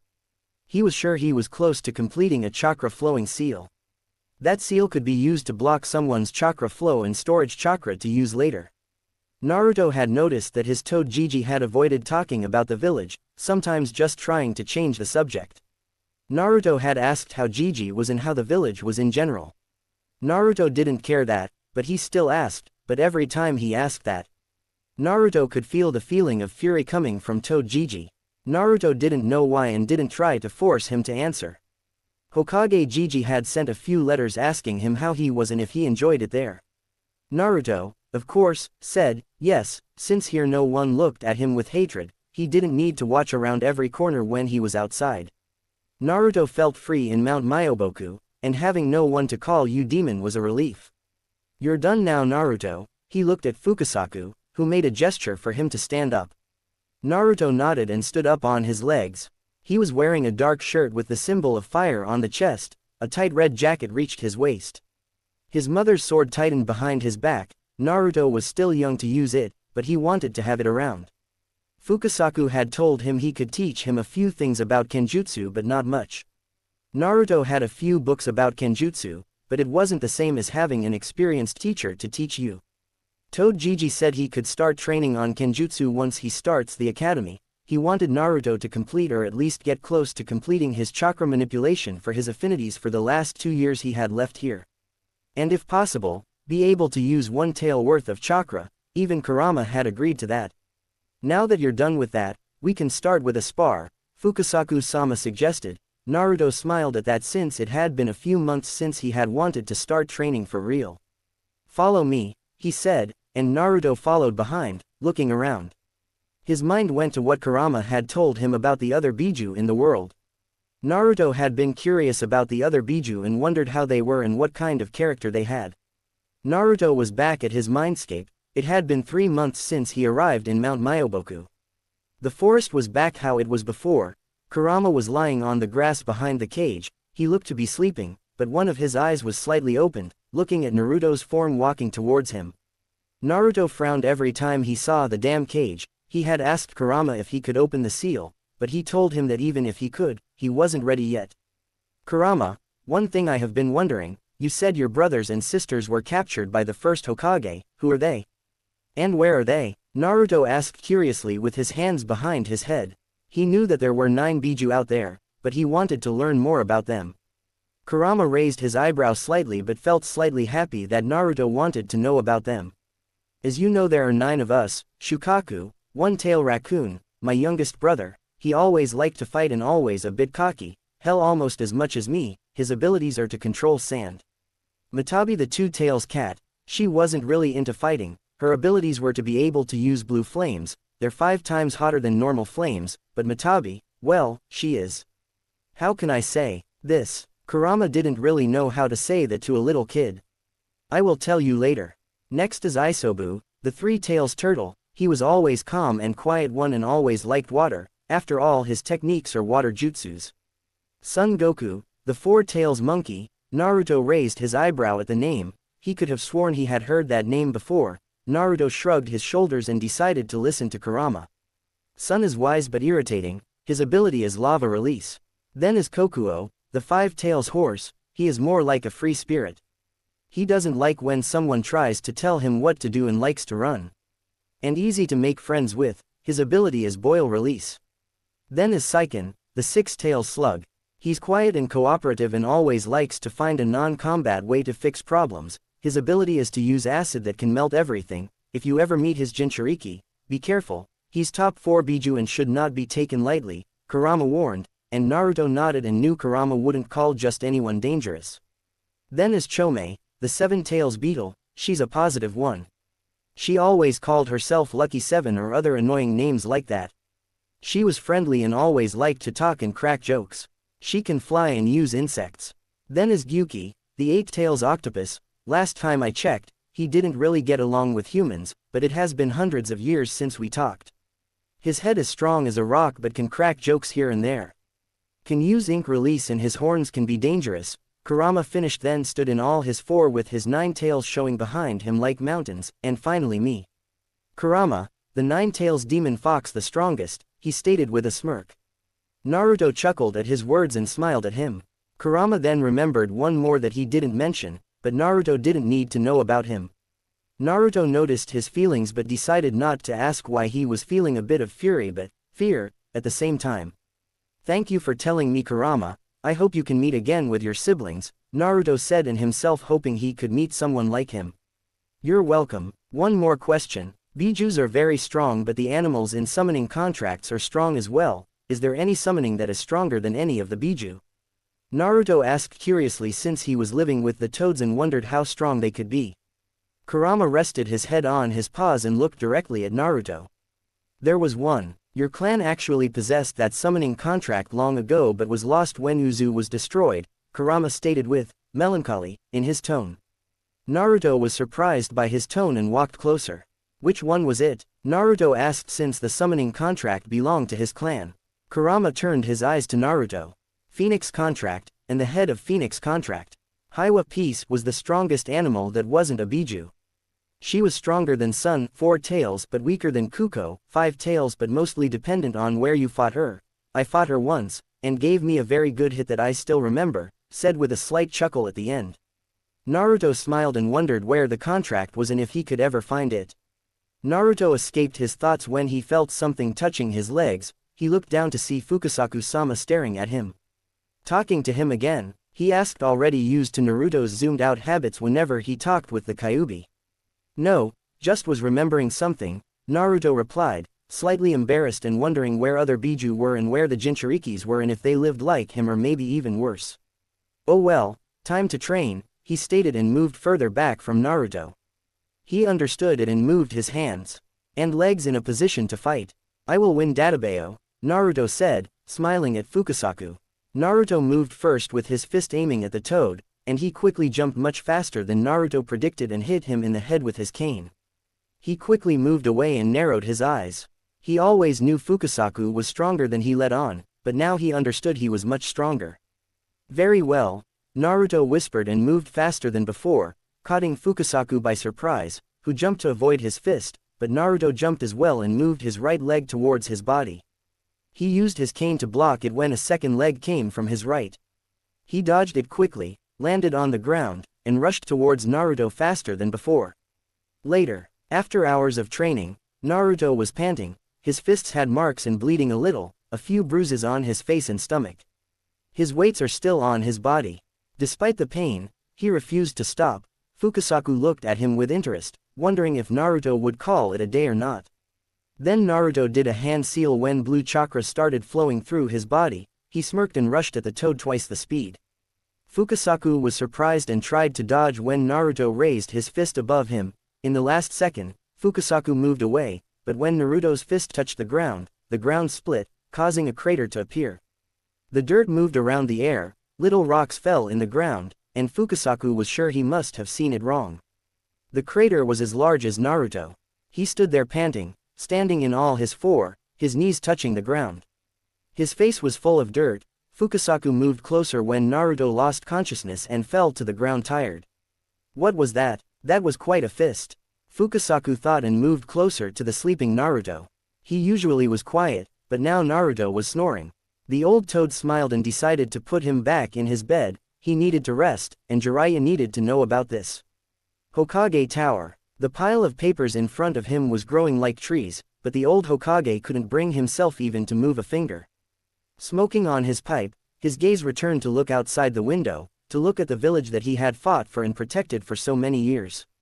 The wounds he took, how many friends he had seen die, and how Tobirama-sensei and Hashirama-sama talked about the will of fire. The Hidden Leaf Village, a place no child will ever be harmed, and they can grow with their families and not be sent to wars. But now Hiruzen wasn't sure what he was looking for anymore. The village people had changed, or maybe they were always like that, and he just didn't see it. Hiruzen wasn't sure anymore. So many things looked different. Jiraiya had been furious when it had happened. And for some time, Sarutobi was sure that his student would abandon the village, just like Orochimaru, and Tsunade, who still felt grief over her losses. Jiraiya had stated that he would return Naruto when he thought that he was ready, if ever. Sarutobi couldn't blame him. Naruto was only a kid. It had been 2 years since Jiraiya had left with Naruto to train in Mount Myoboku. Hiruzen was sure he had made the right decision. His surrogate grandson needed peace. Sarutobi knew if they kept treating Naruto like that, it would be only a matter of time before Naruto betrays the village, or even worse, do something utterly reckless like freeing the Kyuubi. He knew Naruto was on good terms with him. However, Sarutobi still didn't fully trust the demon fox. The old Hokage knew if Naruto didn't feel any attachment with the village, he would leave to find another place to call home. His mind went to Uzushiogakure. Jiraiya had sent letters that Naruto was a prodigy in Fuinjutsu and ninjutsu in general. That warmed Sarutobi's heart. Naruto was just like his father, he learned quickly. Take it around 10 more years, and he was sure Naruto would be a new Fuinjutsu master. Just like Jiraiya, and by the time he reached his 20s, he would be just as good as Fuinjutsu masters of Uzushiogakure. A week after Naruto had left, he had earned a visit from his old teammate.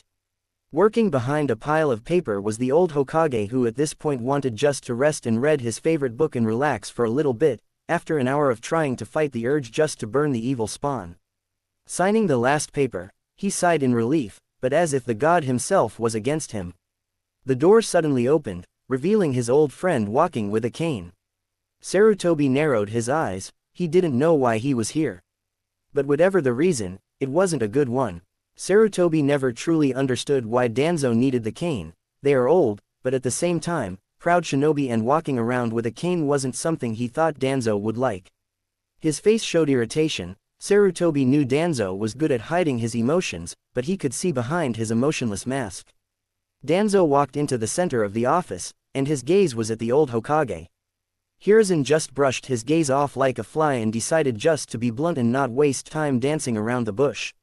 "What do you want, Danzo? I know very well you're not here to talk about the old times," Hiruzen asked, his eyes narrowed, piercing Danzo's soul like a sword. "I want to know where the weapon is," he asked with an emotionless tone. Hiruzen stood up, his hands slammed on the desk and leaking his ki, making even his own Anbu sweat and shake slightly. "Listen to me, Danzo. His name is Naruto and he's not a weapon," Hiruzen stated with a firm tone, promising pain to his old teammate. Danzo clenched his hand around his cane, his eye narrowed. He always hated to be talked like that by Hiruzen.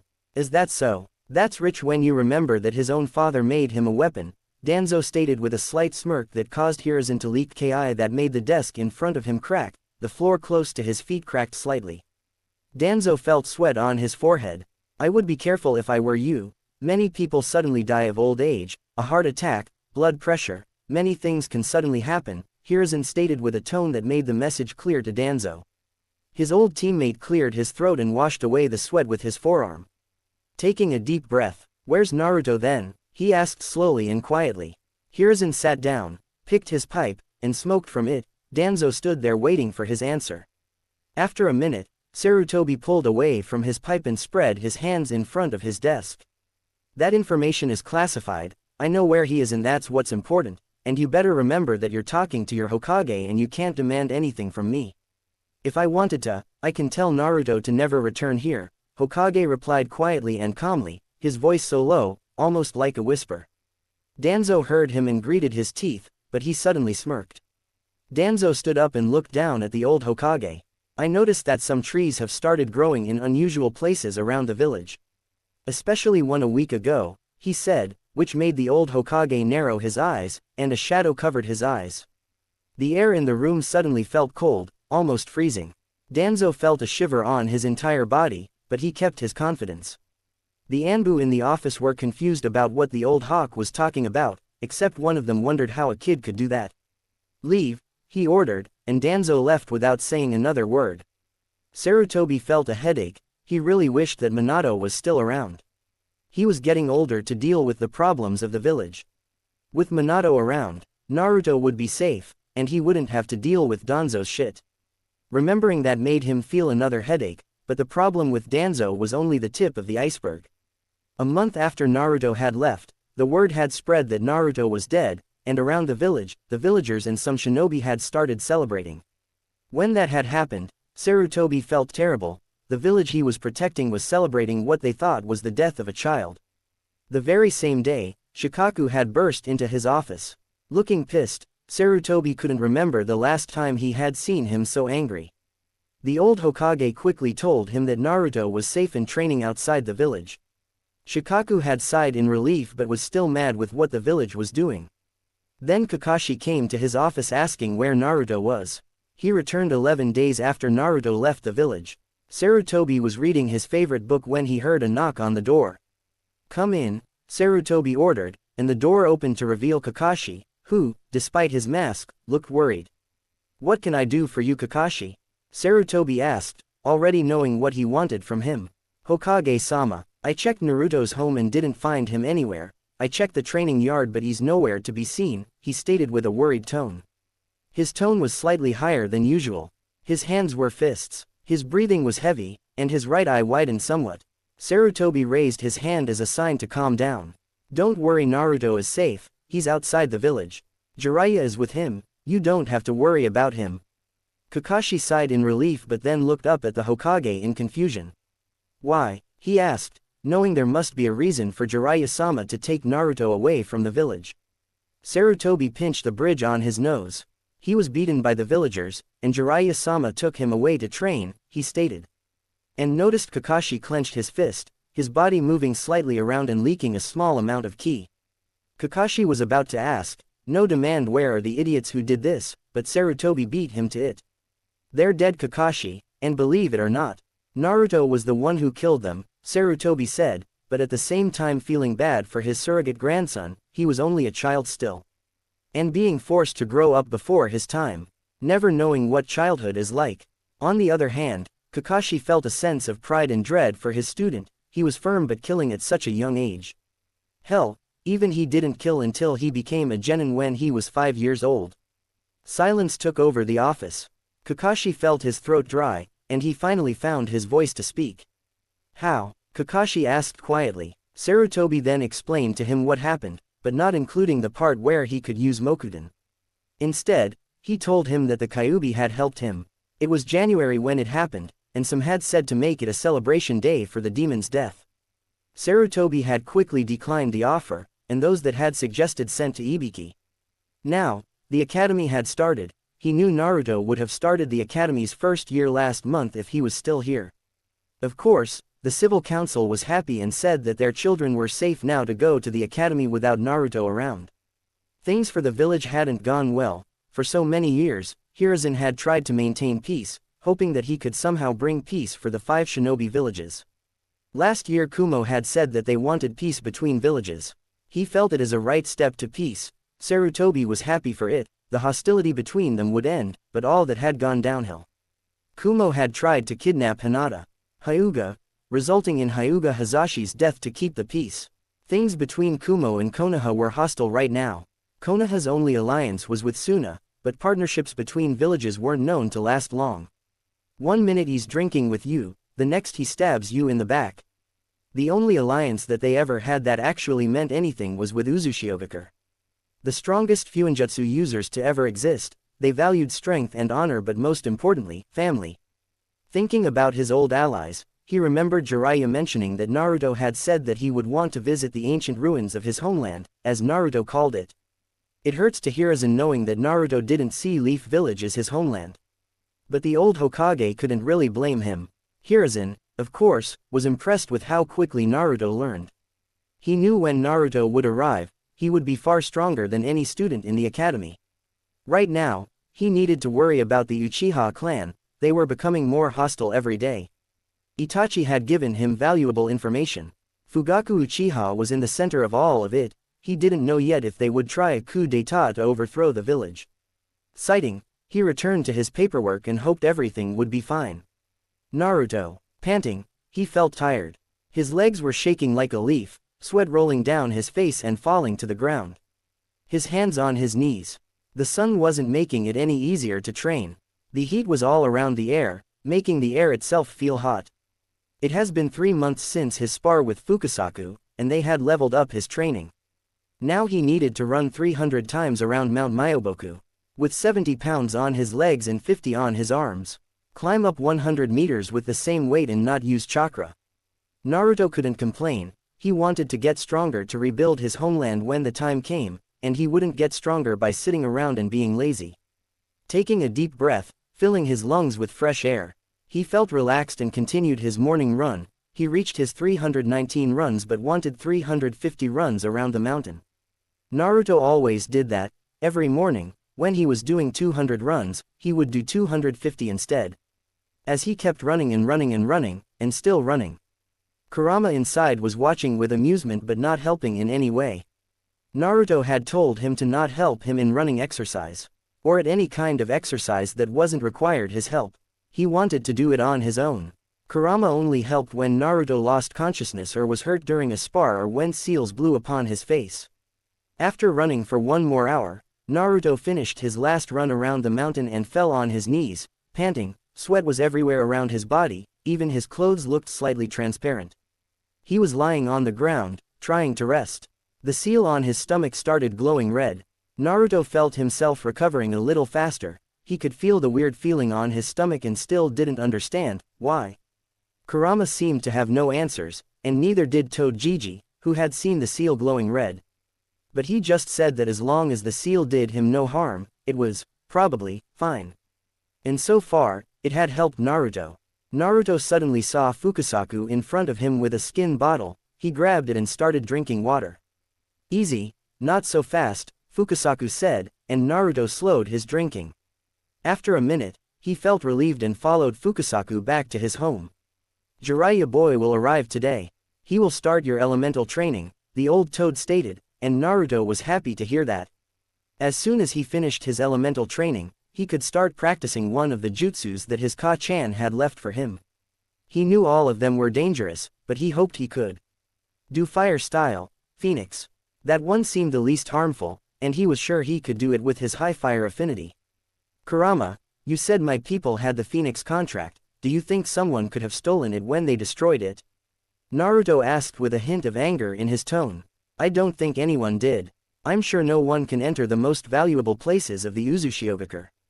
They knew how to secure their good jutsus and secrets, and not to mention that the Phoenix contract won't accept anyone else but an Uzumaki to use it. Uzumaki clan made sure of that, Kurama replied with a touch of melancholy on his tone. Naruto felt a relief. The thought that someone who wasn't an Uzumaki would use the Phoenix contract angered him. Especially someone who had stolen it. Reaching the house, he saw his toad Gigi standing in front of the house with a smile. Naruto already knew he was here but still smiled and ran at him and gave him a big hug. Jiraiya hugged him back and rubbed his red hair, which had reached his shoulders. How are you, Naruto? I hope you're training well, Jiraiya asked, taking a step back and giving his godson a good look. He seemed to have grown, and most importantly, his sadness and weariness on his face seemed to have disappeared, and instead, his face was full of light, almost like a sun shining on him. He was wearing a red jacket, a white shirt underneath, black pants with black shinobi sandals. Yes, I'm running around the mountain like crazy, I will soon reach your level. Databeo, he stated with a fist on the air. Jiraiya smiled and reached a scroll from his pocket and tossed it to Naruto, who grabbed it in his hands. Confusion filled his face, but he opened the scroll to see what it was all about. Opening the scroll, he read the name of the jutsu. B rank, Shadow Clone Jutsu, he read, and a smile spread from ear to ear. You're gonna teach me the famous clone jutsu of the second Hokage, Naruto said, to be met with a shook of Jiraiya's head. No, you will learn it without my help. Let's see how fast you can learn it, Jiraiya stated, looking down at Naruto, who looked surprised for a second but immediately nodded his head and ran away somewhere to learn the jutsu alone without any interruption. Jiraiya saw his grandson leave, and he wondered if he would be able to understand the secret of the Shadow Clone Jutsu. If he didn't, he wouldn't tell him until Naruto learned it himself. Naruto ran deep into the nearby forest and opened the scroll. The place was quiet. The wind brushed his hair. Naruto felt the warm breeze against his face. The grass beneath his legs caressed his skin. He started reading and wanting to learn as fast as possible, but at the same time, Naruto was slightly confused. He knew he needed to see a clone jutsu, but he thought his toad Gigi would help him in elemental training and couldn't understand what Shadow Clone had to do with it. He shrugged his shoulders slightly and decided to turn back to reading the scroll. After 1 hour, Jiraiya was drinking tea with Fukusaku and Ma. They seated around a round table. The tea tasted sweet like any other time before. Will you find her soon? Fukusaku asked, taking a sip from the tea. Jiraiya nodded his head. I'm sure. Once I find Tsunade, I will tell her to come here and see Naruto. I'm sure the first Hokage necklace that she has will react to Naruto, Jiraiya replied and thought about his old teammate. He knew she had suffered, everyone had suffered, but at the same time, he wondered why she wouldn't stay to take care of Naruto. She was always close with Kushina. He knew there was something more there other than just not caring about her godson. And Tsunade wasn't someone to just not care about him. Glancing outside the window, he saw. The sun was high in the sky, it must be around 11, ooh. He wondered how long it would take for Naruto to do Shadow Clone Jutsu. At the same time, he couldn't stop thinking about what Fukusaku had told him 3 months ago.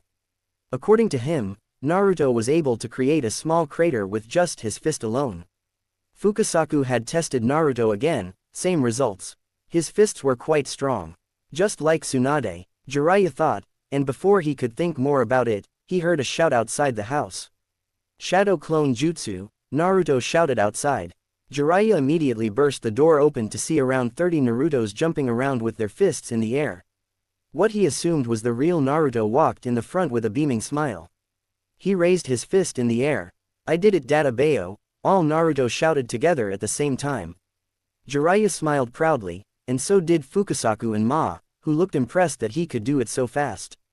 "Naruto," Jiraiya shouted, grabbing his attention and walking closer to him. "Now that you have done it, let's start with a spar," he suggested, cracking knuckles. Naruto jumped and nodded immediately. "Good, and use everything you have. No holding back in any way," Jiraiya stated thoughtfully. Naruto understood. The clones disappeared, leaving only him and his toad Gigi. Ma and Fukasaku moved away to give them space. Naruto cracked his knuckles and moved his legs around. Jiraiya noticed that he didn't remove his weights but decided to bring Naruto to his limit. Secretly he hoped to force Naruto to use Kyuubi's chakra. He knew Uzumaki blood would make it easier to control it. "Kid, fight me intending to kill me," Jiraiya stated. Naruto's eyes widened slightly but turned to normal again. Without saying another word, Naruto rushed at Jiraiya with all his speed. His speed was quickly Genin speed, but Jiraiya knew he still had his weight on. Naruto threw a punch at him but quickly grabbed him. Jiraiya noticed the power behind the punch. Naruto punched, again and again, trying to find an opening. Jiraiya saw his moves. He was using the same style with his toad fighting style but was slightly changed. Naruto jumped high in the air and made a few hand seals. "Fire style. Fireball," he shouted, and a giant fireball moved towards him. Jiraiya backed away, but Naruto was behind him.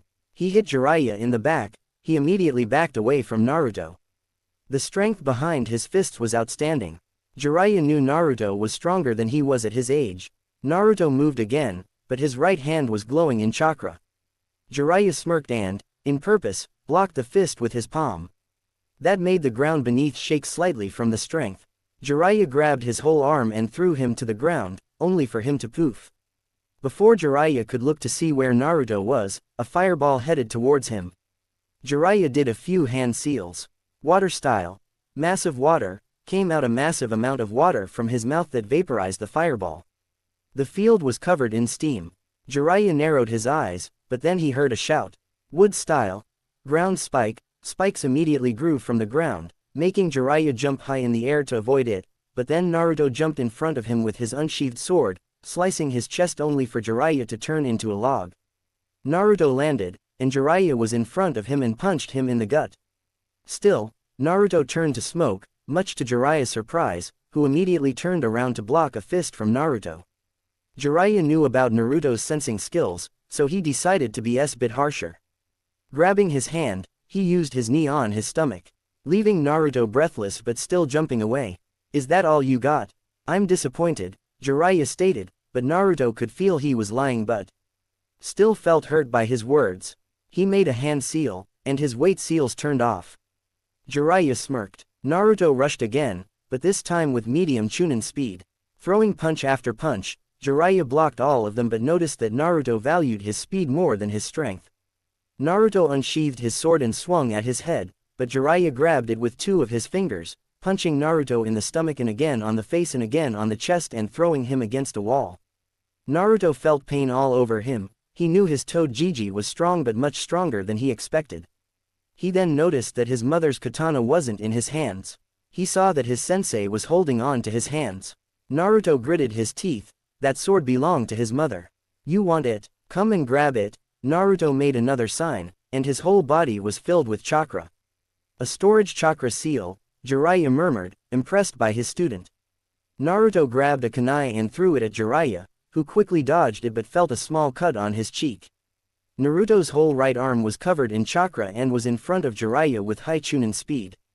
Jiraiya moved away, and Naruto's fist hit the ground, causing a massive crack on the ground. The ground split, causing small rocks to fall in the ground.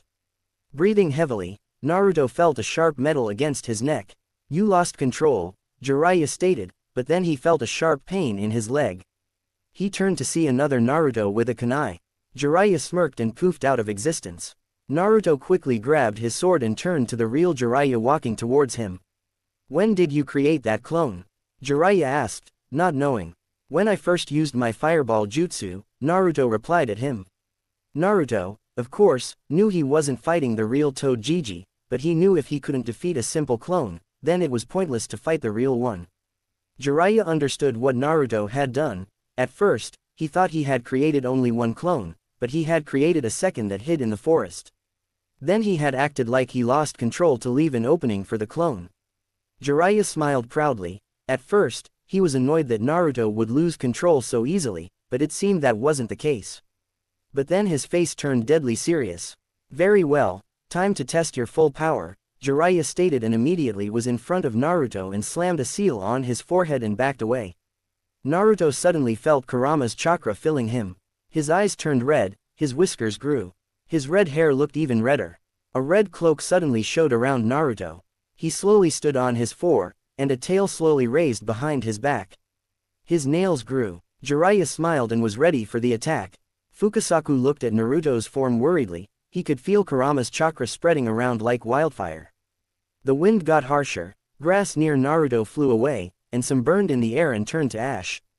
Naruto's chakra cloak was red, the part around his head had two large ears like a fox. His teeth had grown, and his eyes looked red like blood. His red hair looked spikier, one tail slowly grew behind his back, indicating that he was using one tail worth of chakra. Fukasaku didn't like this. He knew Naruto was good, and the Uzumaki blood helped him to control the chakra easier, but still. Jiraiya boy, are you sure about this? Ma suddenly asked beside him. Her voice was full of concern, her eyes glancing both Jiraiya and Naruto. Don't worry, I believe in Naruto, and even if he does lose control, I won't let him do anything, Jiraiya replied, keeping his eyes only at Naruto and ready at a fighting stance. Ma and Fukasaku kept quiet and watched the young boy still not moving or doing anything against them. Naruto felt the surge of power. He couldn't believe Kurama had so much chakra, it was overwhelming. But Naruto felt something, it felt like bad intentions, he wasn't sure. Gritting his teeth tightly, he tried to calm himself, but then he saw visions of himself getting beaten, the words, the insults, to him and his parents.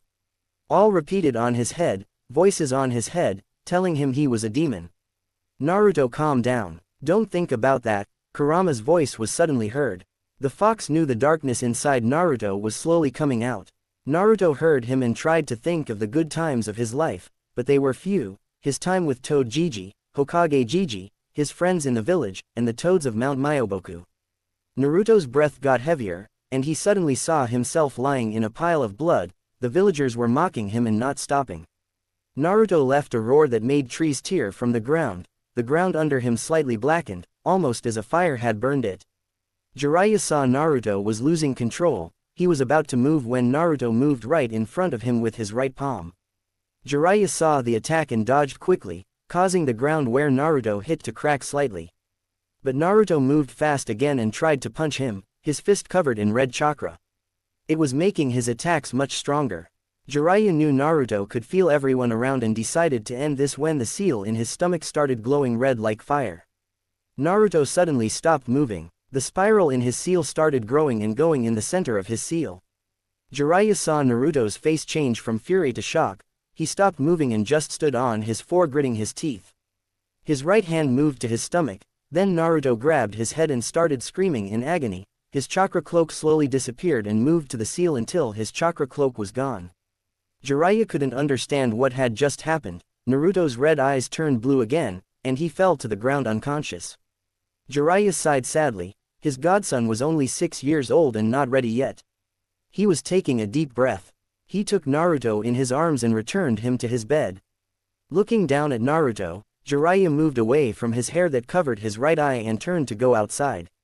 Opening the door, he was met with glares from both Fukasaku and Ma. He sighed sadly and lowered his head, and sat on the ground near the house, his upper body resting against the wall of the house. His gaze turned to Fukasaku.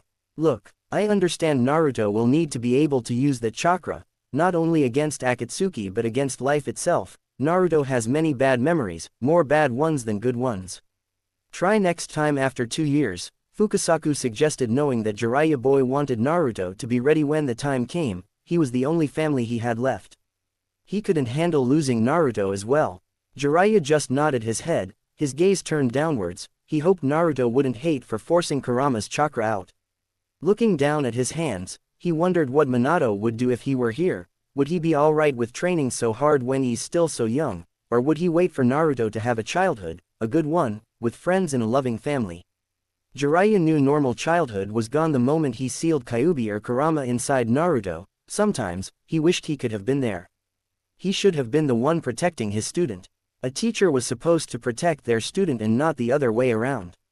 He stood up slowly and walked inside the house, Naruto sleeping quietly on his bed. His right hand out of the sheet, his long red hair was reaching his shoulders. He looks so calm and happy like that, Jiraiya thought.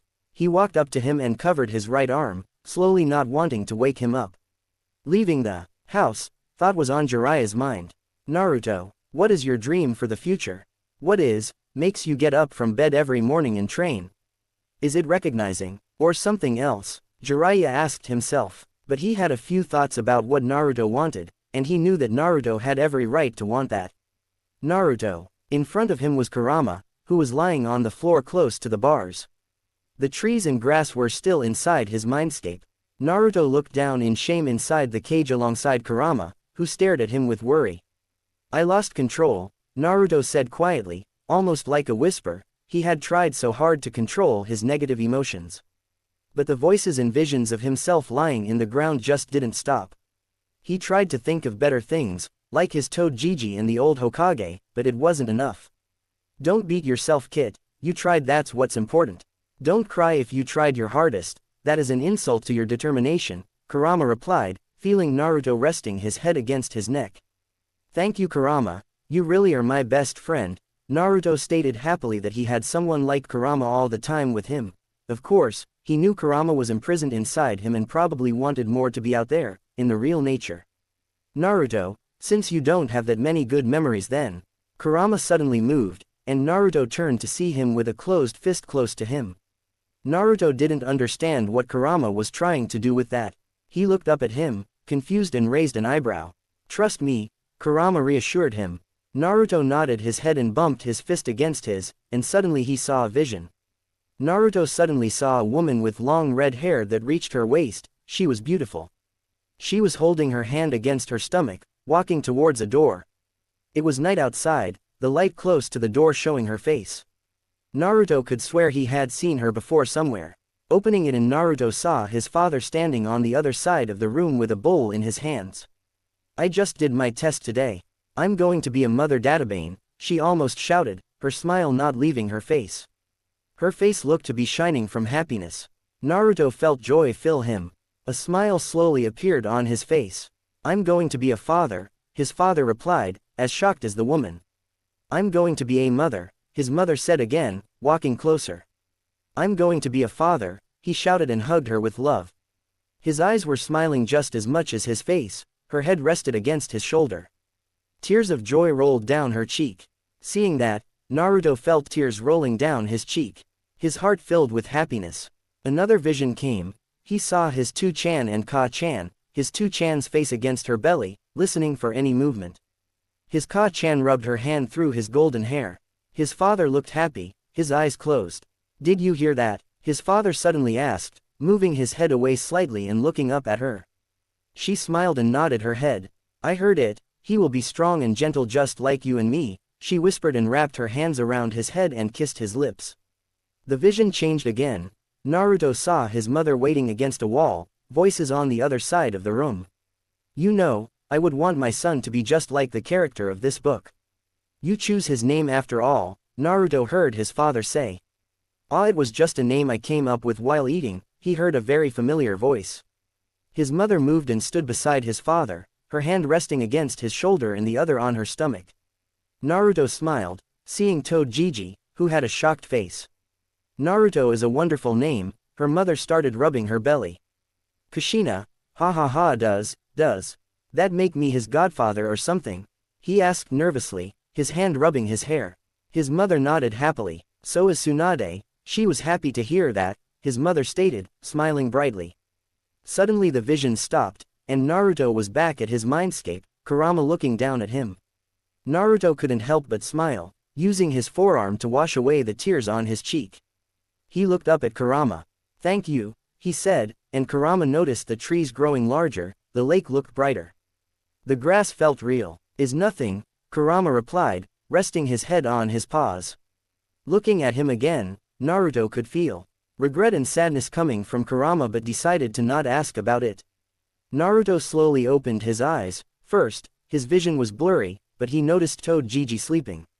His head was resting against the wall, his legs spread around, and his arms behind his head. Naruto smiled and slowly walked to him. Slowly touching his cheek was enough to open his eyes slowly. At first, his eyes showed confusion, but then immediately filled with regret. He was about to open his mouth and talk when Naruto placed a finger on his lips. I'm not angry at you, Gigi. So don't feel bad. Naruto started smiling. Jiraiya smiled back and brought him in a big hug, and began rubbing his red hair. Thank you, Naruto, he said quietly.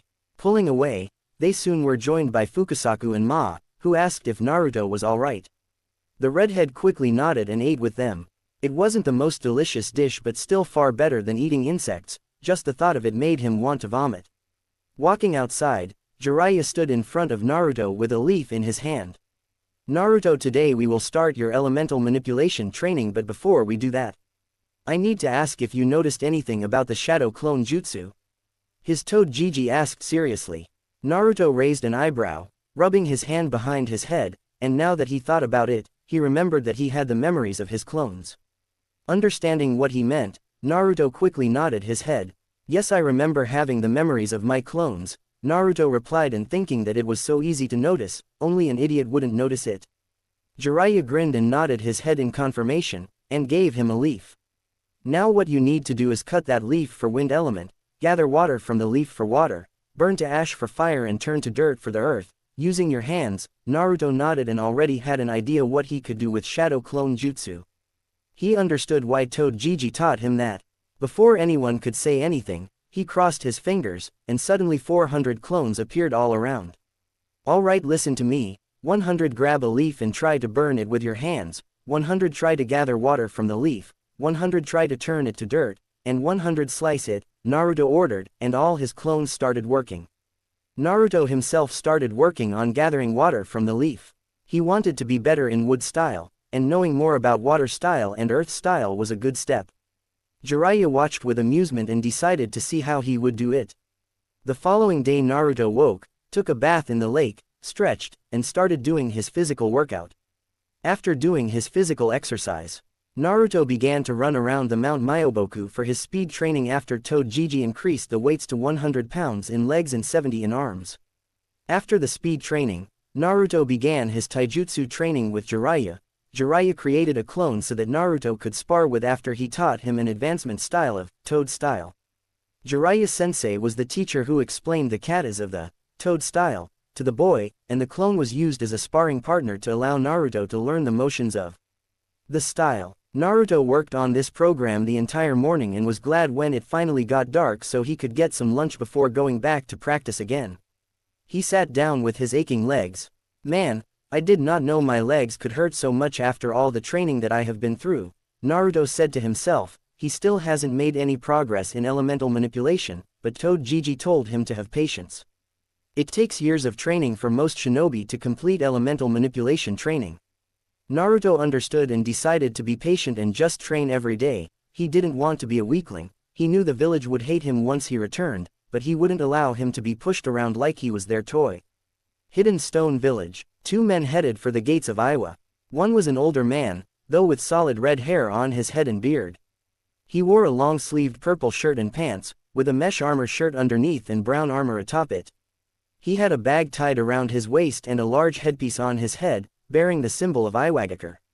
Towering next to him was an incredibly tall man dressed all in red armor. He had a red kasa on his head and a sleeveless black gi over his armor. Noticeably, everyone on the streets either ignored or glared at them as they walked by. Stubborn old fool, never listens to me. The older man stormed off, still brooding over his last meeting with the Tsuchikage. You're as stubborn as he, Roshi. The taller man easily kept stride with his older companion. Don't give me that, Han. I know you feel the same way. The two paused at the gates for only a moment, then set out of the village. I never said you were wrong. Tsuchikage office. The Tsuchikage and his 2 assistants, one huge man, and a smaller female, watched from the top of the Tsuchikage's office. Grandpa, I know you're angry and all, but it is truly wise to let them go. The tiny, old Tsuchikage grunted. I don't care. It's not like that stubborn old fool helped us against him, what point is there in keeping him around? And don't forget, Roshi might try to hide it, but I know he's more hostile towards me since the day Uzushiogakure was destroyed. The larger man folded his arms. Besides, think of what would happen if we tried to stop them. The Tsuchikage spun around and started walking away. They'll see I'm right and come back soon. If not, we don't need them. Now come oh, ga. The girl laughed as the Tsuchikage threw out his back. Maybe you should retire, Grandpa, Kuretsuchi stated. When it came to Roshi, he was always hostile towards her grandfather, since she could remember. On the other hand, she never really understood why they needed to destroy Uzushiogakure. They were just Fuinjutsu freaks, but that was as far as they could get. Of course, destroying a valuable ally of Konoha was the right thing to do. Still, the worst part is that you couldn't find anything worthwhile. Her grandfather would constantly moan that they couldn't get any of their scrolls or anything since apparently it was sealed away somewhere within the village, and only an Uzumaki could enter. Grandfather, why is Roshi hostile towards you, and why can't we just seal Yonbi to another Jinchuriki? Roshi is old, she suggested, since doing that would both give Yonbi to a loyal shinobi of the village and kill Roshi. Her grandfather sat and stared at her as she had just grown a second head. Who can possibly seal Yonbi then? We don't have any Fuinjutsu master strong enough to seal a Biju as powerful as Yonbi, and second, don't underestimate the man. He might be old but he's powerful, and not mention has good control over the demon monkey. Her grandfather replied harshly and decided to leave the office. In a cave, Roshi stood alone against a fire warming him. Han had left him a few hours ago. He wanted to think about his situation, he said. Roshi's hand moved to a secret pocket inside his coat and pulled out a medallion with the Uzumaki symbol in the back. What will you do now, Roshi? Sun suddenly asked. Roshi just kept staring at the medallion, not sure how to answer. Despite having a good friendship with Kokuo, Han never opened the seal. But not Roshi. He had opened the seal for 6 years now, but Sun had decided to stay and help him in whatever he might need. To Roshi, sealing the tailed beasts was like slavery. Biju human makes no difference. He hated that villages couldn't understand that the Biju had feelings as well. That's why he had told Sun that he could leave the seal if he wanted. I don't know, but I know they are still out there, and maybe the time will come soon, Roshi replied with a slight smile on his face. Son Goku remembered the Uzumaki clan, the only humans that were just how father described how humans are like, wanting peace and understanding between each other. Sun had even helped them a few times, protecting them from danger. Despite having Fuinjutsu masters, they never tried to capture him and seal him away to use for their own gain, but all that stopped when the damn Hashirama captured him and sent him away like he was some mindless beast that just wanted to destroy everything. Sun had almost cried when he heard from Roshi that Uzushiogakure was destroyed, mercilessly, and for what? Just because they were allies of Hidden Leaf Village. Don't worry, Roshi, I'm sure soon we will meet another one, Sun said. Roshi nodded his head in agreement and decided to hunt in the forest for food. Ashara Uzumaki, she kept swinging her sword. One swing, the branch of the tree fell, the second swing, another one fell. And with one final swing, the whole tree falls, her face sweating, falling in the grass. She used her forearm to wipe the sweat, her katana in her right hand. She was holding it tightly. After she had unlocked her chakra, she had used it in the seal in her wrist. After she had done that, the empty circle in her seal had slowly started growing a small branch that looked to be having the form of a spiral.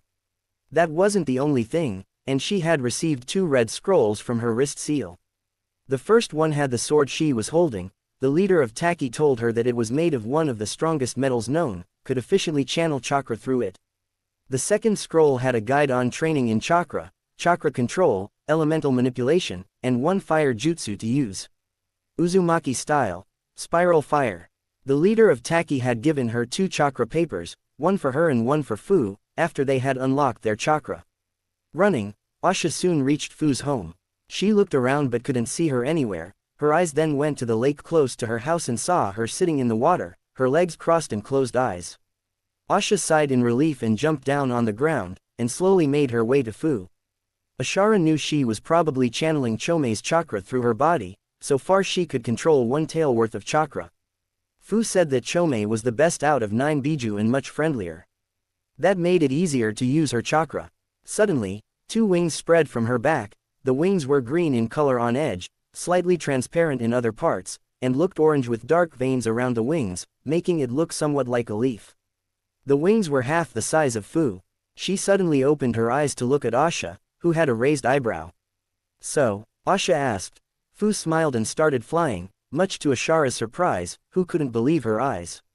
"I can freaking fly," Fu shouted, flying around. "You did it, Databane," she shouted happily, and Fu soon landed back to the ground. Her wings slowly moved back. "Now, after 1 month we will start academy. Here," Asha said, handing her a chakra paper. Fu grabbed it and raised an eyebrow. "Channel your chakra and you can see which affinity you have," Asha stated and explained how to know which affinity she had. Fu nodded in understanding and channeled her chakra in the paper. Asha then saw the paper split in 2, but what caught her attention was the grass close to Fu's feet got sliced in half. The first part soaked wet and the other crumpled, showing that she had an affinity for water, lightning, and wind, but Asha wasn't sure why the grass got cut in half. "Wow, I have 3 affinities, that's amazing friend Asha," Fu almost shouted from happiness, a big smile not leaving her face and making her look cute. Asha felt happy for her and decided to see which elements she had. She only channeled her chakra for half of the paper to burn to ash, and the other was soaked wet. Asha smiled but noticed the grass got wet close to her feet. Asha jumped happily. "Wow, you have fire and water," Fu replied and soon decided to see if they could make any awesome jutsu. Soon after that day, they had started the academy, and to say the students there were complete morons was an understatement. All the boys and girls avoided Fu like she was the plague. A few had tried to talk to Asha, but she had refused to be friends with anyone who didn't like Fu. Some had even warned her to not stay close to the demon, but she had just brushed their warning away like some fly. She and Fu spend most of the time in training since Fu couldn't go to the village and have fun without anyone yelling at her for no reason. Ashara had bought her new clothes and books for her to study and just read stories for fun. One book that had captured her attention was Ika Ika Paradise. She had noticed that the book sold very fast and wondered if the story was very well written. She had tried to buy one, but the seller had told her that she was too young, much to her annoyance. She was 7 years old, that was old enough, right? Asha soon catched her breath and looked at her sword. The blade looked sharp, just like the day it was forged. Asha was about to start practicing her sword fighting again when she heard a loud sound coming from within the forest. She soon ran, thinking that Fu was in danger, only to see her resting in the grass and breathing heavily. "Fu, you alright?" Asha asked, looking around for any enemy. "I did it. Look," Fu replied, pointing at a few trees that looked torn apart. It looked like a drill had pierced them, and some had fallen to the ground. "What is this?" Asha asked, impressed and walking closer to Fu. "Chomei told me this super awesome jutsu is called Wind Style, Wind Tunnel," she replied in her orange eyes looking at the damage. "That's a useful jutsu, you're doing very well Fu," Asha complimented her and decided to train her sword fighting again. Not to their knowledge, a pair of eyes looked at them from far away. The creature looked like a human, but half black and half white. He narrowed his eyes at the Nanabi Jinchuriki and soon sunk in the ground like it was never there. Naruto. 1 year later. A loud sound was heard throughout the forest. A crater big enough to fill 3 people was in the middle of the forest, and in the middle was the form of one Uzumaki Naruto.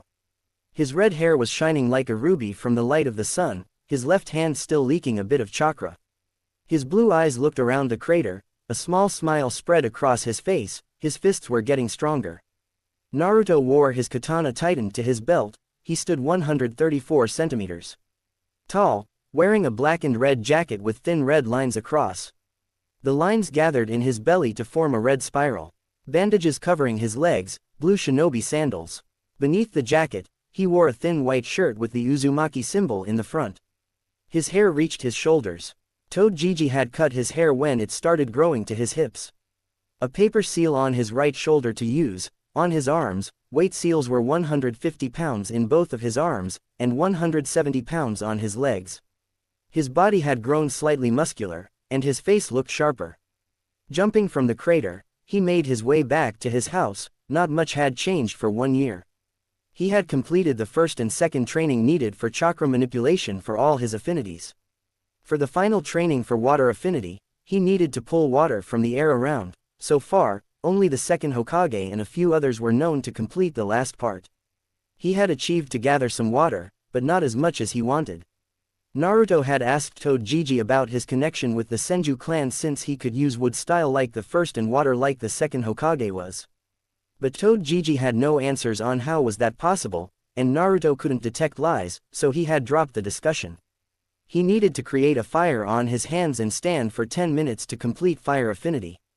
Naruto had reached 4 minutes but was still not done yet. Kurama helped him with that particular part, using his chakra. He found it easier to use fire affinity. For earth, he needed to make his skin hard as stone. To use in battles as an enhanced fist or to protect against different attacks. Naruto still hasn't started this one, he wanted to be done with fire and water first. For wind, he needed to separate the flow of the waterfall with wind chakra only. Jiraiya-sensei told him he needed to find a natural waterfall somewhere since the water in Mount Myoboku was slightly different. When it came to Fuinjutsu, he had reached level 5, and to pass this one, he needed to create a sealed barrier to protect, a void seal barrier, and chakra detection seal. One that caught Naruto's eyes about Fuinjutsu was level 10, he needed to create an empty space seal. For this one, Toji told him he couldn't help him like with the others, this one was beyond his knowledge. Naruto didn't know what the seal was supposed to do, but he was sure it was useful or extremely dangerous. But level 10 raised a problem for Naruto, it was the last level in books written if he wanted to reach even further beyond. He needed books and scrolls from Uzushiogakure, and all that was sealed away within the village. Both Toji and Fukusaka-sama told him that few people that had tried to enter the sealed part of Uzushiogakure had never returned. For this reason, Naruto had decided to first complete level 10 and then go to Uzushiogakure since he didn't know what exactly he needed to do to open the seal. Naruto used his clones every day to learn Fuinjutsu and everything he needed. With his clones, he was able to complete chakra manipulation much faster. Toji had praised them and even had bought ramen and a few other foods for him to celebrate. As Naruto walked through the forest, he couldn't help but smile as a bird landed on his shoulder and sang. He loved calm moments like this one, only him and nature and of course, a giant furball on his seal. Kurama growled at Naruto's thought but decided to ignore it since it was indeed relaxing and went back to sleep. When it came to his wood style, he had no scrolls to help but could advance on his own. Jiraiya-sensei told him that if he could, he would bring him scrolls from the Senju compound, but Tsunade Senju hasn't been in the village for 7 years now. Naruto now could use 2 new Mokuten jutsus. Wood style, deep forest. The jutsu grew as many trees as the user could by using vast amounts of chakra. The trees could change the landscape and attack the enemy since the trees had sharp ends and could be used to bind someone. Wood style, wood clone. Naruto used this jutsu with how shadow clone worked, but wood clones were different from normal shadow clones. They were much more durable but needed much more chakra than shadow clones, but what they could do, according to Kurama, was that with enough training, he could use his chakra cloak in a clone but only one. Naruto had learned a few new jutsus in his other affinities. Fire style, flaming palm technique. This jutsu allows the user to hold the make spark in their hand. They then amplify it with their chakra until it is a small flame. By mimicking the gentle fist style, they push the flame into their opponent, causing clothes to light or minor burns on the body. Water release. Evil windmill water shuriken. The user creates one or more large Fuma shurikens made of water and launches it towards the enemy. The shuriken causes massive damage when hitting an enemy. It is also much more solid than the usual water shurikens and can easily parry other kunais and shurikens that come in its path. Wind release. Pressure damage. It creates a small tornado that sucks everything around. The enemy sucked can be caused severe cuts around the body and even death if used with more chakra. Naruto heard from Fukusaku that his godfather was looking for Tsunade. Naruto hoped to meet her soon. He knew she was his godmother and wondered how she was, but at the same time wondered why would she leave him alone amongst the wolves.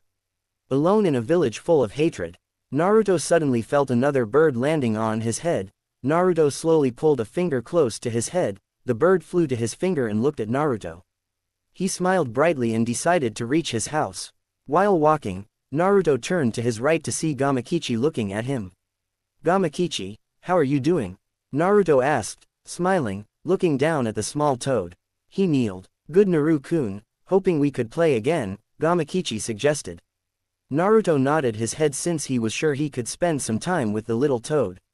As he was following Gamakichi, Naruto thought about the Phoenix contract. He wondered what would happen if he made a contract with both Toad and Phoenix. He knew there was a high chance that he would never find the contract, but if he did, he hoped to use it. Naruto sighed heavily and decided to put that thought at the back of his head. Later, Naruto soon reached the house, and to his surprise, Ma and Fukasaku were waiting in front of his door. "Fukasaku-sama, is everything alright?" Naruto asked worriedly. "Everything is alright, Naruto-kun, but Jiraiya boy will soon arrive. He said he had something important," Fukasaku stated. Naruto raised an eyebrow but decided to just wait for him inside. He opened a bowl with ramen from a store that Toad Gigi had brought him. While eating, he also ate a few fruits like carrots, tomatoes which Naruto didn't like much, and kale. Both Jiraiya and Fukasaku had told him to eat healthy foods. After eating, he suddenly felt Toad Gigi just behind his door. He turned his head in time for the door to open. Walking inside was Toad Gigi smiling. "Naruto, is good to see you, my boy," Jiraiya greeted him.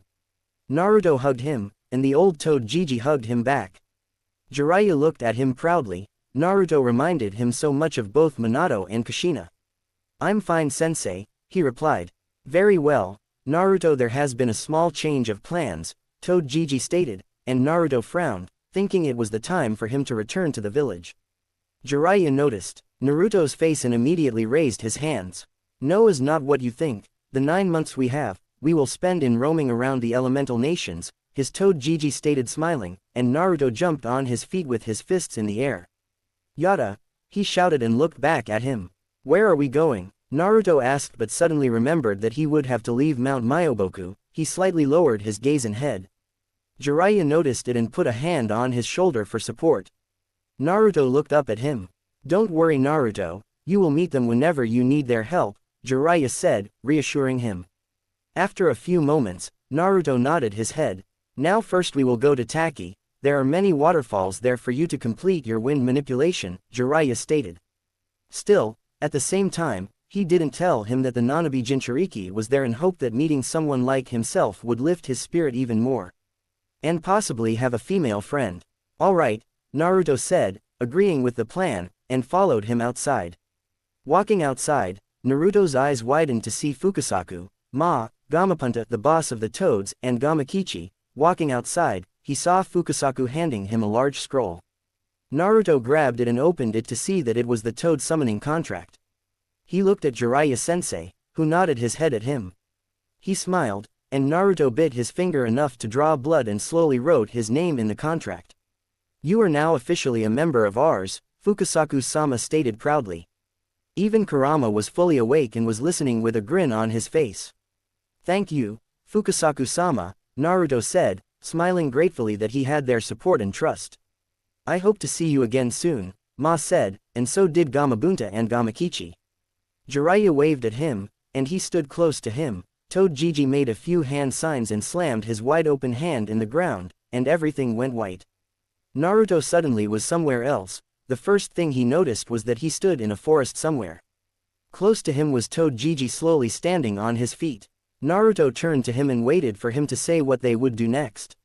"Now, you will follow me, Naruto," the old Sannin stated.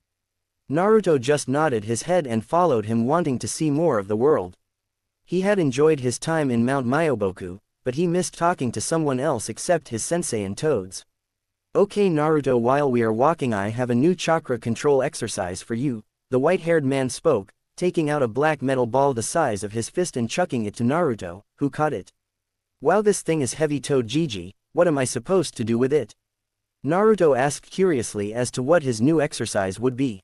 He knew this wasn't needed for his elemental manipulation. "I want you to explode this balloon filled with water using your chakra only," Jiraiya said, and Naruto got to work, but the task was proving difficult. "So in how many places you have been, Toad Gigi?" Naruto asked, detaching his canteen from his utility belt and taking a sip of refreshing water. They had been traveling for 2 days now, journeying from town to town, city to city. "In many places, Naruto. I have been in Kumogakure. The village is more like living in clouds, but still very beautiful. Have been in Kiri, not really my cup of tea. And have been in Suna a few times, even with your father," Toad Gigi replied smiling, remembering the old times of him with Minato. Naruto was surprised to hear that. Really, why were you there? Naruto asked since he knew that Suna was an ally of Konoha, and they weren't probably there because of war. When Minato became Hokage, he went to the village a few times. I tagged along, Jiraiya answered, and Naruto felt and noticed the melancholy in his voice. Almost like opening a closed wound. What about Iwa? Naruto asked since Iwa and Konoha were like oil and water, just can't combine them. No, the last time I was in Iwa territory was during the war, not for fun, the old Sannin replied and kept walking towards Taki. What kind of chakra control exercise is this anyway? I've been trying for days but the damn thing won't pop. Can't I just use clones to do it for me? It'd sure as hell cut down the time process. No, Jiraiya replied sternly as he had done so many times before when posed with the question. Now get cracking, we still got a long way ahead of us. You know, this isn't like anything I expected when you told me you were going to be teaching me a new jutsu, Naruto complained as he channeled his chakra into the water balloon, willing it to burst. It was much harder than it sounded, popping a water balloon with chakra, and though Jiraiya had yet to tell him what this chakra exercise was for, Naruto persevered, intent on finding it out on his own. He had nothing but time to kill anyway as they journeyed to their destinations on foot. But couldn't understand why his sensei wasn't letting him use clones to speed up the process. Jiraiya didn't respond and kept walking. Naruto would have liked nothing better than to pelt Jiraiya with the water balloon. Still, he had been given the impression this exercise was too important for him to waste the balloons on such childish escapades. So the young Jinchuriki continued to channel chakra through the balloon and tried to manipulate the water inside the balloon to explode. But Naruto couldn't help but wonder where he had heard about this exercise. Try spinning, Jiraiya suggested after a while. Spinning, Naruto repeated. Alright, Naruto conceded after another moment of silence. He closed his eyes and drew a deep breath as he exercised as much possible control over his chakra as he channeled it into the balloon. Spin, spin, spin, damn it, Naruto almost jumped as he felt the water spin in the water balloon rapidly. I did it, I'm doing it. Naruto hadn't expected to be this excited over achieving some progression, but he was. Now to up the chakra output. With a snapping sound, the water balloon burst, and Naruto's right hand felt wet. Hell yeah, it worked. He punched the air, and Jiraiya shot him an approving smile over his shoulder. So what now, Toad Gigi? Just keep practicing, Jiraiya threw another water balloon over his shoulder. Tomorrow, the midday sun shined down on the world from a clear, nearly cloudless sky. It was another one of the beautiful days the land of fire was known for. The songs of birds and the cries of cicadas could be heard flowing along with the slight breeze that flowed through the area as the forest critters went about facing another day of life. As the sun rays bathed the land in its light and warmth and the sounds of nature echoed through the ground, two figures walked down a dirt path between a deep forest and a gushing river. The first was a fairly tall man, standing just over 6 feet tall. He had spiky white hair tied in a ponytail that trailed down to his waist and framed his face in a pair of bangs. He wore an unusual, horned forehead protector that bore the kanji for oil instead of the sign of his village. He wore a green kimono shirt with matching pants held by a black belt over mesh armor and white hair with 2 yellow circles on its sides and wooden geta sandals. He had 2 red lines trailing down from his eyes and had the summon scroll of the toad strapped to his back. He was none other than Jiraiya of the Sannin, one of the world's most famous and infamous with the ladies shinobi. The other was a young boy, moving to the side of the road to get a better view of the walled town in the distance, close enough that it could be seen but too far to make out any of its features. He had spiky red hair and ocean blue eyes. This was Naruto Uzumaki, Jinchuriki of the Kyuubi Kurama. How long before we reach Taki? Naruto asked, looking up at his sensei. What kind of place is Taki? Even though the whole purpose of this trip was his training, they'd done nothing for the past 4 days. They'd visited 2 villages and 1 city in the land of fire, and so far, the Sannin had left him to practice his elemental manipulation while he went off doing God knows what. Sometimes, he said he needed to meet a contact, but other times the redhead thought the Sannin was just doing nasty stuff. It's over here, Jiraiya said, pointing his thumb to the trees as the blonde turned around to look at him. If I remember right, there should be a lake just past here. Seems like as good a place as any to start. With that, the Sannin turned away from the path, brushing aside some of the foliage in his way as he stepped beyond the tree line and said over his shoulder, "Come on, kid, this way." But he needn't have bothered, the redhead was already in pursuit of his sensei. It wasn't long before the two found themselves in a large clearing surrounding a lake, just as the toad summoner predicted. The sun reflected off the crystal-clear waters as the large man took stock of the location and nodded to himself. Naruto took off his backpack, laying it against the trunk of a nearby tree before joining his sensei. "So, what are we doing here?" he asked, but thinking about the exercise that Toad Gigi had given him. He found it strange to be a normal chakra control exercise and did not mention that exercise wasn't in the book about chakra control, and Naruto's chakra control was already good. Jiraiya looked around and made sure that no one was around before turning to Naruto. He smirked and cracked his knuckles. "You ready?" Jiraiya suddenly asked before Naruto could ask, "Ready about what?" Jiraiya moved in front of him and slammed a seal on his forehead.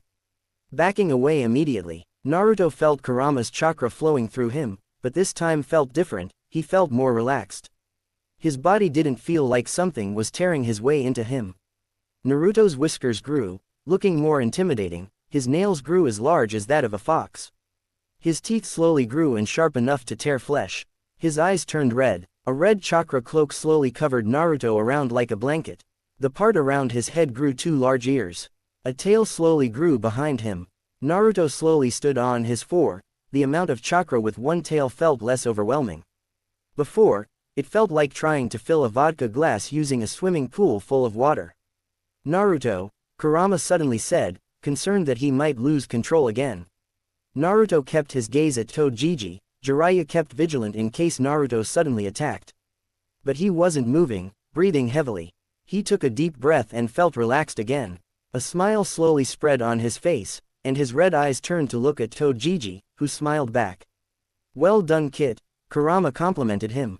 Naruto kept the chakra cloak around. He wanted to get used to it. Kurama warned him to not try to use more than 1 tael worth of chakra. "Thanks, Kurama," Naruto said on his head, and Kurama's chakra slowly vanished, turning Naruto to normal. "Well done, my boy, let's rest here for some time," Jiraiya suggested, and Naruto nodded in agreement since he suddenly felt exhausted and wanted to sleep. Hidden hideout. A man using a cane slowly walked through a long corridor. The silence was overwhelming around him but not his mind. He had many thoughts and questions that had no answers. Right now, he was getting closer than ever to having Izanagi on his own hands. He had 3 now, but once the plan was done, he will have 10 Izanagi to secure his safety and immortality in a way. Danzo wasn't a fool, he knew Izanagi wouldn't make him younger, or anything like that's why he was after the daughter and the woman many years ago. Uzumaki clan was known for their lifespan. He needed them to experiment and perhaps find a way to use their cells to enhance his body. Live longer and make sure to lead Hidden Leaf to where it belongs, complete power over the elemental nations. His thoughts were on the Jinchuriki of Kyuubi. He had left the village for 3 years now, and Hiruzen wasn't talking. Just the thought of his old teammate telling him that he's the Hokage and he can't demand things made him clench his hand around the cane. But what surprised him even more was him being able to use wood style. The shinobi was about to use his kunai to slice the demon's throat. I was about to stop him when trees suddenly grew and killed the whole mob. Danzo grunted that the shinobi had tried to ignore his orders to leave the weapon alive, but having wood style. With him in my hands, training him correctly, he can easily take all the Biju around the world and bring them back to Konoha as it should have been if Hashirama-sama had kept the Biju. The other 4 hidden villages would bend the knee to their betters. Danzo thought stopped when a big door opened in front of him.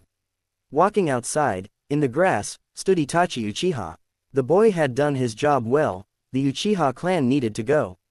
Hokage might have told you to wait, but we have no time if the Uchiha clan start their rebellion. Will leave us weak and vulnerable. What will stop the likes of Kumo or Iwa to conquer Konoha? Danzo stated with an emotionless tone. The dark eyes of Itachi showed no emotions, but inside he was questioning everything. Kill your clan and your brother gets to live, or you can join them. Danzo offered the choice to him. Itachi closed his eyes, taking a deep breath. He opened his eyes to look at Danzo. I will do it, he stated with a fully matured Sharingan. Later, Itachi stood at the top of a pole, looking down as his little brother ran towards the clan. With a genjutsu, he made him take a long way around before disappearing into the darkness. Quickly moving through the shadows, Itachi walked inside the first house he came across without thinking, swung his swords and sliced them open. Blood flew like a waterfall. He didn't even see their faces. Not even their eyes, just the sound of blood. Itachi closed his heart to their suffering and swung again and again and again. Kill after kill, slice after slice, house after house, killing everyone, except the police of Uchiha clan. Someone else took care of that. As he moved silently through the shadows, his eyes went to a certain girl. Izumi, her beautiful eyes, were looking directly at him. But there was no fear in her eyes. A small smile spread on her face despite seeing the blood all around his body. Itachi closed his eyes and made his decision. With a powerful genjutsu, known as Tsukuyomi, he showed her how it could have been together. How it should have been, if only if the world wasn't so unforgiving. Itachi and Izumi stood together beneath a tree, Izumi resting her head on his chest and his fingers caressing her hair. One step, Itachi and Izumi stood together holding hands, they swore to love each other until death. One more step, her name will be Akayuki, Izumi whispered in Itachi's ear as he kissed her belly growing. One tear, holding hands, they stood together, looking at their children playing, 2 daughters and 1 boy. Akayuki, Serena and Shisui. One swing of the sword,